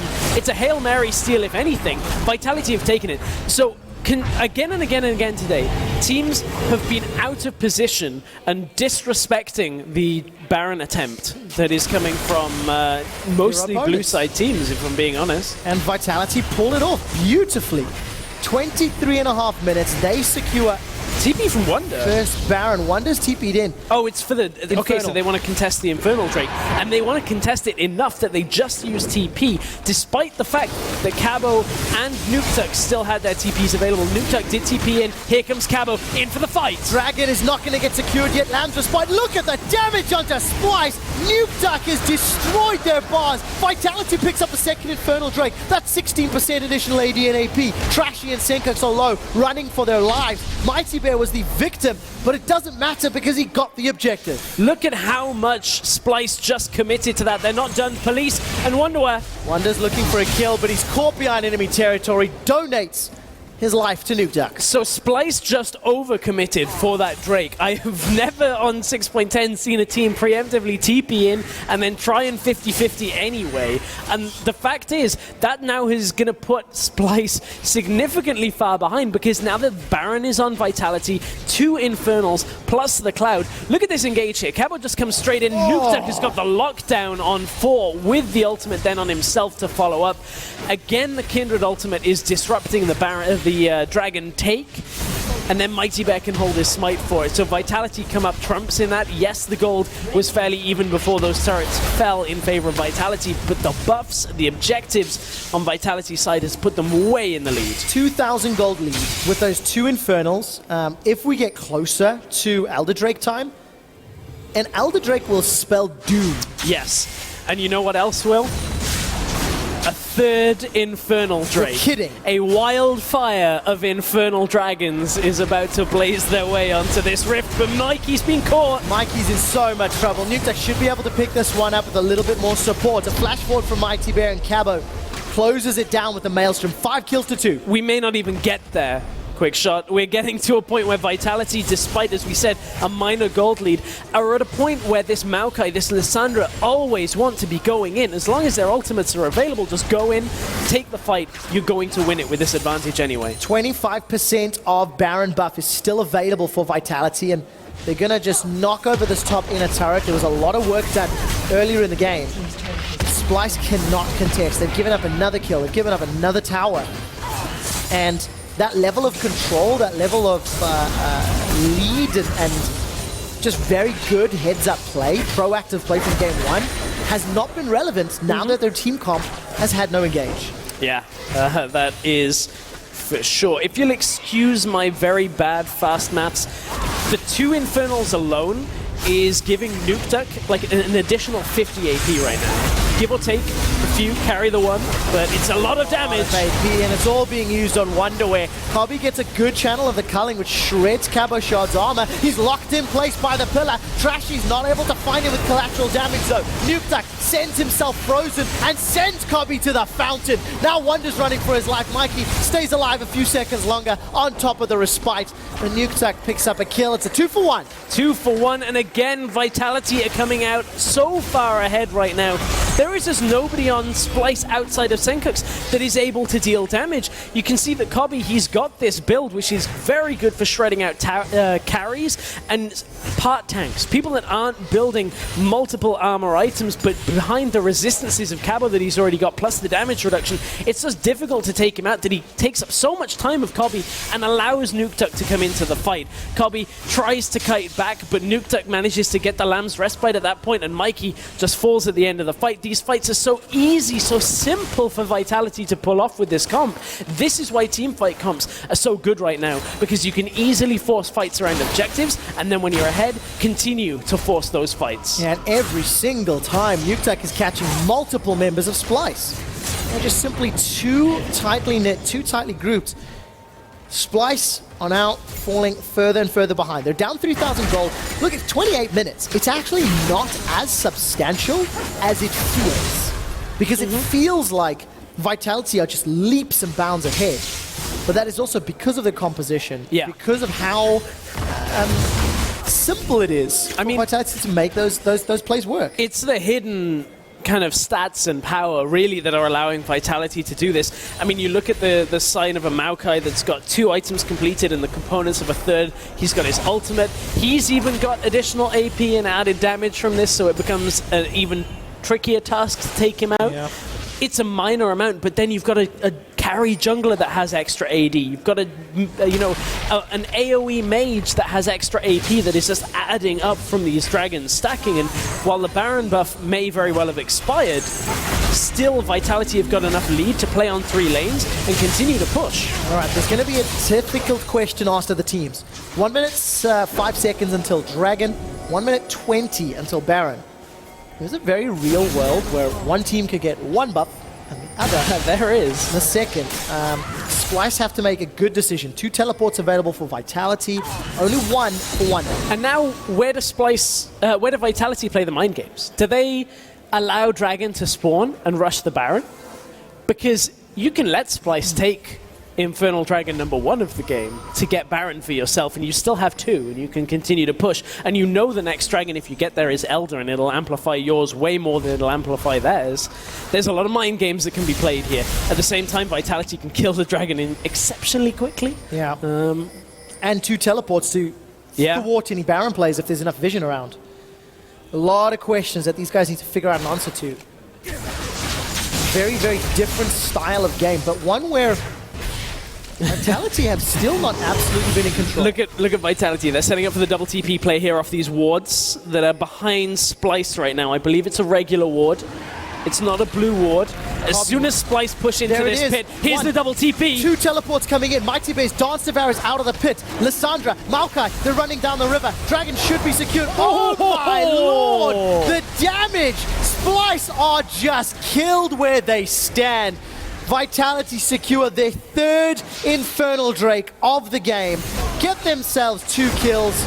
And hell, they can take Baron if they want to. They can look for anything right now. Vitality spring the trap. It's an easily laid trap for Splyce. They had to try and do something to prevent Vitality from getting that wildfire of 3. And I mean, Vitality, they've got the Baron right now. Nothing can really stop them, as you alluded to. And Splyce, right now, with the gold lead previously so close, you would say, well, maybe Splyce still have a chance in this, but look at just the sheer advantages that come into this fight. Flash from Nukeduck, that damage is insane coming out from this Lissandra right now. The setup for the fight, they hardly even needed Cabo there to lock him down in the end of all things, and Vitality have pretty much closed this game out, and they're going to fire back in the second game of this best of 2. This one's pretty much done. Nukeduck has got 460 AP without a death cap. That is a lot of ability power, and Vitality have just played this game significantly better. You know, Mighty Bear won the early game for Vitality, and now he's effectively 1v4. True Shot Barrage flies across Splyce. Lambs Spy buys all the time that Vitality need. Nukeduck's coming up through the river. Cobby's culling does a lot of work onto Mighty Bear. He's finally shut down. Nukeduck's looking to win the fight. Gets tagged by the Time Winder, and Cobby's going toe-to-toe. QSS will buy some time, but truthfully, Splyce are just too far behind. Nukeduck comes back in. Double kill for Cabo to close it out. It's a 1 for 3 in favor of Vitality. Even Kasing's damage in this fight is, you know, not to be overlooked. Cabo had 3 people on him. He's so far ahead in this game that it is almost impossible to kill him. And Vitality, they've got the Baroned up minions. This is pretty much going to be the end of game 2. It looks like it. 30 seconds on the clock for Splyce to try defend with a jungler and a support. Nukeduck is a few more seconds before the tomb is available. Police and Kasing making their way in. Nexus turret #1 is the target. Vitality will take this one down. Cabo's focusing, actually tanking up the Death Ray laser before he's forced to peel away. The rest of Vitality look to take down the second tower. There's no real resistance from Splyce, and Vitality, they bounce back. Cobby gets locked in place where he stands. The Nexus is being focused, and it is taken down. Vitality, 1 point to the summer split. 2 series, 2 split on the day. And both games, the underdog pulls off a surprising, maybe, game 1 win, only for the favorite to bounce back in game 2. And I mean, this is where the discussion comes out, right? Because in some sense, Splyce and Roccat on the day may very well end up happy with this result, stealing 2 points away with good victories, solid victories. They'll also be disappointed not to take 3 for themselves, but when you look at the game 2s, our day's series have actually been very similar. The favorite team, as you said, bounce back and dominate the second game. I mean, yes, there wasn't a massive gold lead for Vitality the entire way through that second game, but the Dragons stacked up. They got the 2 Barons. They punished Splyce for being out of position. And Vitality pick up 3 Infernals and just run right over Splyce in game 2. I also think there's a few key takeaways from both of the series, right? Because H2K bounced back in a significantly stronger fashion. Now, the way that they crushed Roccat in their second game of the day, in contrast to how controlled, how much slower, how much more tempered Vitality were. And on the same token, the way that Splyce played when they had a lead, when they had a team comp advantage, was admirable. But the problem is, you're not always going to have that 6v4 team comp, dare I say, where your opponents somewhat counterpick themselves. Yeah, I mean, I'm just... It's a weird scenario here where you look at it and how exactly things are going to play out with the fact that, it's a 1-1 series at this point, and, we look at it and how Vitality bounced back in this. Maybe that's a thing for coaching. Maybe that's, something to be said about, someone like Sean that's in your ear during the break. And it's like, hey, look, all we got to do is figure out the pick and bans. Well, that's all we got to do. Maybe that's all they had to do. Get themselves a simpler comp? Yeah, it's one of those things where I'd love to know where the LeBlanc pick came from, right? What is the decision? Is this a team decision? Is this a player decision? And what are the discussions? You're picking this into two champions that naturally build MR, that can avoid the burst. It's in my opinion, relatively easy for Vladimir later in the game to get away from things, for Echo to easily counteract all the damage. So these are questions that we start to learn. But also, this is the first time we're doing BO2s formally on the stage, in front of the crowd at the new studio. So it's also coming to grips with that and that approach, which these teams have to figure out. There's a lot to figure out, Trev. I mean, when you look at it, it's like, how do you make that adjustment for a team that's used to best of ones, perhaps? You've now got to come in with a completely different game plan where you either have two different sets of pick and bans, or you have these multiple strategies you can pivot between and kind of see what works against what you faced in game one. I also like the idea that we can now better evaluate the true skill of teams because both of the quote-unquote weaker teams won game one. And if it was a best of one, they came in for that. They were prepared for that. But the moment then you only have 10 minutes to prepare for your next game, that is when your true metal is tested. How does your pick and bans go? How is your champion pool, etc.? And that's when we then saw these more experienced teams who you think are the favorites actually pick up strong wins. Yeah, it's such a complex discussion, right? With how each different added game kind of impacts things. But honestly, I feel like we've learned that maybe things in the assumed 3rd through 6th category that we kind of mentally prepared for coming into this maybe aren't quite as cut and dry. The second games of the day kind of showed us maybe they are, but the first games certainly were good performances out by Roccat and Splyce and big wins. I'm very excited to see how the teams also then bounce back tomorrow, because now we've got our first BO2s of the day here on the LCS 2.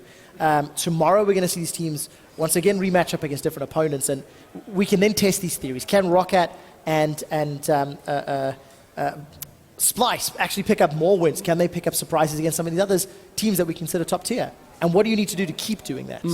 Because that's the true test. That is the true test. I mean, for Vitality, the simple composition worked well for them. I think they can keep doing that as well. We know that they have tried to run a little bit more complex, and had it worked for them in the past, the Bard Zillion comes to mind, where they're running these funky things. Well, maybe it'll just take them some time to get there. Yeah, we will figure that out. Just so you guys know, we do have some of the players walking up to the analyst desk, which is in the arena. Once they are set up, we will head to a chat with them. But, as somebody at the top of the day, we talked about all the CSQ games, we talked about 6.10 around the world. You've written an article on what you expected. Were you surprised by some of the picks and bans today? Less surprised about picks and bans, a little bit more about some of the play styles that we've seen, but certainly we found out 610 is a very versatile patch. It is indeed. Hopefully we can test that versatility a little bit more. As mentioned, we're going to head to the analyst desk to wrap up the series. Thank you so much, guys. I'm here with Cabo, Shard, and Trashy. As a premiere here in Europe, we got a tie interview. We get to talk to one player from each game. Trashy, maybe going to you guys first, because to a lot of people it might have been quite a surprise that you took down Vitality in that fashion in game one. What do you think, why do you think it played out like that? For me personally, I don't really see it as a surprise. I think a lot has changed for us. We are a lot more confident in ourselves and in the way we play. And I was expecting this series to be close. I think in the last game we kind of made some errors, and it was not as good game as we hoped for. But I think overall we did okay today. Definitely game one worked well because of the LeBlanc pick that Vitality kind of gifted you guys, because for me that didn't really seem to fit in the team comp. Kabashar, do you agree in hindsight? What do you think about the team comp you guys run game one with triple tank early, Caitlyn, and then a LeBlanc? It didn't really seem to fit for me. Yeah, I think it was pretty hard for the LeBlanc to make any plays because they had like 3 really tanky champions and like she couldn't burst any of them. And on top of that, we had like the most atrocious lane swap. Like it was really, really bad. We were really far behind, and yeah, like try to catch up with the LeBlanc. It was really hard for us. Of course, we're dealing with the best of 2s here now. How do you think you did, presumably in your teams and in talking with the coach, in the transition from 1 to 2? Maybe Vitality or Cabochard first, as you guys did manage to come back and win? Yeah, I think it's pretty good. Like we get to play twice as many games. Like if there was only best of 1 today, we would just have gone home with like getting stomped. So I guess that's good. Yeah, I mean, for me, I really like the fact that you can go into the first game, and sometimes when you went to the LCS, you played one game and you got stomped, and it was like, what did I even get out of this, right? Yeah, I know that feeling. But now, now I can at least play 2 games and redeem myself in the second game if it goes bad. So I really like that we get to play more games, and the more games we get to play, the better I feel like any team can get. So I love it. How important is warming up for you guys? So a lot of players say like after game 1, I feel like I'm warmed up on the stage and I play actually better. Is that true to any extent for you guys? No, I don't really feel like that. Not really. Also not? Not really? Okay. All right. That's a myth then, apparently. Yeah, well, dispelled that myth in any case. Let's talk a little bit about the team's expectation. Of course, you guys both having changes in the roster. Trashy, we were quite harsh on you guys in our intro, saying that in the spring split, we didn't see a lot of you guys or a lot of growth. After week 5, it kind of looked like you had reached your ceiling. And why do you think that is? And how do you think you can make more happen now? It was like going into the split, every basic about the game we didn't have sorted out. Like we didn't, and on top of that, we didn't perform on stage too. So it was really hard for us to find like a specific play style that we wanted to play. But in the off season, I think all of us has worked really, really hard and focused a lot on what matters is your team play, and I think it showed in our first game today. Same question for you, Cabochard. Obviously, it was kind of the inverse. You guys started having some really, really good games, high hopes. We had one member coming out and saying, we are the super team. Yeah, see how far that got him, though. Oh, the burn. But then it faltered at the end. So what kind of vision are you going into the summer split with?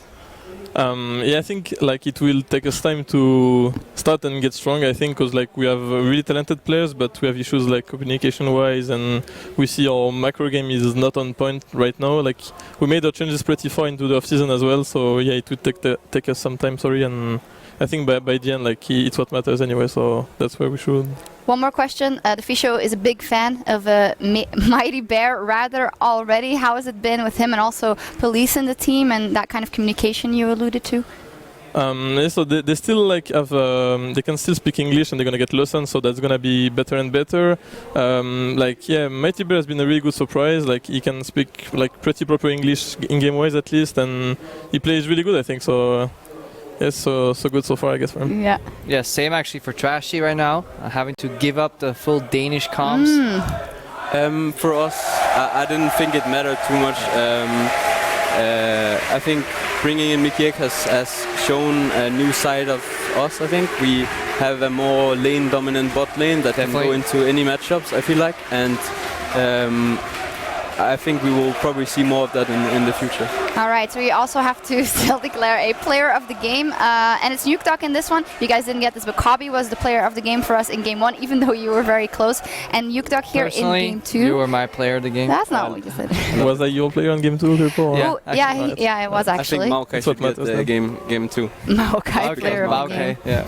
In any case, that does it for you guys. 1-1 for Splyce and Vitality. Over in the arena, though, you heard it already. Schalke versus UOL is going into game 2. And over there, it was Schalke that took game 1 very convincingly. Yeah, Fox was the man of the game right there. He picked Vladimir and just ran a clinic, really. He had so much pressure in the mid lane. It took like multiple members to take him down twice. But then eventually he kept pushing and just adding so much pressure. Schalke got a lot of dragons there. So really interesting game. Definitely worth rewatching. And the difference of elements with Aika and Schalke with Fox seems pretty stark so far on a 1-game sample size, but I'm excited to see more. But I mean, I also expect nothing less than 2-0 for Schalke, because I mean, Gilius tweeted out that he was going forward to this week, so I expect nothing less. If there's anything we've learned is that Gilius' tweets always 100% truth. Yeah, of all the pro players that goes actually. Well, congratulations, I should say. It's a tie, so you both got to win. Great. That wraps everything up here on from the studio on stream 2, as we have no more games here. But the action continues over on EULCS 1 and here as well in the arena, as Schalke 04 and UOL are currently in their game 2, and that is followed by Fnatic versus Giant. So the action is definitely not over here yet. But for us, goodbye from stream number 2.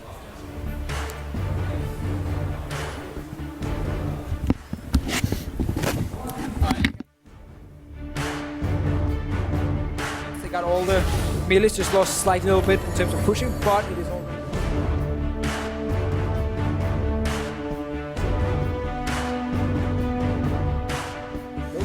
The worst kind of position, you push on first wave, you obviously need another minion from next wave to get level 2, and the other guy then gets the level 2 and he's now kind of zoning you off. This is the worst possible start for Exile in a lane at level 1. For those of you guys just joining us over for stream 2, welcome to stream 1, and you haven't missed too much in game number 1 so far, but yeah, Exile has been having a little bit of a rough time. Move has as well.